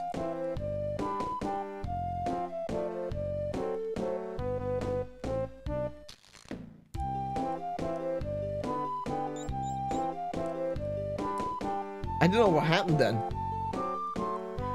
Okay, anyway, yeah, I was expecting this game to be fun, interesting, just, I was expecting it to have at least the polish, not the polish, that's not the wrong word, that's not the word I'm looking for. I figured that this game, being that it was, you know, heavily inspired by A Link to the Past, would have learned a lot of lessons from that game. And sadly, I don't think they have. If you want 2 animals equipped at once, you need to get rid of jump. What did Legend of Zelda do? I'm sorry to keep going back to Zelda, because of course I'm going to. When you've only got 2 buttons, A and B, this has got 3 buttons. 3 buttons, 3-button controller, A, B, and C. But if you've got 2 buttons, A and B, how did Legend of Zelda solve the jumping issue? How did Legend of Zelda solve the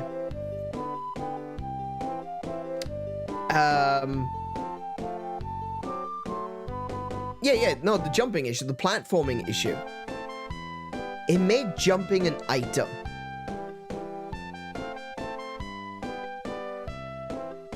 So you could choose to swing your sword, and jump would be because you're holding the Rock's Feather. Okay?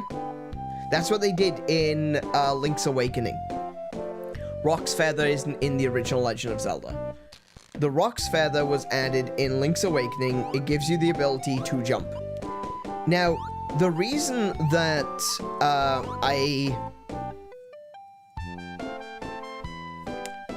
I like that jumping and not this jumping is because it feels like... What's the word I'm looking for? I don't know, I feel like the Rock's Feather feels a little bit more precise. Maybe because it doesn't quite go as far. This feels really floaty. These jumps, they feel very floaty. They don't go up very high, but they go a long way. There's a feeling of floatiness to them. And it doesn't matter whether you tap the button or you hold the button down. It doesn't change anything.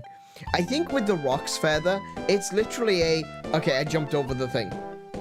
And that's it. And the fact that you then switch it out for another item is important. So that when you're not needing to jump, because why would I need to jump in this area, for example? You can swap it out for another item. You know? If they had made it so that the hare that we encountered was an animal that give you the ability to jump, then you could have put an animal on B and an animal on C and had the attack button on A. That makes sense. That's fine. But instead, what we've got is both animals, 2 animals that are equipped at the same time, are both activated by the same button.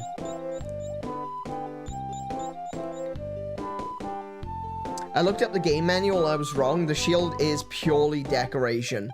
The only block you get is with certain animal companions. There you go. And like I said, I've already gone over this. The shield is purely decoration. You can't block things with a shield. I've tried. But yeah, I think the better way to have made this game would have been, as I said, I'm not going to repeat myself over and over again, but I think the best way to have done this was, A is your action button, allows you to talk to people, allows you to pick things up, perhaps. One of the things, they clearly have, look at this. That's the same pose as Link, right? For picking things up. From A Link to the Past. But it doesn't actually do anything.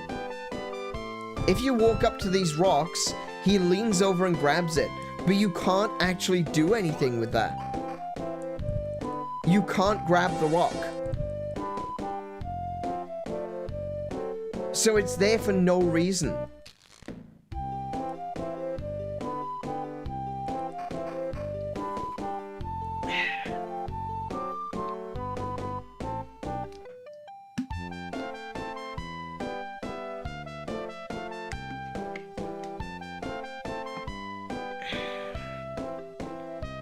Wait, can I jump up to the top floor? No. No. Okay. Anyway, yeah, this turns out to be a bit more. I wouldn't say that the game is broken. I wouldn't say that the game is terrible. It's not like the worst game ever made. It does feel very undercooked. There are a lot of interesting ideas in the game that I think is pretty cool. I would like to see them done better, but I don't think the game is like terrible. It's just a lot of these conventions that you would expect from a game like this aren't in here, and the ones that they don't do well. That was very reckless of you. If you did not defeat the octopus, this village would have been history. My husband may be saying that, but he really is thanking you deeply. Like, so deep that I can't hear it. Okay. Alright, so I now have... I'm going to assume that this penguin allows me to go up to the volcano.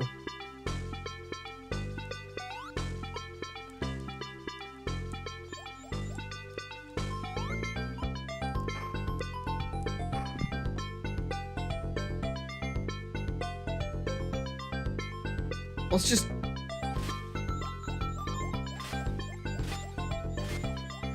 Yeah, look at this. Like, it is... Oh, wow. Okay. It is doing damage, but it's not even doing, like, 1 HP of damage.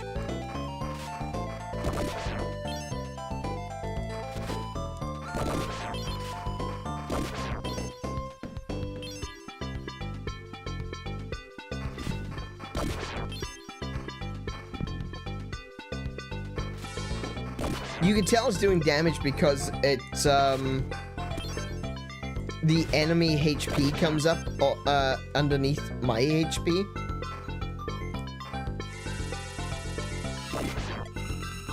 Whoa, what was that? Hold up. Wait, my sword is now icy.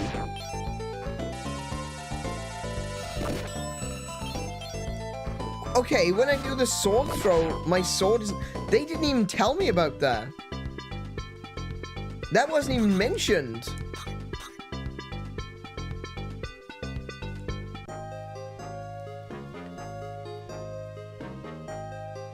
You could tell it was someone trying something new without enough flow testing. I don't... Yeah, no, I think that's probably an accurate way of putting it, yeah. I was gonna say, I don't know if I would call it flow testing, but yeah, that is definitely, correct. Now, if I can... Okay, so I can now kill the dragons. What the heck was that?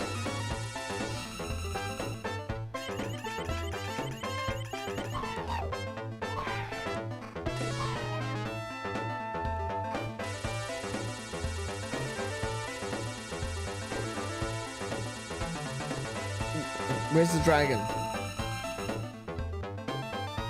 Oh, there he is.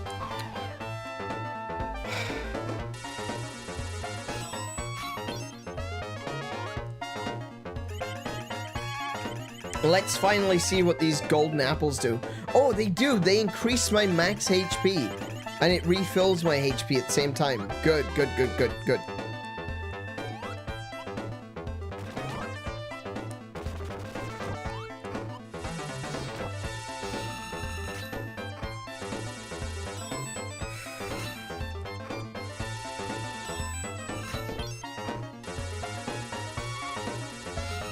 Oh, wow. Okay, that's useful.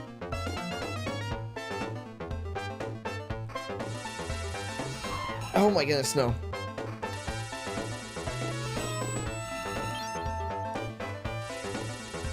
Oh, I can't do that. That's a switch.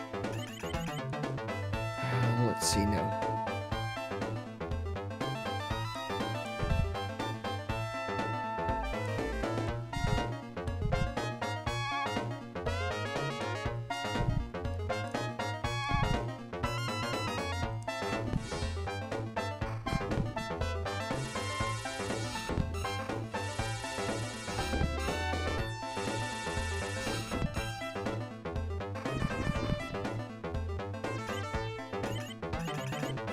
Check your menu.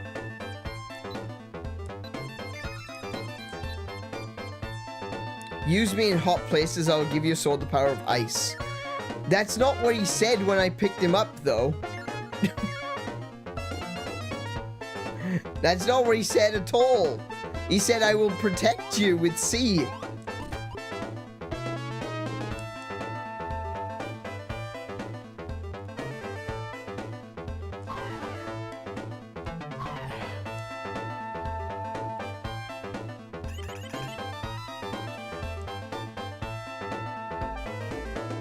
Oh, heck, where am I now?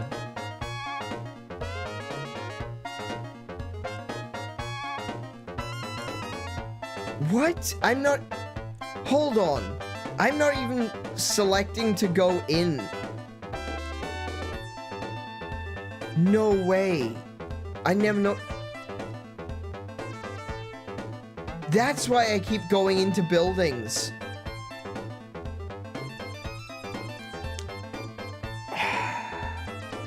The tile that warps you into another room isn't there. It's here. If you stand on the tile in front of the door, it puts you through the door.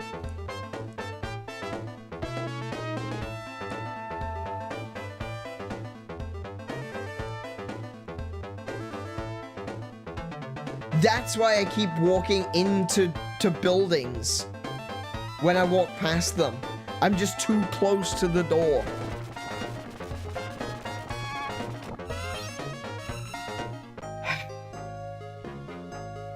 Okay.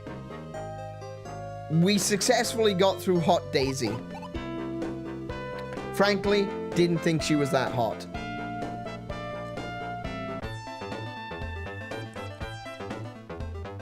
Wait, that one's different though. Wait. But not this one? Why? Why is it so inconsistent how doors work?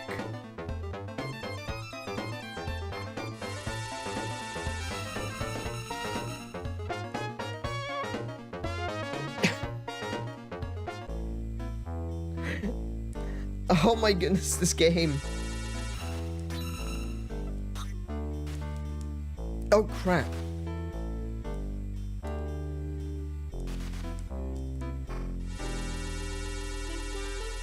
Come here, slime.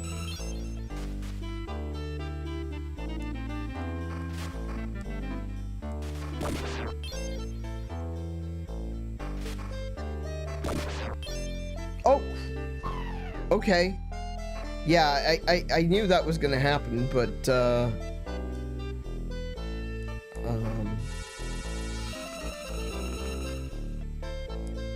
okay.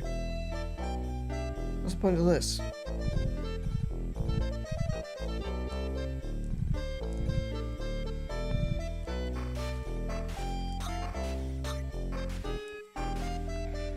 All right.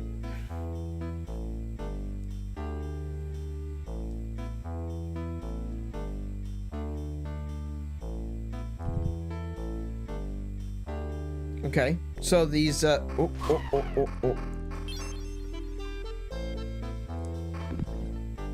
Nice.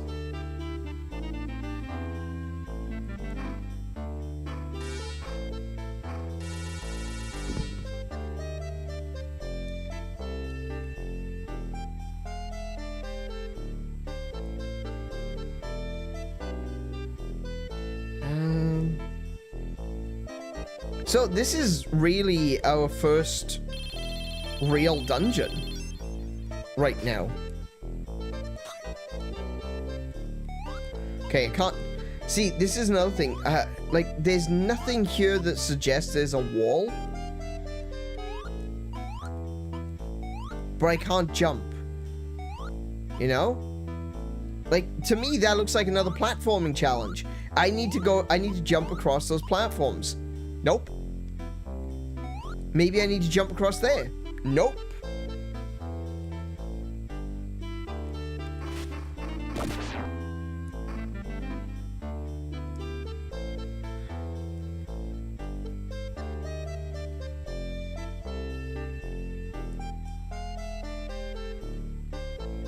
Wait, you gotta be joking. Right? Again, the warp point is in the wrong place. Where is it? Oh no, it's right on the very tip of the staircase. But I can walk over this part of the staircase. Alright. Okay, it's right on the tip of the staircase. Alright, what about this? I need to get back down there.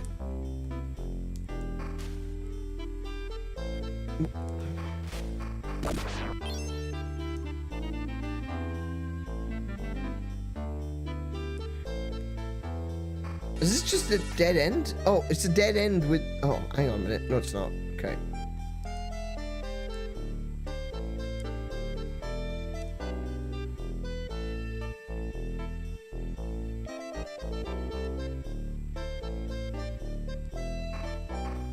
Hey. Yep. Okay.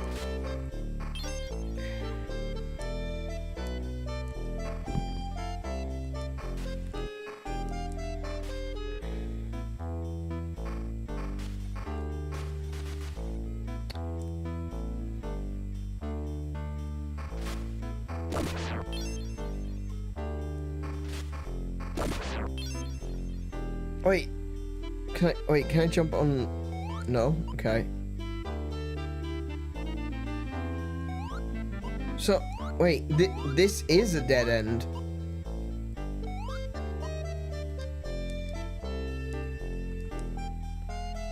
Okay. So, okay. I'm not going to complain about everything. I think we all know why that's a bit silly.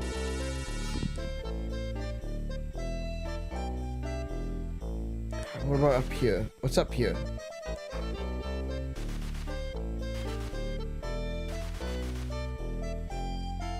I think when it comes to like complaining about video games, I think that there comes... Wait, this just goes back to the beginning. Okay. I think there comes a point where you've reached a level of frustration with a game that everything kind of ticks you off, you know? I think we've all been there. There's always been that game, you know? That one game that we've played and we just go, oh wow, really? And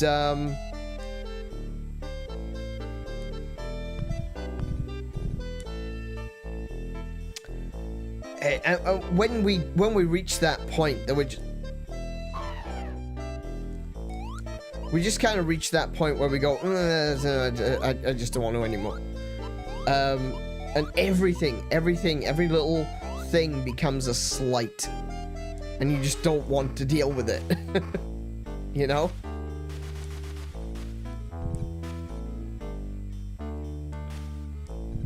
I don't know what I'm supposed to be doing here. Maybe I don't need to do anything there.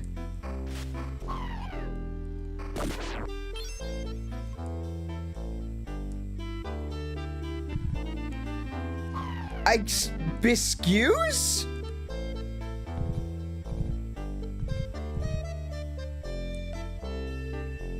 I am back and he is free from the wind. I am free from the wind. I've made it through. I've also made it through the top of the volcano.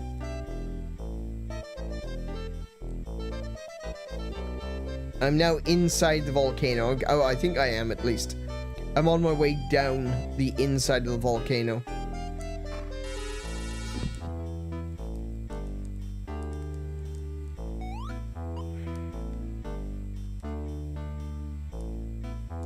Did that flame spawn on the wrong block?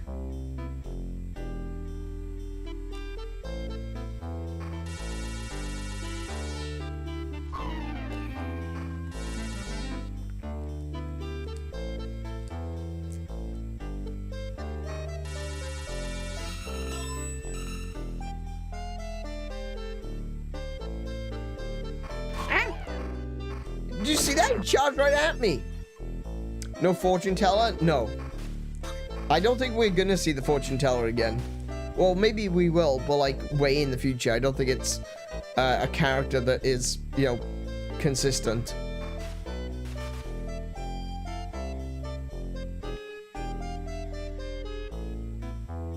Oh, this feels like an arena. What the heck is that? Wait, can I... What the... What is that?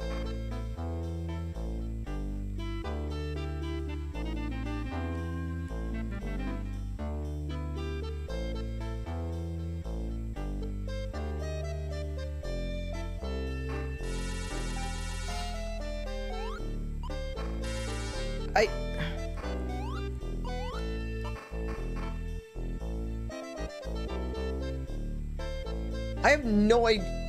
Okay.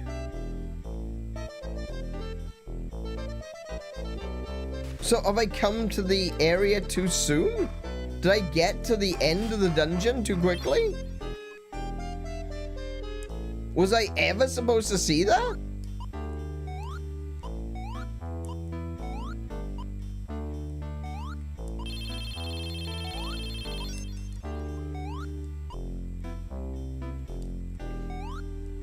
What is that? Looks like a bird, but it's burnt to ashes.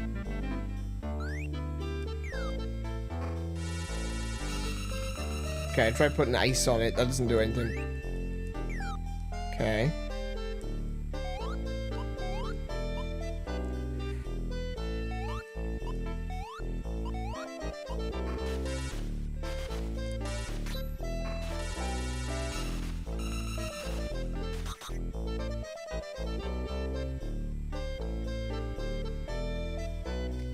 That looks like a badly angled doorway. It does, doesn't it? It really did. Oh, hang on a minute. I feel like we'll meet Ammon again before the fortune teller, possibly. Shuffler. Fool! How dare you challenge me? Here's a hint of the secret of my power. 8 to 1. 1 in 8. Now fight. 8 to 1. 1 in 8. Okay. Alright. Oh. Oh.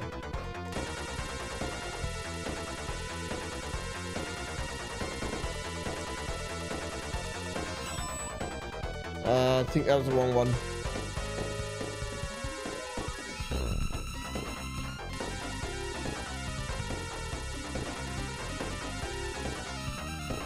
Why did you go off in that direction?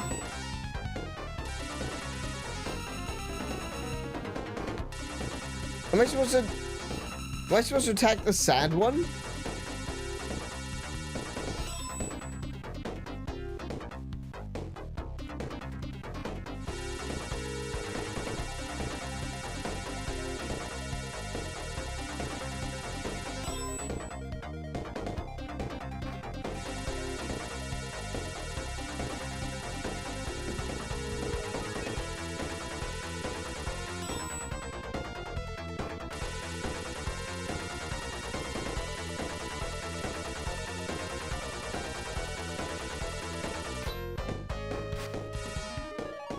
Oh, I don't have to charge the blade.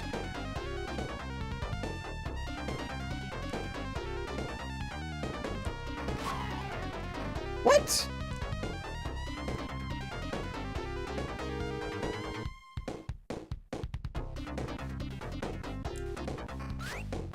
Boing!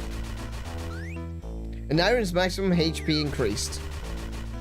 Okay. Oh, whoa, what was that? Free at last! I thought I was a goner when I was swallowed by that goofy blimp. Thank you. It feels good to be alive. Cecil the flying squirrel joins the group. Okay, what does Cecil do? Throw your sword against a wall and I will make it ricochet.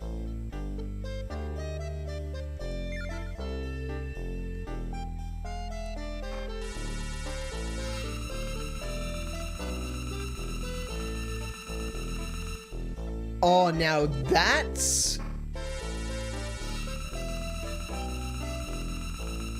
That's actually really interesting. That extends my throw by a huge amount.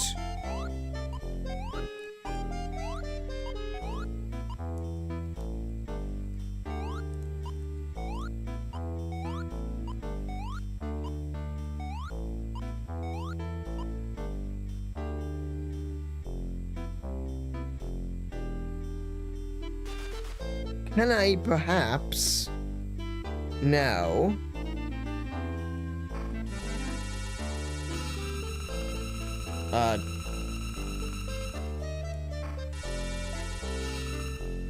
okay, so I can throw it over there.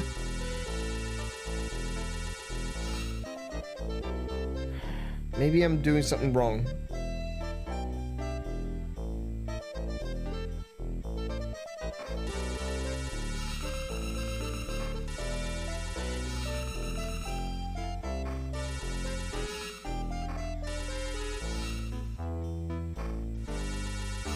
No.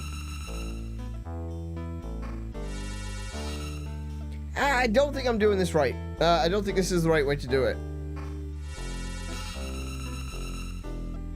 I just can't get the right angle out to get through there.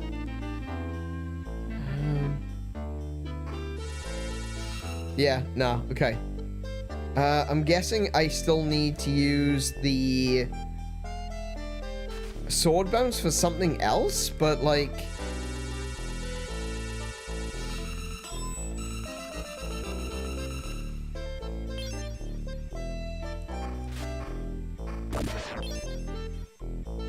what else have we encountered so far that requires us to bounce the sword like that?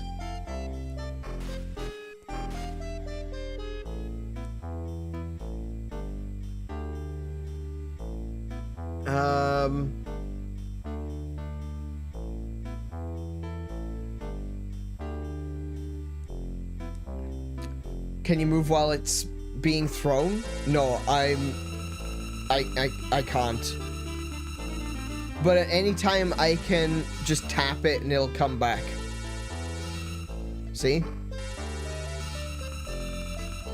So I can bring it back to me quickly. Did it say anything in the combo effect with these two? No? Combo effect, no effect. Let's have a look if there's no combo effect on that one.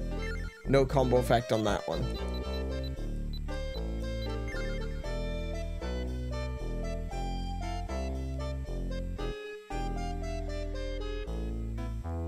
That's a pretty cool ability, though. You can scout ahead as well, so that's cool. That's a really good point. I hadn't even considered that. You could literally just throw your sword and see. I wish I could. There we go.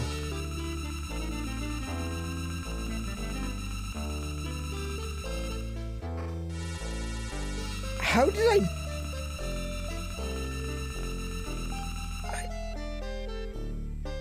how did I bounce it right through there? Wait, no, stop. What? I can't do it now. Are you serious? I just so happened to land on exactly the right...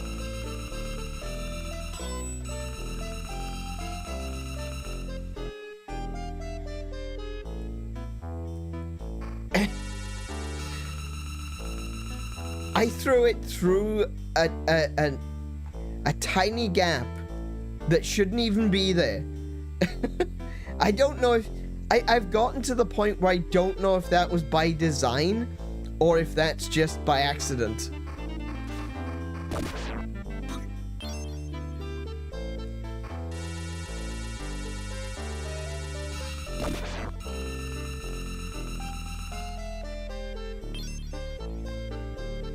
Wait, now there's 3 around that block. What is going on?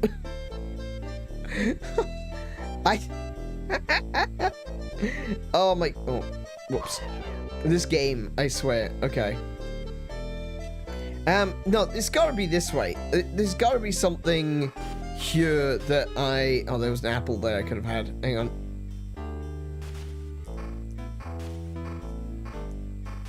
There we go. What about over... can't go that way. This is the only place that I can think of to go. But there's nothing I can do. I don't know how to get there.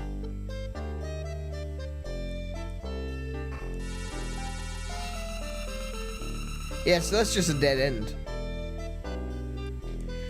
Okay. I guess I've got a... I don't know. That kind of looked like a bronze torso.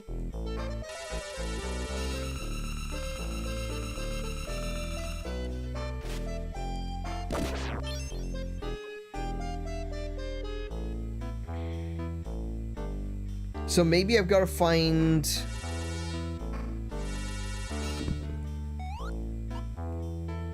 Oh, you've got to be kidding me. Alright. Maybe I've got to find other parts and bring it to the torso? I don't even know. I don't know what this game expects of me anymore.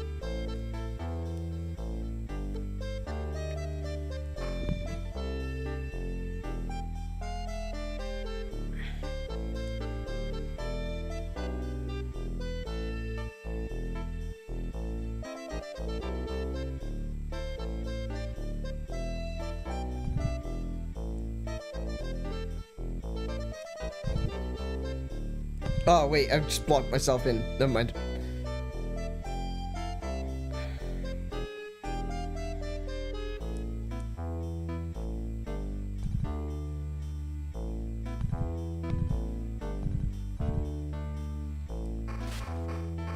Oh! The whole standing still for too long and the floor breaks is, it's another one that's, oh boy, that's definitely one for the books. I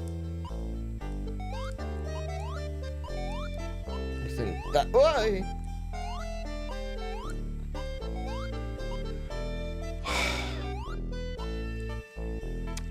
Do you feel any stakes while playing? Because I don't. Watching feels like your character's just vibing.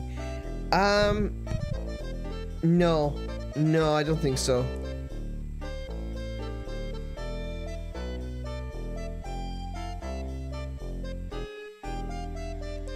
No, I don't think so. I'm kind of wandering around right, like, stakes? No. Immediate danger? Yes. Like, even when we were going through that section that was really pissing me off with all of the wind, there was no sense of, like, oh my goodness, I must do this to save the world, you know? There was no, I must save my family. There was no, like, if I didn't start this journey, would anything have changed? Probably not.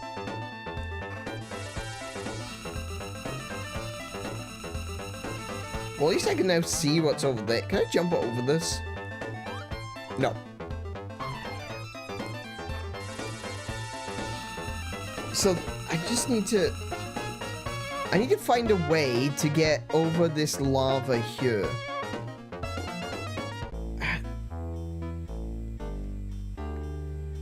But I think I know what you're saying. You're asking if there's, like, a sense of urgency. Like, that the world is in danger, that you are in danger, or, you know, something like that. There's really none of that. I don't feel it, at very least. Even the music, look, I love the music. I've been really enjoying the music in this game. But the music doesn't give you a sense of you're on an epic adventure. You need to save the day. I just don't feel that.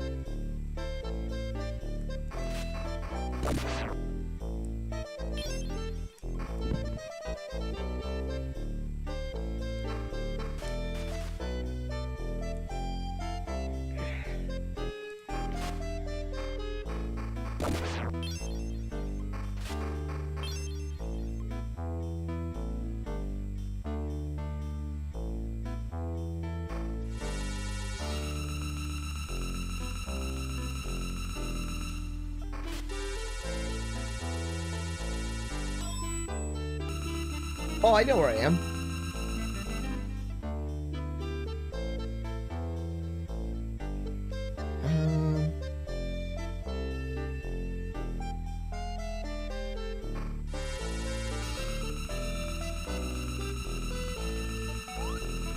Yeah,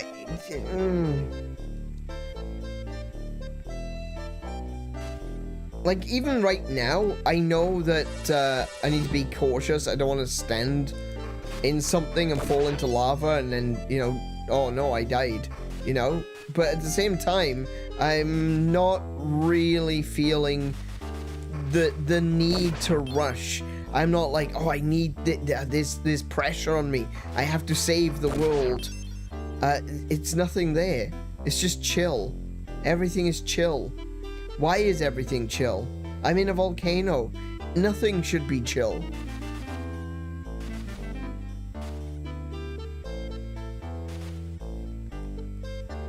So far, it's just monsters exist, so you don't... hang on a minute. So far, it's just monsters exist, so you need to learn to be able to fight them. Then you got cursed with not being able to talk to humans. Yeah, essentially, that's basically what it just feels like. It's like, oh, oops. That's it. Oops. That is the sum total of my feelings on this adventure. Oops.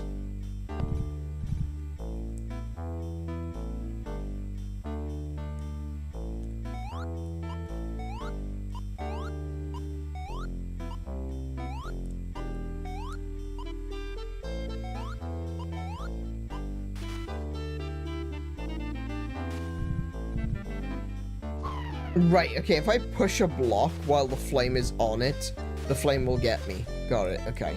That's fine. Oh my goodness, the floor falling through is the thing that's causing me the most stress right now. Oh my goodness, there it goes again.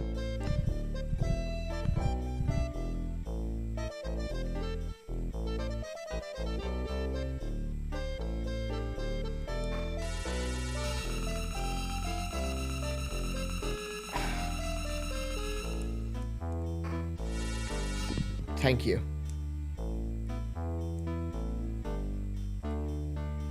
Wait, what's this way? What's this way? It's gonna be nothing now, isn't it? It's nothing. It's nothing. It's more nothing. It's just more nothing. I don't know what I'm supposed to do in this area. I think one of the... This is a good word. This is a word that's very important when it comes to video games. Conveyance. There's no conveyance. Not that it's got bad conveyance, not that, you know, I'm confused about the mission. There's no conveyance. I don't even know what the mission is. I don't know why I'm going here. I'm going here because it's the next station on the map. That's the sum total of the conveyance. I need to go there because it's the next place I need to go to.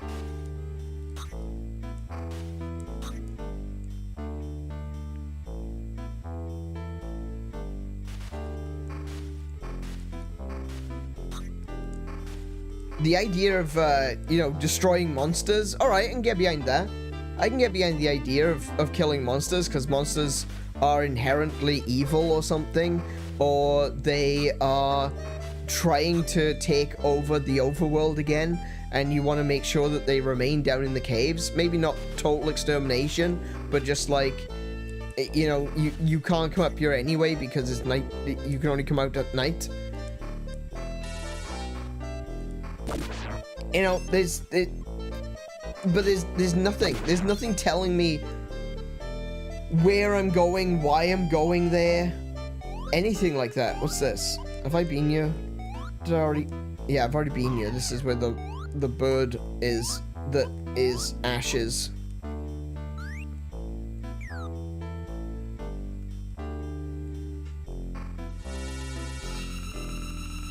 Oh, there's a wall down there.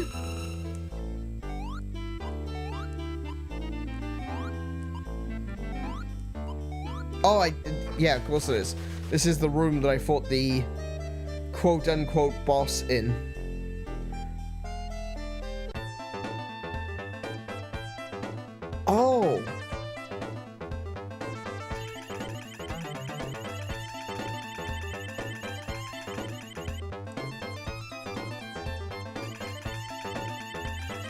Then what was the other room for?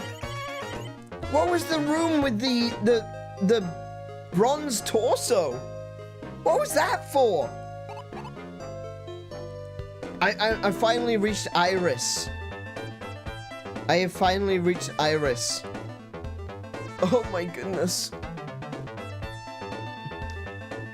Our entire motivation at this moment seems to be finding that carnival witch who cursed us. That war with the monsters feels like such a background detail, like an excuse to have enemies everywhere. Yeah, absolutely. No, I completely agree. It's like there's no... okay, war with monsters, who cares? Where's the war? I'm not seeing a war. I'm going into monster-infested territory. Any other game would just be like, well, yeah, there's monsters there. This one gives us this war with monsters background, but where? What? How? Where does that come into it? When has that been something that has been a motivation for me? I am literally told, you need to go to war. Where's the war?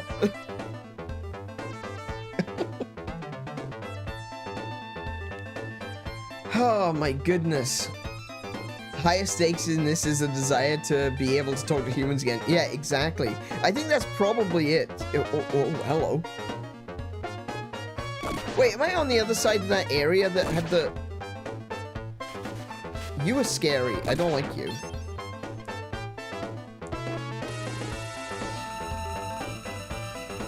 No, it's not the same area. Oh my goodness, no way. Hold on.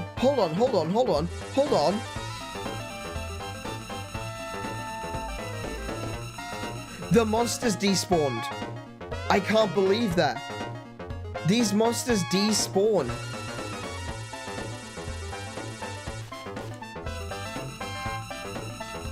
The reason I can't get hurt is because if the sword goes far enough away, the monsters that are on screen actually despawn.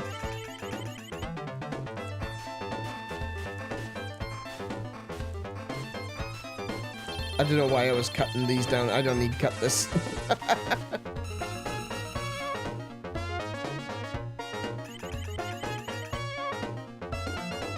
Can I go through there?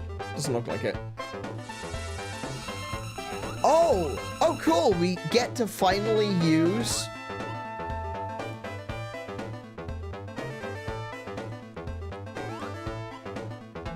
this cool feature. Except I instead will get launched for no apparent reason.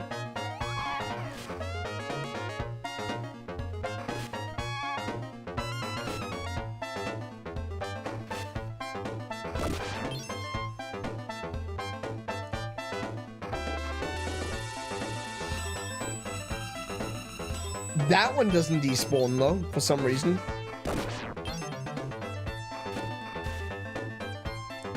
Get the Flareon! Oh my goodness, the Flareon's kicking my ass. Could you die, please? Lord.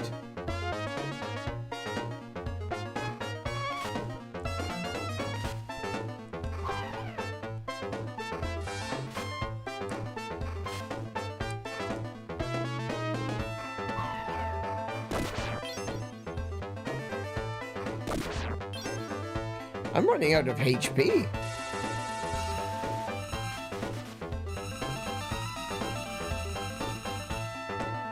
Can I get some hearts?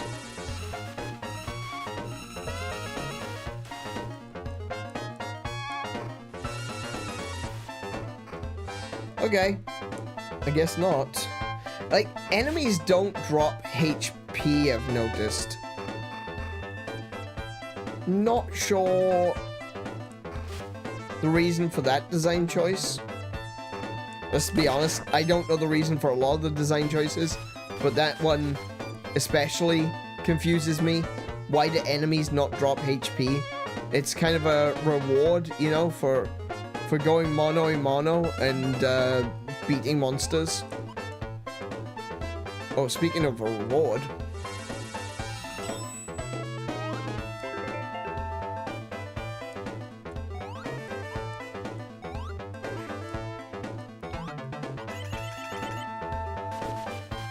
Okay, we're chucking this. We're chucking it. We're chucking it.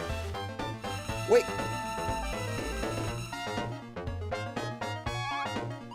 Wait. That was... What?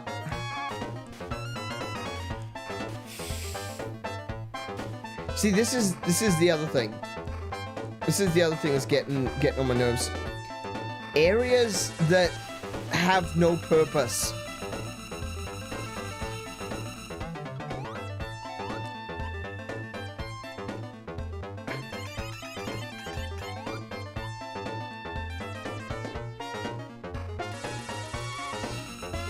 That's not gonna work. Tell you what, we'll load this. And they despawned. It's amazing what I can do with that sword throw now. I can kill all monsters on a screen in one go.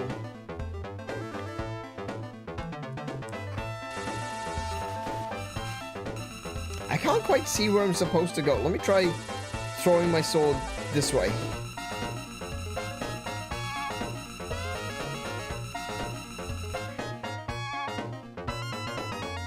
Maybe I need to like throw rocks into the...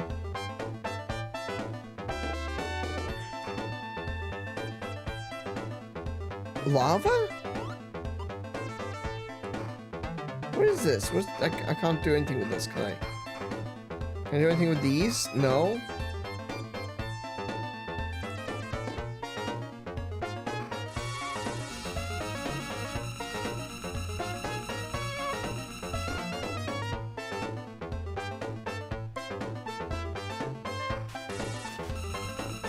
Oh! Well, there you go. Oh, I'm so glad I worked that out and figured it out because I was actually doing things. It wasn't because I was randomly throwing my sword around until it hit something. I'm so glad that I was able to just, you know, do the puzzle, but...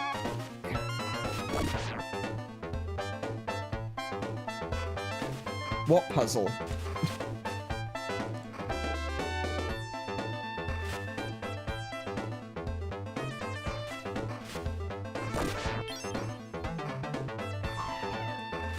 Oh my goodness, just stop. Have you thought about just not fighting people? No. No, I refuse. I'm gonna kill them all. Welcome to the stream, Paul. How are you doing today?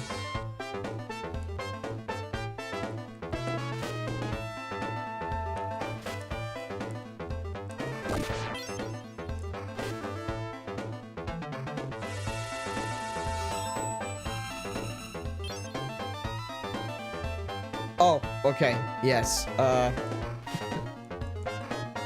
Yeah, you're on the other account. That's better. There you go. Now he is Max.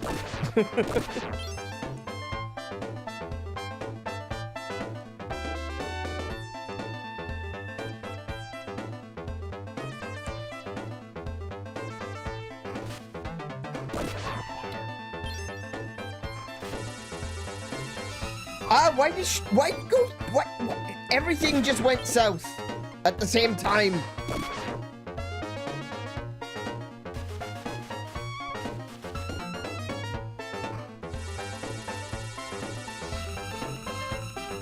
Yeah, I'm starting to see a slight problem with this sword throw. If you miss, that's a problem. Apple, apple, apple, apple. Please, more apples.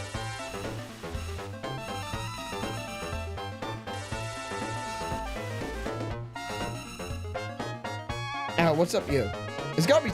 See, okay, so my thought process is Legend of Zelda in my head. There's gotta be something up here. There's a rope. There are a few apples up here, not gonna lie. That's fine, I guess. Yeah, there was a few apples up here. That's fine.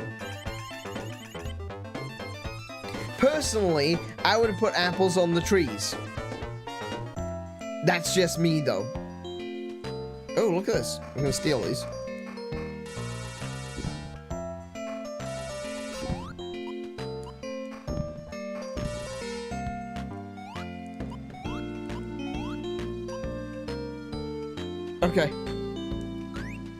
Yeah, I can't talk to the humans.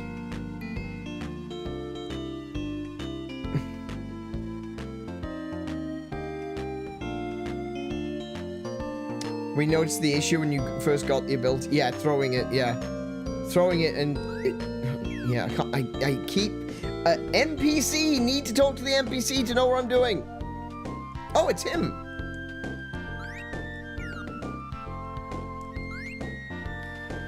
I don't like heroes with big egos. I would bark at them, but I don't want to upset... I don't want my master to get upset. So there's that Ammon guy. And apparently they have a pug.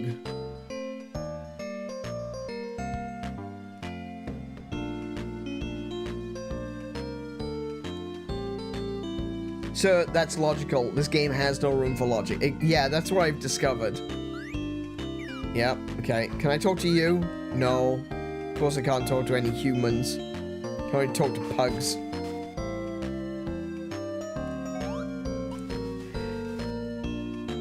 Wait!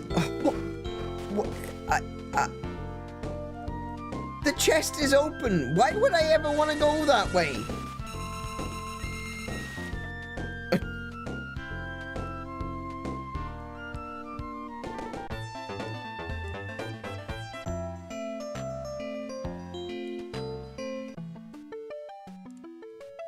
I'm gonna jump in. Screw it. That's it. It's over. I can't believe I was actually able to do that. Yo, buddy. I have... No, my brain just went somewhere really bad. Yo, buddy. I have some useful information for you. I don't know what that said because it just skipped over the text. I didn't do that. I didn't do that. It literally just skipped over the text for me. Oh, I see. A miser, huh? It's getting hard to make an honest living. Yo, buddy. I have some useful information for you. I'll sell it to you for... Gone. Alright, let's say yes. There you go. Well, you see, there was this fortune teller. The one who understands our tongue. Like you. Are all humans like that nowadays? That was the information? That was it? I know! I know there was a fortune teller! She's the reason I can't speak to people! I've already dealt with this person! I am far from happy about it!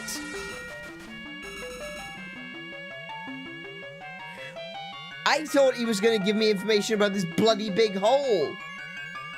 What's this hole about? I don't know. What do you think a flower does with cash when it can't go anywhere?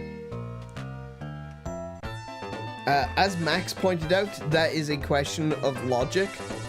This game has no logic.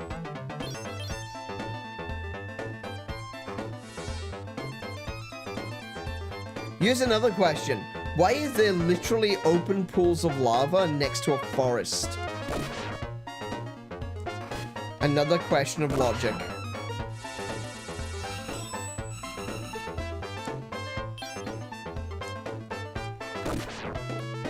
Do you know, now that I think about it, I can actually hear the Mega Drive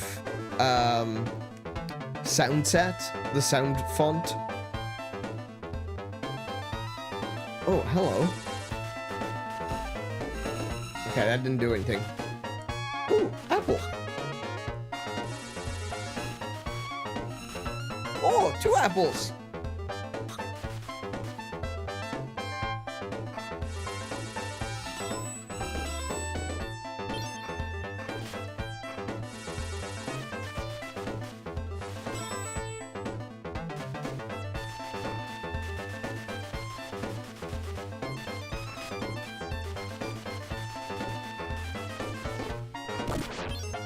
Okay.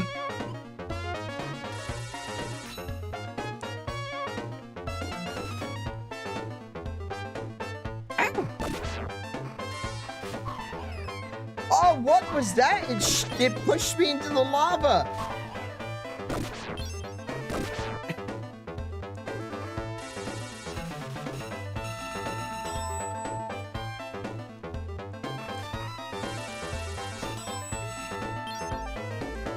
Oh, heck. Now where am I supposed to go? Oh, I guess this is the same as the other one. I guess I just kind of... Nope. Not like that. I guess I just gotta toss my sword kind of in a that way's direction. Yep. Okay.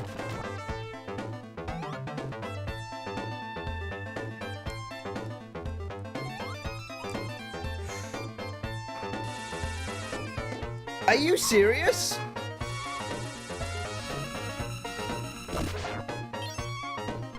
Bam.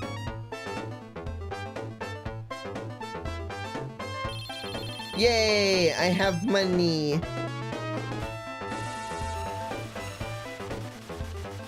That, I gotta be honest, right?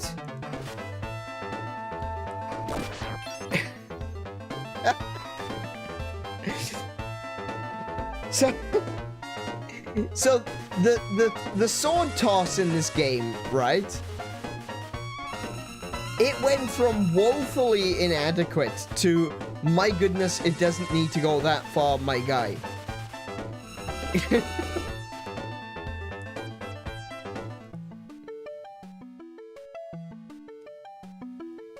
I don't think I can get across that, but...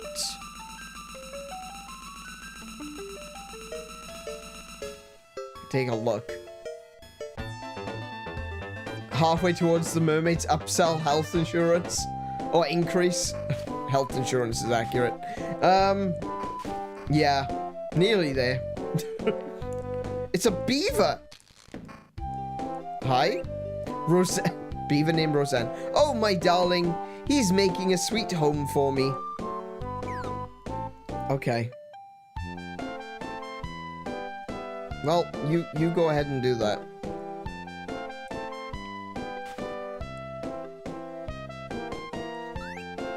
Did you know that something strange occurred in the Bell of Babel? Sorry, the Tower of Babel?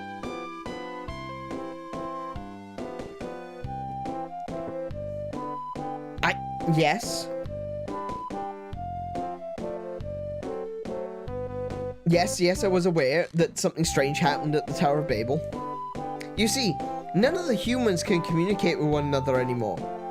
Was it punishment for something they did? Yes. What? They can't communicate with each other? Just like you and Iron. Let's go to the Tower of Babel. We might be able to find out something.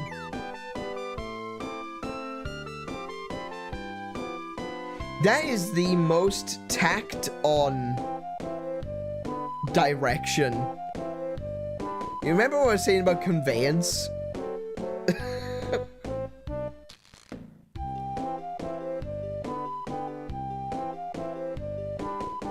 That is the absolutest of being tacked on. It's like, oh, you need to go Tower of Babel. Okay. Okay, I'll go to the Tower of Babel.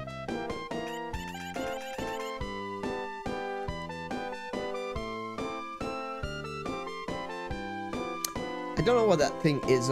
Yeah, you know, plot question mark. Okay, so I can hire the cat again. I'll hire the cat again. What is this? Edgar. I am an egg bomb. I explode and damage all nearby enemies. I can only be used once. You can hire me for 50 malins. How about it?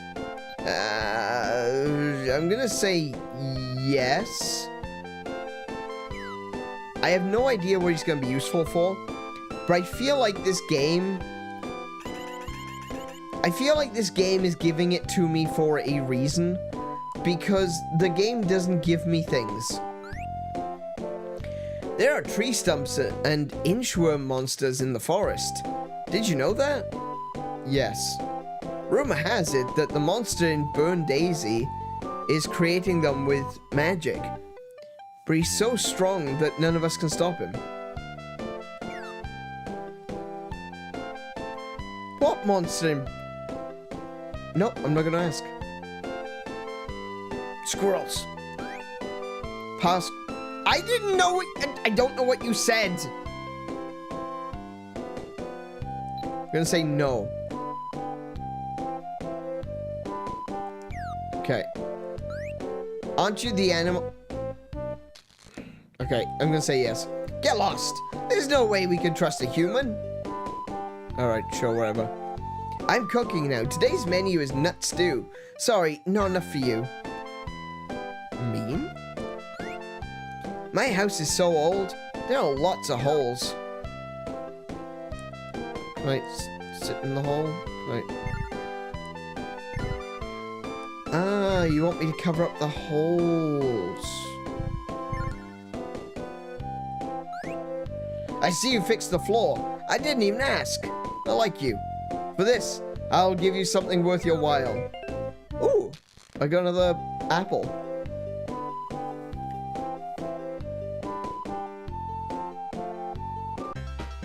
There's another rabbit. Okay. This is the racetrack. 20 marlins and you can race against the cheetah. Win the race and the cheetah will join you. Now, would you like to try? Sure. Okay, you're on. The cheetah is very fast. Give it your best shot.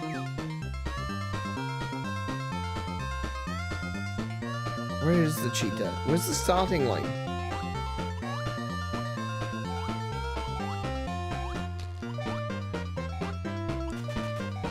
Hang on, can I jump over those? Hold on.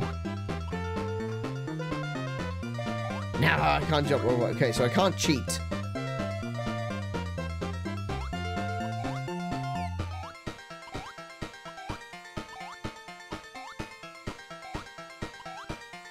I think jumping is faster than walking. Though I'm not sure about that. Oh, I get a car? Oh, crap. Oh my goodness, these controls.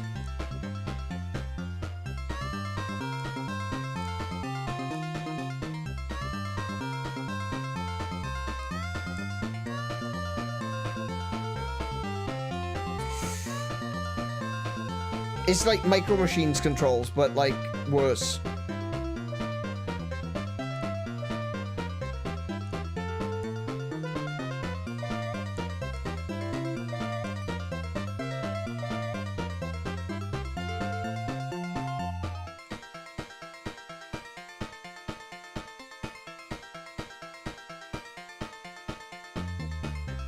I don't think I'm catching up. You know, something tells me that the cheetah is like miles ahead. Yeah. Oh.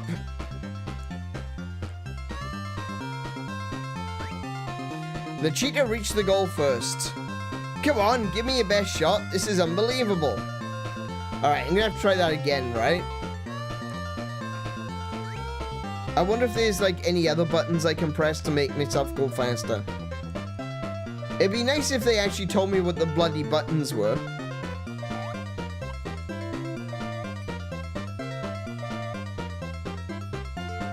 Oh, crap. Okay. Oh, wait. I can actually end the... Okay. I can end it straight away by pressing start. Okay. Yes.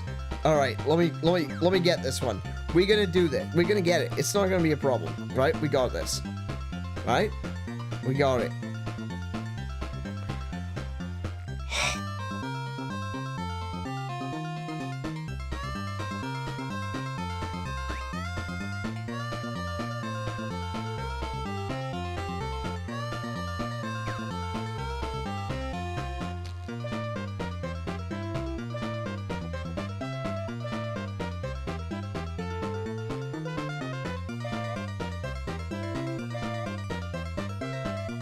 Look how fast the bloody cheetah is! Oh, crap. There's no catching up to the cheetah now. Why was I doing so much better the first time?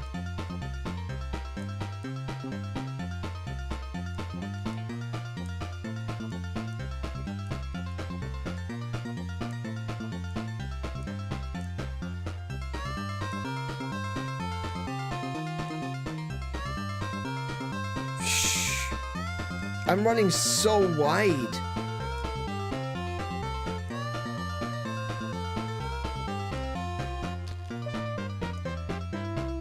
Yeah, that cheetah's miles ahead.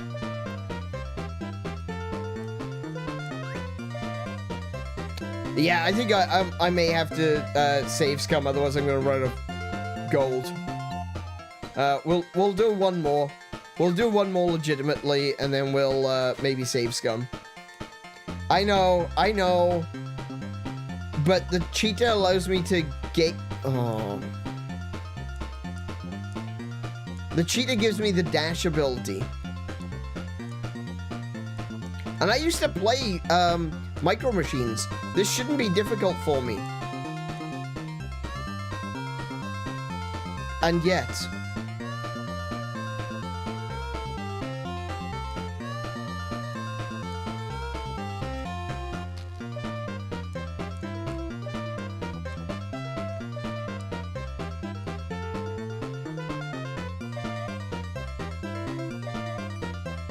Yeah, there's almost like, there's no chance of catching up to the cheetah once you've lagged behind. You have to do this absolutely perfectly.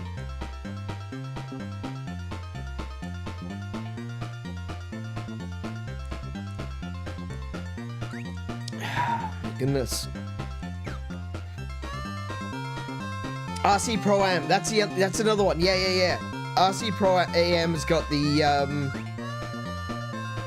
same control scheme as this.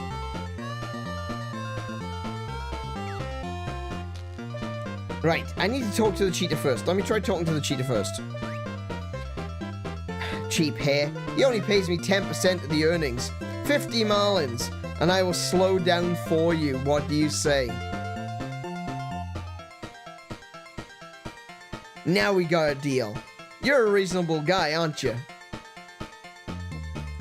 Oh my goodness.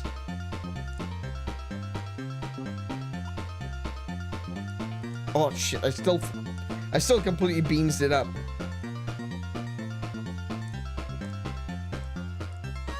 So, yeah, there was almost no chance of successfully winning this race without paying him. That's nuts.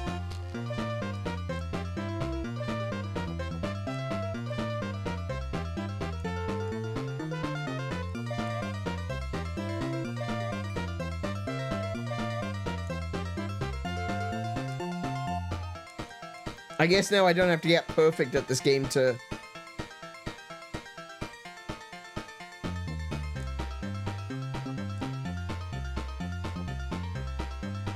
I swear, the controls will come back to me eventually.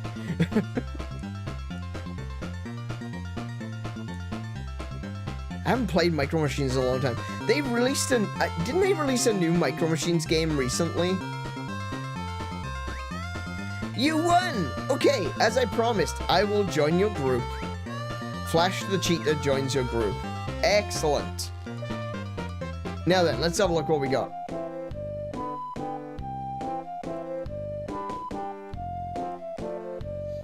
I mean, you can win. It looks like you're slightly faster than him, so you just gotta make the tightest turns, but it's, yeah, this is so much easier. Excuse me. So I get no bonus effect from that, or from that. I've got hiccups now. Okay. What about... No. No. Can I do... Doesn't look like there's many combo effects, I gotta be honest. Okay, we're gonna go with Cheetah. Double walking speed. Oh, that is so much better. Does that mean now I can do the... Oh, look how far I can jump.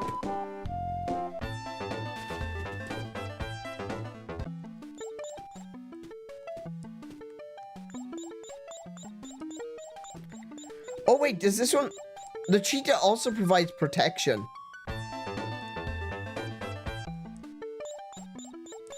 It still doesn't fully close in front of me, but sure.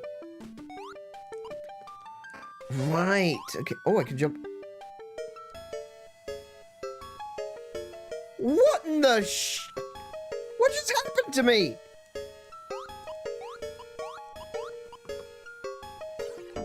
I got turned into a slime. Why does this building look like a cake?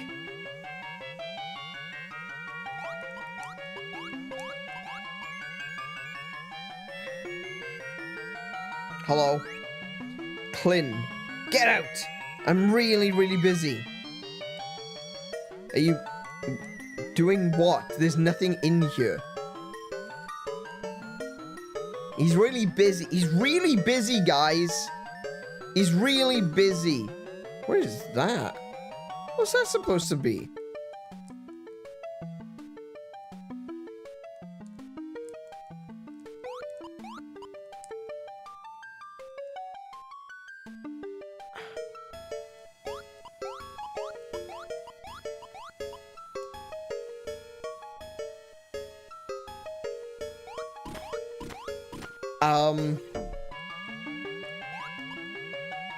Oh, buttons. Nope, I can't jump on the buttons.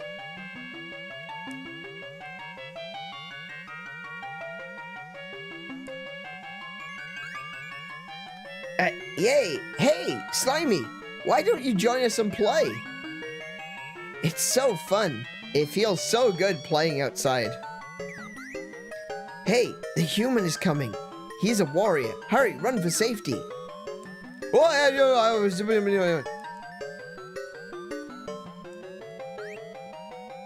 Humans will attack anyone just for being different. Be careful. That's the hat humans wear, isn't it? You still want to become human? Forget it. It's not worth it becoming human. Give it up, okay? We didn't do anything bad, so why do they treat us so bad? That was dangerous. That man's a hero, so you have to be careful.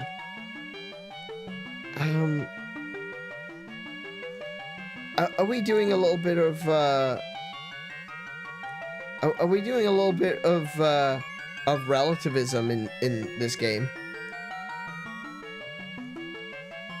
Is he stuck? He's not a smart human. Ow! Wait.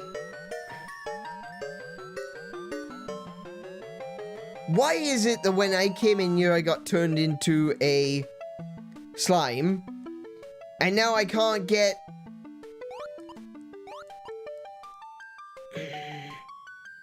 How do I do this?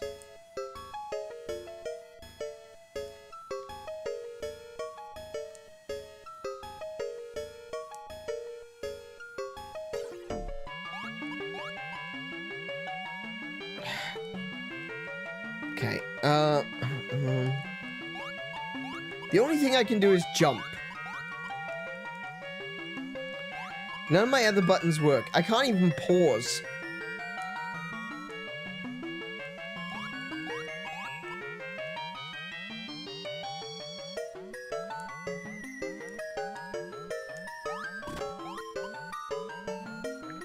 Wait, what was that?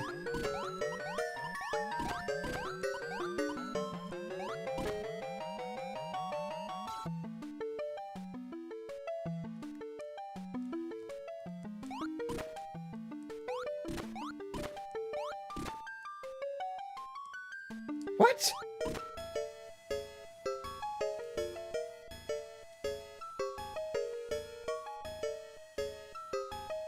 What?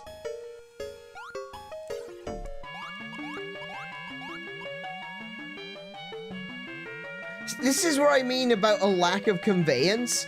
I don't even know what I just did. I just bounced on something and it just so happened to do a thing. What am I... Things are happening randomly and I don't like it. I have no reason... Oh my goodness, that door just despawned and respawned. See, look, it's...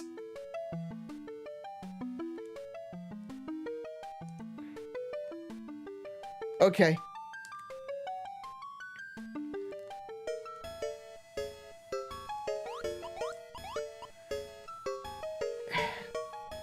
Yeah, it seems like in this game, things just happen. Hey, you're not my son, Slimy, are you? A mother slime can always tell her own child. Now answer me. You must be a human. You are, huh? Yes. Oh, I thought so. Slimy fell in love with a human and wanted to be one. I'm sure that wacky magician Clin had something to do with it. What shall I do? Why don't you go to Clin's house and see if you're human form? And see if you're human form what? Tell Clin that I found out because he did a lousy job. Now go. Did I misread that? Oh my goodness.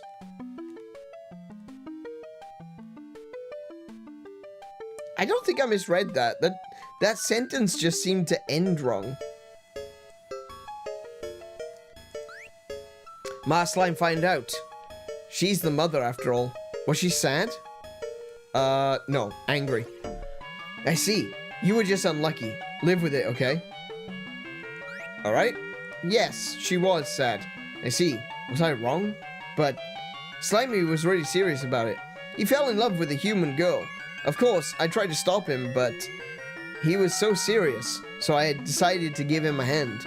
And I used my magic to switch you and Slimy. Why did you do that? Why? Why? Stop it. I promised Slimy I must undo my magic at all costs. I really feel bad for Ma Slime. You too. You are an unlucky victim of circumstance. Yeah, correct.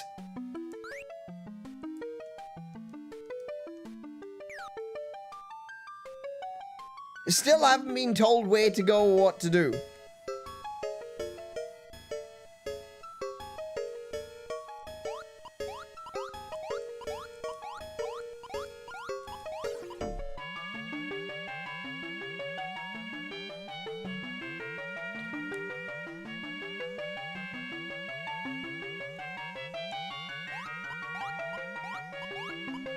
How did I do this? Oh, there's the... Got it. Got it.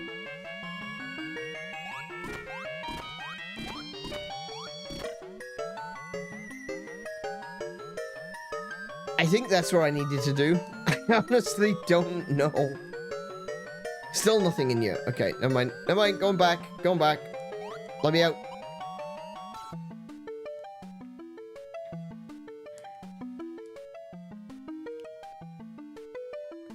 There he is. Let him get stuck on a tree. I see, he can't. Then you must find help from the old witch. That witch is Clin's master. She's the only one who can possibly change you back. Inside the forest, there's a star on the ground. Step on the center 10 times. Then you can enter the witch's house and ask her for help. Are you serious?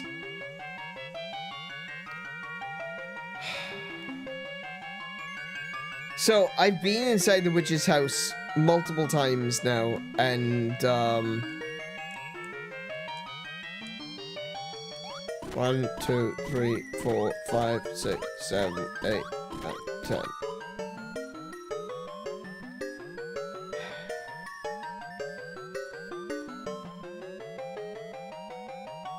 Oh, look, and now she's magically appeared! Look at this! Oh, it was you, Slimy. Well, you smell like a human boy. I see.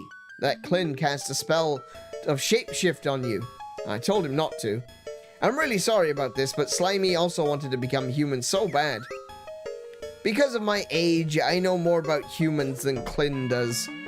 But do you really want to return to your human self?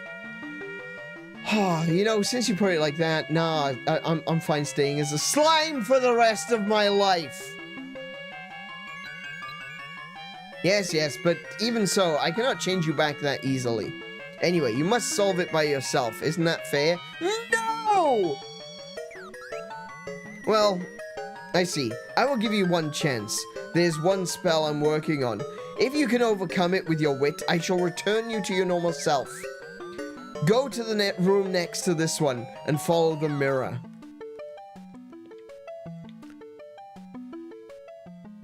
Follow the mirror. What? What are you talking about? Follow the mirror. Oh, it has already begun. Do you want me to explain? Yes! Birds eat caterpillar. Caterpillar eats flower. Bird does not eat flower. While you're on the carpet, the effects stop. While you're on the carpet, the effects stopped. Shall cease. Under these conditions, you must bring all three to the red carpet.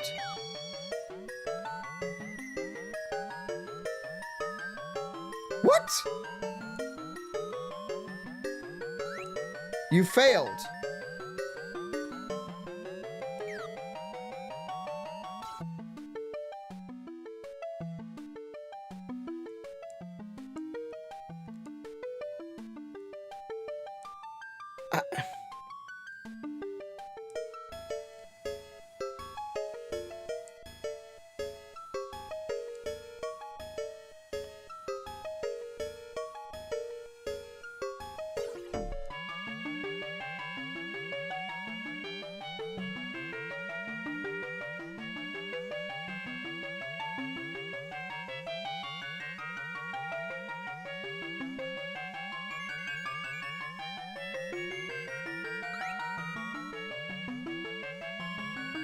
Okay. Finally, I'm freed from this experiment. Now I can relax. You're pretty smart. I didn't think you could do it because it was so hard. I have much respect for you. Are all humans smart like you? I am Flower. I really hate this experiment. I refuse to take part in any more of these experiments.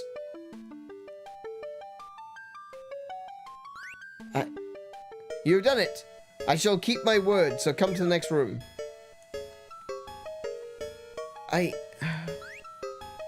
Okay. You did it. Not bad for such a little kid. I shall return you to your normal self. Ziggy zaggy oi oi oi. I kept my word. You are now back in your human self. Your effort has... Did you hear something from the next room? He's finally leaving. Hey, wait! My work is done, and I may not be able to help you, but I like your style. So, see, can I be your friend? Pieces the Caterpillar joins the group. I don't even... Things are just happening now. You even captured this caterpillar's heart. How strange indeed. Never forget to use your wit and perseverance. I don't know anymore.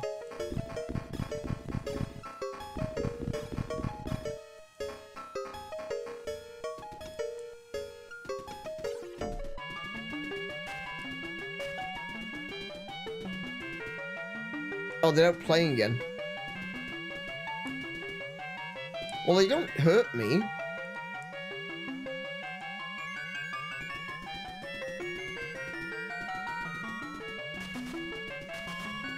So, I guess not all monsters, hashtag. Right, you little loser. You're, slimy? No. You're human. Oh my. You're the witch, my master. Why did you have to do this? Little freak.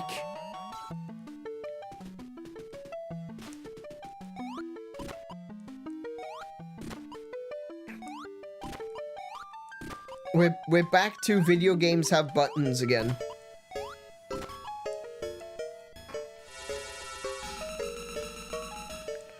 We are definitely back to video games have buttons again.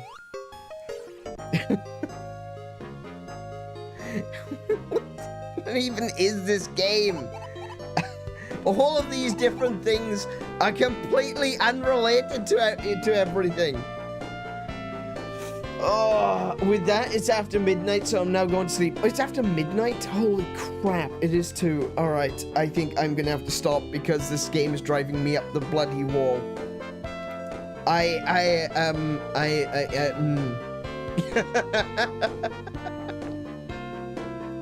This game is driving me up the sodding wall.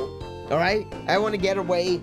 I want to eat something. I want to drink something, and bloody hell, do I want to drink something, and I want to get some sleep.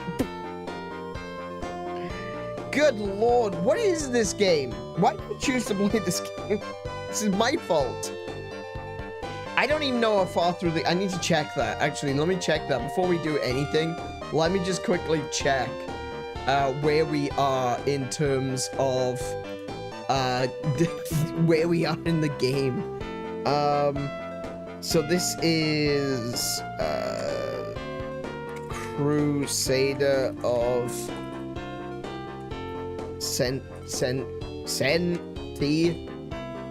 walkthrough. That's what I'm looking for. RPG classics. Yeah, okay. Oh my goodness, I'm only like a third of the way in.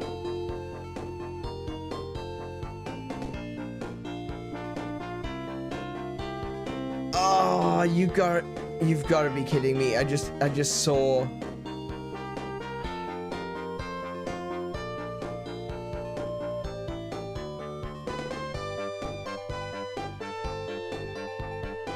I have been going around and round in circles. You know it's bad when Nyrin wants sleep. Yeah, I know. It do be like that sometimes. All right, I'm gonna go into the Camellia Desert because I don't think that I can save outside of these zones. All right, data has been saved. I don't believe you. So instead I'm gonna go create suspend point. No. Create suspend point. Yes. All right.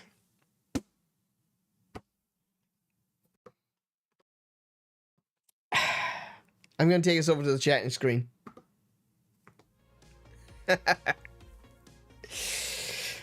Okay, so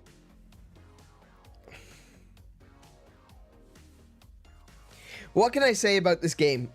How do I end this episode of Neon Genesis Ragnacenty?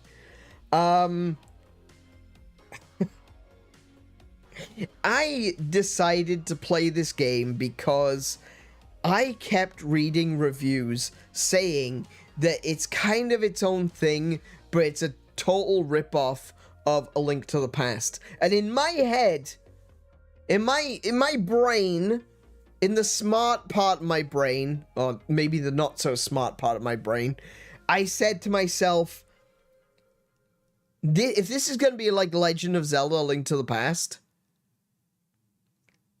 not a problem. I'm going to enjoy this. I played other games that were Zelda clones, like Newtopia, for the PC Engine / TurboGrafx. Newtopia is a great game. I really enjoyed it. I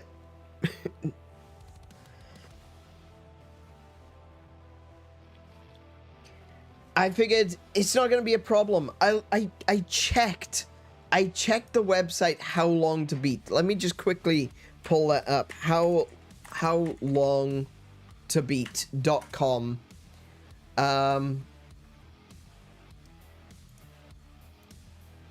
howlongtobeat.com. What?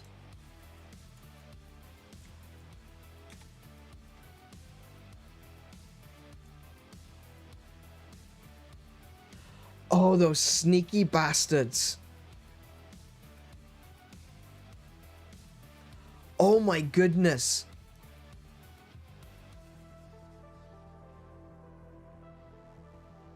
Oh.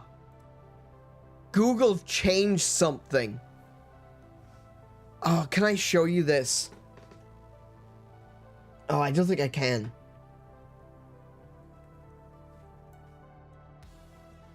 Google have changed something in the way that Chrome works.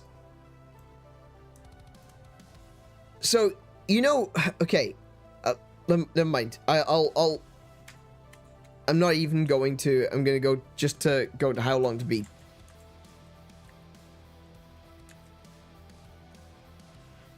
I'll talk about the Google stuff later. I might talk about it on Discord. Crusader of Centy.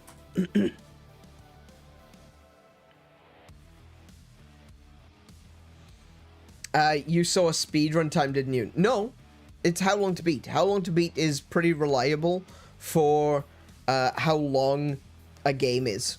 It's based on multiple people submitting times, and it's not speedrun times, it's kind of just average play times.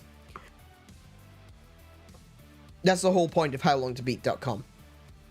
So it says howlongtobeat.com average playthrough 100% completion, average playthrough 10 hours. And like the slowest time that someone has taken to play through the entirety of the game is 20 hours. Okay, that obviously that it's not going to take me 20 hours to get through the game. But all of the other times are like 10 hours for a completionist run, 12 hours for a completionist run, 13 hours for a completionist run. You know, that's doable. And I'm not planning on getting completion runs, you know? I was just going for main story. And the main story is around 8 to 9 hours. Yeah, so the main story is 8 hours. Main story plus side quests is 8.5 hours. The completionist time is set to around 10 hours. So I figured this is going to be like 2 streams. That's not going to be anything. That's going to be fine. I'll be able to do that. And I have gotten so stuck because of how vague and unhelpful the game is at directing you where to go, that I've just been wandering around in circles for ages trying to figure it out. I feel like at this point in time I've got a lot more of a better idea of how this game operates. I'm in the right mindset for it, you know? I think I'm in the right mindset for it. I think that I can comprehend how this game is thinking, or I should say, how the developers were thinking when they made this game. I'm still, like, discovering things completely accidentally, like, oh, there's a star, I'm gonna jump on this star a few times. Oh, look, it opened up a thing. Oh, but I can't do that because I haven't talked to this person over here so that I can go in there and do the, you know? Things are just happening, and there's no rhyme or reason. I walked into the area and boom, I'm turned into a slime. Why? Who knows? Things just seem to be happening, and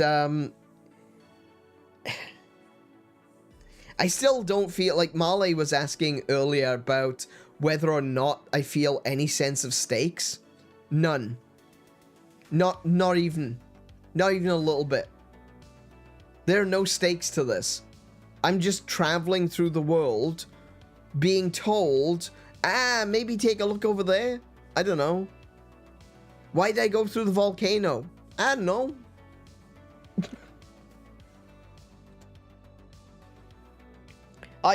Let me just go back to the game for a second, right? Hang on.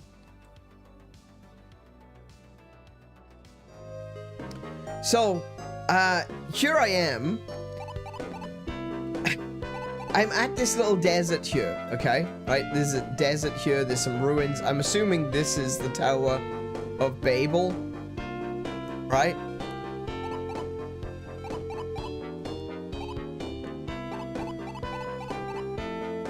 Look at where I went. Look at this route.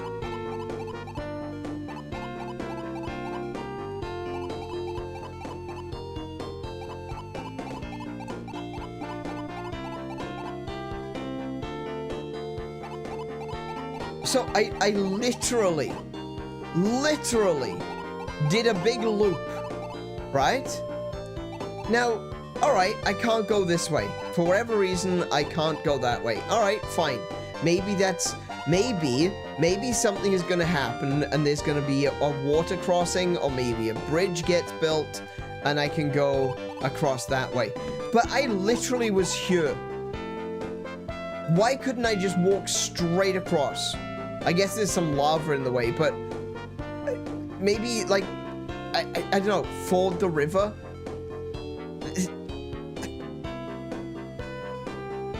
I didn't even know. This is the thing. I didn't even know that I needed to go here. I went to Dahlia Valley because some old man in the starting village said about monsters being in Dahlia Valley, and I'm like, all right, well, I guess I'll go there. I didn't go there because I felt like I had any choice. I just went there. And then, you know, slowly working my way, we went to an enemy beach because someone said that there was an animal village there.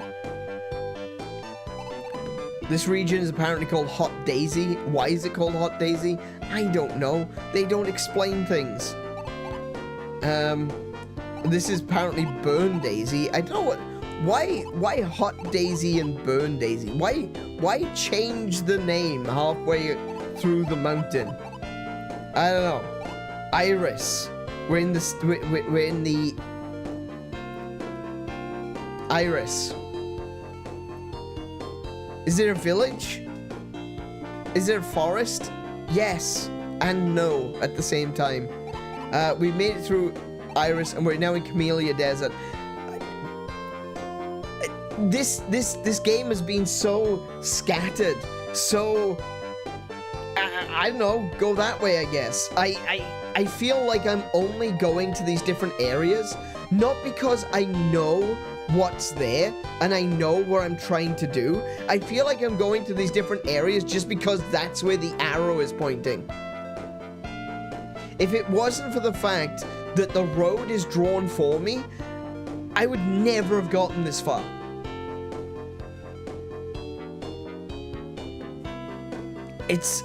Yeah. And apparently I'm only a third of the way through at the moment. So the next episode, we're going to go into the desert. We're probably going to look at these ruins. We're probably going to do the Tower of Babel. And then we're going to start repeating everything we've already done. Remember when we were in the volcano and I was trying to figure out how to get the boss fight to start? It's because that boss fight comes up later. I just clicked on walkthrough, and it says in the actual walkthrough, let me pull that back up so I can read it.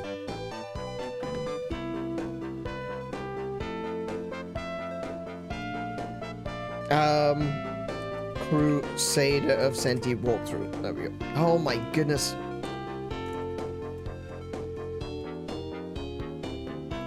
Okay. So the walkthrough says, beginning, Dahlia Valley, an enemy beach, Hot Daisy and Burn Daisy, Iris, Camellia Desert, Tower of Babel, Castle Freezer.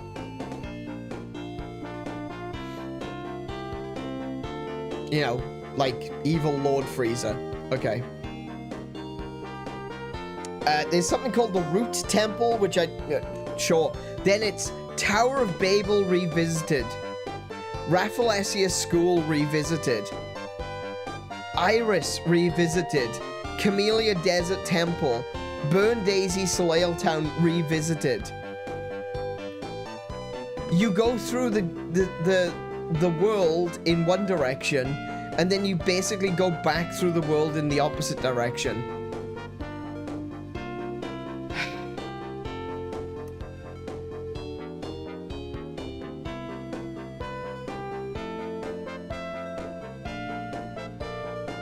Yeah.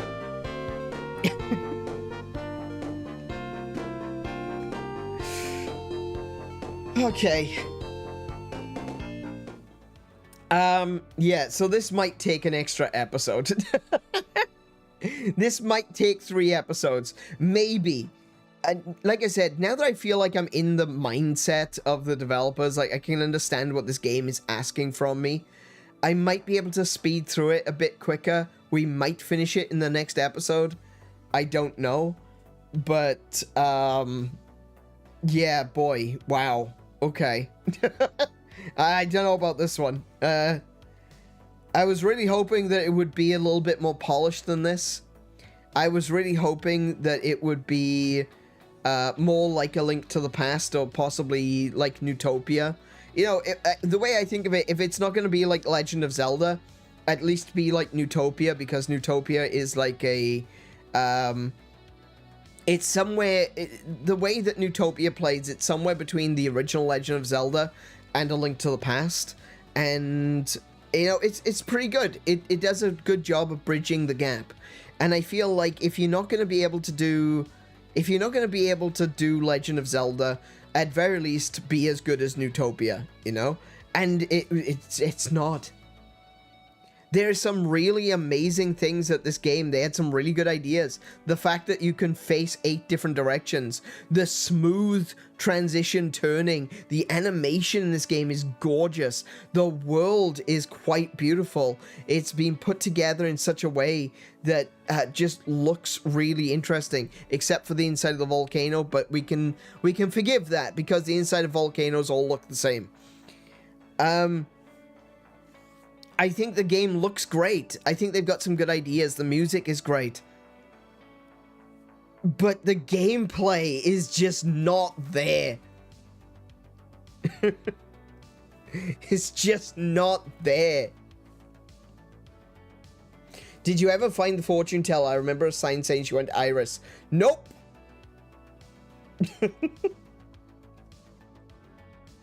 Nope, she wasn't in there. We've gone through Iris. We came out the other side. She wasn't there. Yeah. Finish game now, please? No. I refuse. Yeah. The gameplay, like, the way that the game is structured is so bad.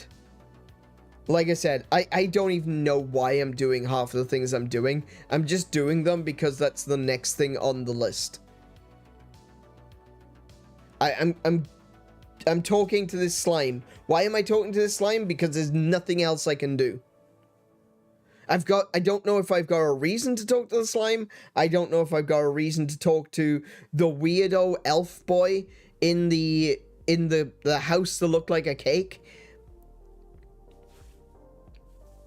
I don't know. I'm just doing it because they are there. I don't have any direction. I don't have anyone saying, oh, you need to check this out, you know. It's all just go here, click on something until something happens, and then move on to the next area. That is so unsatisfying. I cannot begin to tell you. And I have been talking for 15 minutes already, and I still can't begin to... I do not have the words to tell you how not satisfying this gameplay is. And again, going back to what Marley was saying, there's no sense of stakes. None. Nothing. Zilch. The whole idea of this war between humans and monsters, irrelevant. Pointless. It's just there, in the background. I'm going to the Tower of Babel. Why am I going to the Tower of Babel? Because something weird happened there and it had something to do with language. There's at very least a through line. There's a thought process going on there. What, you can't speak human anymore? Well, didn't something like that happen at the Tower of Babel? I just so happen to know where the Tower of Babel is. And I'm going there. I don't know it. I am a biblical scholar. Literally. Actually. That is what my education is. Biblical theology. With a personal focus on biblical history. I don't know where the Tower of Babel is. Why does some random kid know where the Tower of Babel is?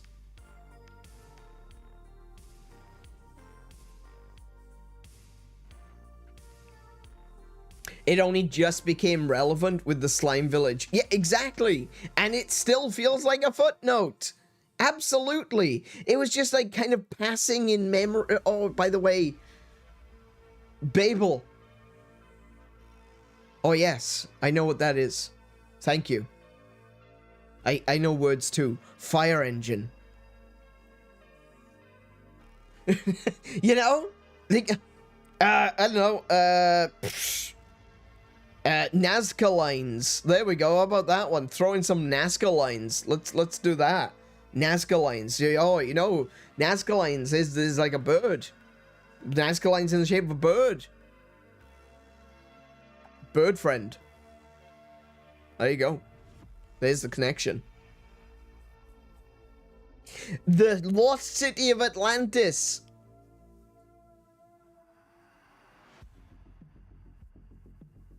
Fish. Fish friend. See what we did there?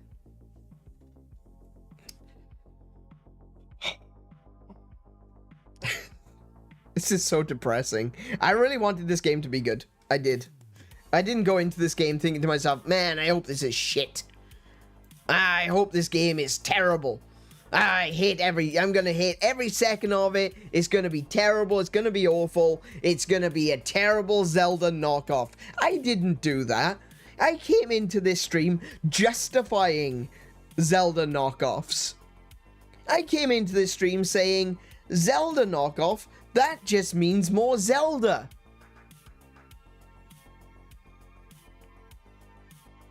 This ain't Zelda. It's not.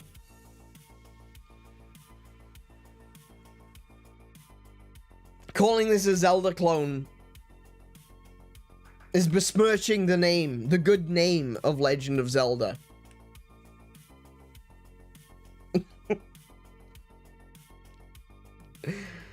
But we will see it through to the end. Oh my goodness, if I survive. If I don't survive, tell those who follow that I died doing what I loved. Oh, in this case, what I really didn't love. Alright, that is it for today. That is it for the first episode of Neon Genesis Ragnacenty. That is what I'm calling it from now on. Neon Genesis Ragnacenty. Yeah. That's it. That's what it is. It's gonna, I know how it's gonna end. We're gonna go to the final section, and there's gonna be like a mill pond, just water, very flat. I'm gonna be sitting on the edge of like a shoreline. There's gonna be a face in the distance. It's gonna be called The End of Ragnacenty. Yeah, it really does. The name. Neo Genesis Ragnacenty. Love it. Okay. But, I'll be back next week with more Ragnacenty, I guess. We are gonna be doing something special tomorrow, though. We're going to be doing an extra episode of Monster Hunter Generations Ultimate, and we're going to be doing that tomorrow, because this week and next week are the last 2 weeks that I'm going to be streaming. As of December the 22nd, I am going to be on break. The reason that we're doing this is because I don't know, we might be going up to see family during Christmas week. We don't know exactly when that's going to be, so I'm taking that whole week off for the sake of Christmas. And then I'm going to be taking the following week off as well over New Year, except for New Year's Eve. So we will be doing a 12-hour stream on New Year's Eve, probably starting just a couple of hours before midnight.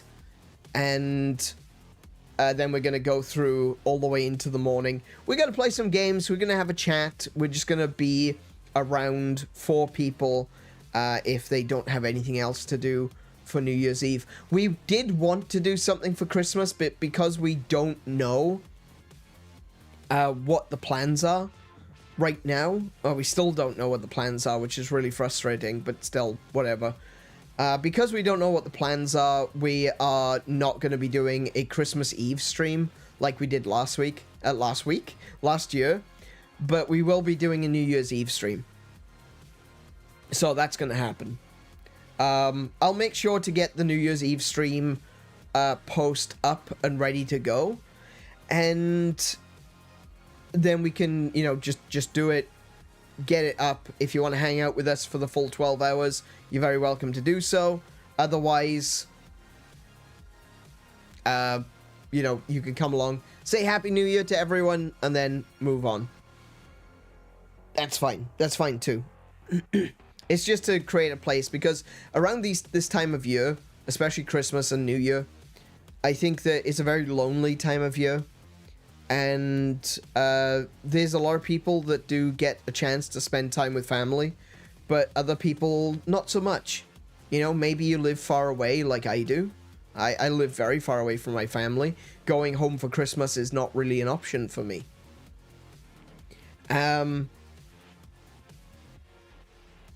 But, you know, it can be quite lonely for people. So the idea would be that if we could stream for Christmas, we would.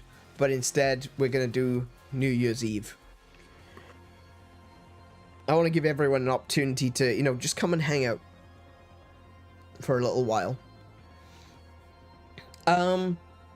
Aside from that, like I said, we're going to be not streaming as of the 22nd, and we will begin stream activities of 2026 on December 5th. Oh, sorry, January 5th.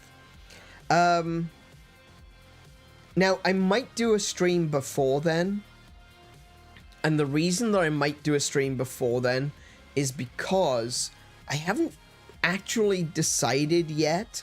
It all depends on how long it takes for me to actually get everything up and running. Because when we come back in 2026, I will be starting the process of what we're calling Aniran Plays 3.0. There's going to be new overlays, there's going to be new artwork, there's going to be loads of new stuff that we're going to be doing. And we're going to be kind of rolling it out on every few months. You know, we're going to try to get 4 updates done next year. So, we may start on January 5th. We may start on January 3rd, and the only reason we would do January 3rd is if we wanted to do like a starting up, hey, this is what's going to be happening situation. I don't know. I haven't decided on that one yet. We might just go with the 5th. We'll figure it out. I'll make sure to let everyone know. There'll be notifications going out on the Discord. There'll be notifications going out on social media. There will be notifications going out on YouTube. So just keep yourself apprised of those different places around the internet, and we will and you'll be kept up to date with what's going on. And a face reveal. I've already done that, dude. Like ages ago. When I did my, building my PC back in bloody hell. Was that 2024? Good lord. Yikes. Okay. Yeah. Yeah, I did that. I did that for the with the PC rebuild. Hang on, I've also done face streaming. Hang on a minute. I did a bunch of face streams while I was moving too. Good grief. Keep up to date, dude. Bloody hell. Yeah, so An Iron Plays 3.0 update starts in January. There'll be a 3.1 update later on, probably in April. Then there'll be like a 3.2 and a 3.3 update. And once we get to 3.3 at the end of the year, we should be ready to go. You know? They don't count. Yes, they do. Shush. Shush, Max. Shush. There will be continued updates. And, you know, those are just the ones for 2026. But there will be continued updates throughout 2027 as well. The idea is that An Iron Plays 3.0 kind of becomes the platform on which everything else is built. So I don't have any plans of changing anything. Anything that we set up in 3.0 isn't going to be changed. It's just going to be added to. So 3.1 update isn't going to be a change. It's going to be an addition. So there's going to be like more art. There's going to be more different forms of content that's going to be released throughout the year. And I'm doing it in gradual steps so that I can take my time, so that I don't rush into certain things, so that I can make sure that everything works and then make a decision of when I'm going to release it. And there'll be, like I said, basically 4 release dates. There's going to be the beginning of January. There's possibly going to be the beginning of April. Maybe the beginning of May. I haven't really decided exactly when that should be. I think it should be the beginning of May, end of April. Yeah. And that'll be like 3 updates then for the year, I think. We could do, if we do it at the beginning of April, we could do 4 updates in a year, but, you know, whatever it ends up being, we will see as we go. That's the whole point, you know, to see as we go, to update gradually so that we're not rushing into things. So yeah, if that sounds interesting to you, if you're curious what An Iron Plays 3.0 actually means, come check it out. Stick around. Hit the subscribe button and come back for more in the future. Tomorrow, like I said, we're going to be doing an extra episode of Monster Hunter Generations Ultimate. If you play Monster Hunter, Generations, and you would like to join us, you are very welcome to do so. I've decided that we started doing multiplayer now. I'll get back to doing village quests whenever. But right now, we're focusing on multiplayer. We're going to be playing lots of multiplayer. So if you play Monster Hunter Generations Ultimate, we already had like a full party on Monday, which kind of came out of nowhere. Hope there are no bugs in this new update. They absolutely will be. They absolutely will be. Yeah. So we're going to do another episode of Monster Hunter Generations Ultimate because we won't be streaming over Christmas and New Year. And next week, we're also going to be doing 2 episodes of Monster Hunter Wilds. So if that's something that interests you, if you would like Monster Hunter, stick around. I will be back, like I said, tomorrow. Friday, we've got Hyrule Warriors Age of Imprisonment. And on Saturday, we've got the final half of Pac-Man World Repack. I'm looking forward to that one, at least. Pac-Man World Repack is a game that has not disappointed me. Actually, neither is Age of Imprisonment. Age of Imprisonment is incredible, and I recommend it to literally everyone. Age of Imprisonment is just so freaking good. It is so fun talking about stakes, getting back to what Marley was saying about stakes in this game, the stakes in Age of Imprisonment feel so real. Every so often, you know, as you're going through the game, expanding your reach and claiming regions from the Demon King, every now and again they'll start attacking a region and you have to go back into the region to defend it, to stop it from being taken. It's like Risk. The enemy can take regions back off you, and because of that, it removes your ability to actually use features that are in that region.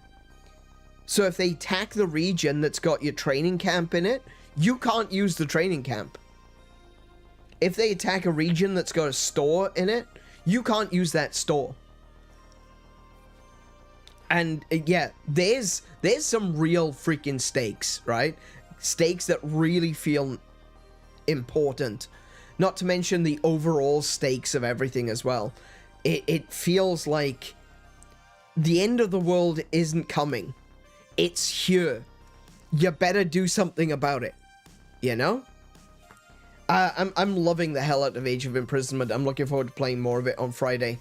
We'll see how far we can get through it, because I really would like to finish it before we end for Christmas break.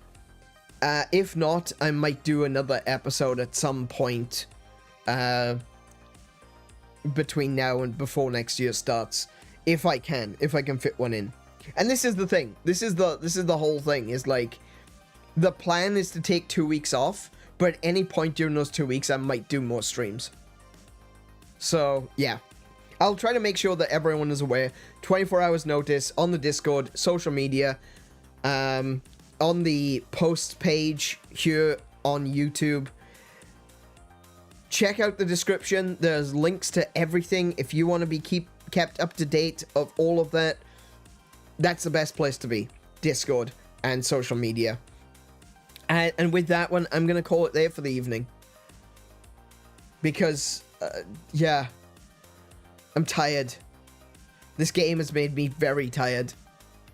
So, thank you all for coming. If you've enjoyed tonight's stream, do hit the like button to help out the channel. Let YouTube know that you've enjoyed it. And if you want to let me know that you enjoyed it, you can leave I can't even speak anymore. Comments, likes, all that jazz. Subscribe if you're new. I'm going to bed. Be good to yourselves. Be excellent to each other. Play more video games. Until I see you, I wish you all peace and high scores. Good night, everyone.